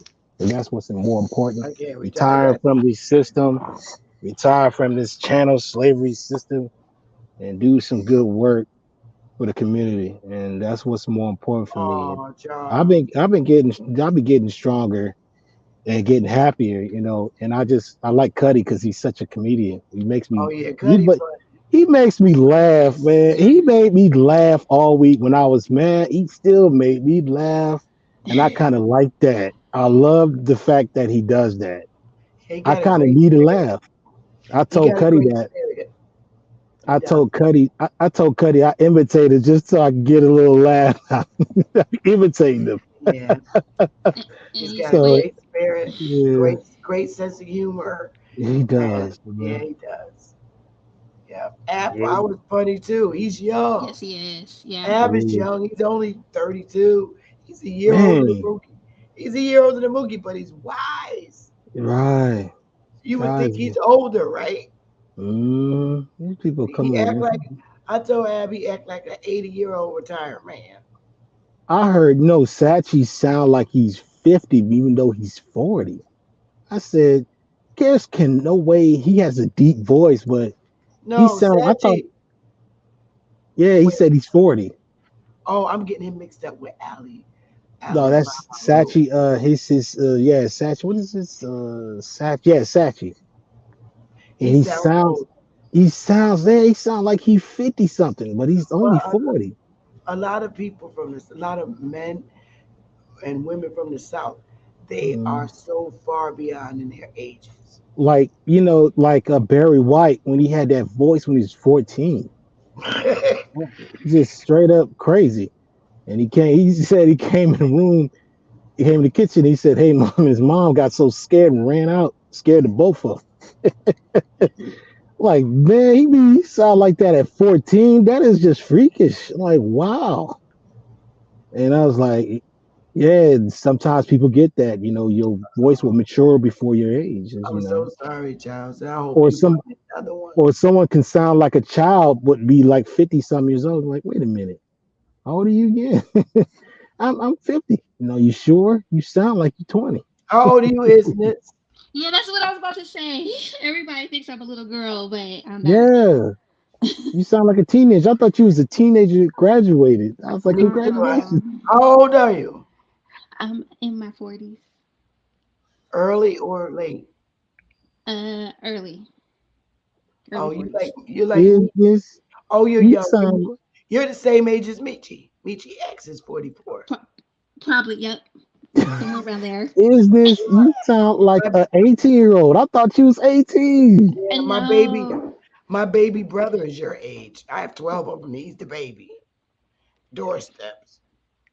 Well, the thing is that that's why, I'm kind of used to people just talking down to me because they think I'm like a little girl, but I'm not a little girl. Right. I'm in Right. my She's 40s. Vera. You got that Vera strength. You can fight. I know some like Mike Tyson. People think he's a little kid until they see him. I'm like, that's Mike Tyson. They be It's so scared. funny when I was little and I Uh, was on out there rumbling, tumbling. Guess what they called me? They called me Tyson. So that's Hey, funny that you say that. That's you funny. probably I what about? remember. I bet you about 5'2", right? No, no, no. I'm so surprising. I'm 5'9". I'm tall. Oh man, she don't Whoa. play. I'm She don't five play. two. I'm 5'2". She You're does five not two. play. Tall. Okay. But Willie's 6'2". Really? Oh, nice. Nice. All right, come on now. Two short people, that's not a good look. You know, they say all the short girls get the tall guys and leave us like, because we can leave us hanging. We could crawl on them, and they gotta have a big belly. They gotta have a big belly because you want to rub the big belly. That's comforting. Yeah, the tall one. But you guys, I'm gonna get out of here and go. You know what? I'm actually not sleepy. I done ate them damn French toast because I've been on here for 8 hours and said, damn, it's time to eat breakfast. So I Oh have man, that's one of my specials. I always like making French toast, cinnamon in it. Yeah, You know, I make put nutmeg. I put cinnamon and nutmeg on my. Oh, have you ever had? I used to batch up the bananas so I can make some banana that's waffles. Banana waffles, That's too much. pancakes. That's too much. I love that. What, banana pancakes? Love It's it. too much. I mean, I wouldn't put syrup on it. I'll just eat it plain with bananas, But I just give me my French toast because I don't eat meat. That's the stuff that I eat, and it don't hurt my stomach. Right. So I really love French toast, even when I was a little girl. Oh. And I'll Making French toast? drain off some corn and fry corn fritters. My grandmother used to make those. She called them corn fritters because she What would is cook that? the corn. Is that like a hot water cornbread? No, actually, you just Aunt Jemima pancake mix, and you just pour the corn in there. You drain it, of course, and you pour it in there. And you don't need syrup or anything. You just eat them plain. And I make hot water cornbread too. I drink that with hot tea. Oh, that's. I didn't know it was that easy to make that. My hot water cornbread is so easy. It takes 2 seconds. It's just literally what it is: hot water and cornbread. And cornbread. Wow, because I'm vegan. I don't eat meat either. But you could get funky with it. You could cut up onions real fine and put in there in that hot water. They taste like hush puppies. That's all hush puppies is. It's hot water cornbread. But you could put onions in it. I cut up onions and put it in my hot water cornbread, and then I throw butter on it and drink it with tea. Now, I would thought you were leaving, but I'm going to leave you with this. You have got to go see Search for Soul Food, and that woman try to make those hush puppies from Africa. I think y'all need to see this woman. I'm serious. Y'all gotta go Search for Soul Food on Hulu. And the last addendum is High on the Hog. If you haven't watched that series on Netflix, but I'm telling y'all, especially you sisters, they're gonna try to squeeze you between Native American and African slave when they talking about the plate and our cuisine, and y'all gonna have to back them down off of this. Oh, they need to be checked at the door. Don't be cooking our cornbread. I know you're trying to get out of here, sister, so I'm gonna let you go without getting some more Soul Train on it. But you said that. I'm serious. You see what she says about hush puppies in Search for Soul Food. And she was down in Natchez, Mississippi with a sister on the bayou. I'm telling you, y'all got to see how they're pushing this narrative. And y'all put the plate in front of us, your men and your children. We got to squash them stealing our culture through our food. Yeah. Do you know what I wanted to say, y'all? The most interesting thing, and I'm gonna let y'all go. I know, because this will start up a whole other thing. The freedmen. Do you know that they were freedmen, supposedly of the tribes? Do you know that not once back in those days did they identify them as African Americans? They didn't. But they're trying to say they were freed slaves, sister. And I'll leave you with this one point about corn. They keep saying the corn came from Native American. That's what these sisters use in this. That's why I need y'all to watch this so y'all understand the way that they're doing our culture and erasing us, literally. Who invented the hairstyle cornrows? Ooh, that's good. So remember, they're trying to tell you they brought okra and black eyed peas and them nasty ass braids and cornrows I got to check in the bottom of the ship for 6 months. I gotta for check 6 this months. fool. Boy, Shayson, and I'm calling you boy. Ali Boma is a journalist, news media man. What are you talking about? Boy, bye. Take your ass to bed. Let's get out of here before I vomit, because this dude, they agents, and may the ancestors deal with them. I hope he call us one day and say, yo, I got hit by a bus like Walter Pleasure. But I'm all right. I'm Indian now. All right, y'all. I'm about to go. I'm about to get out of here. We got it. Hold up, y'all. Let me end the stream. Love y'all. Well,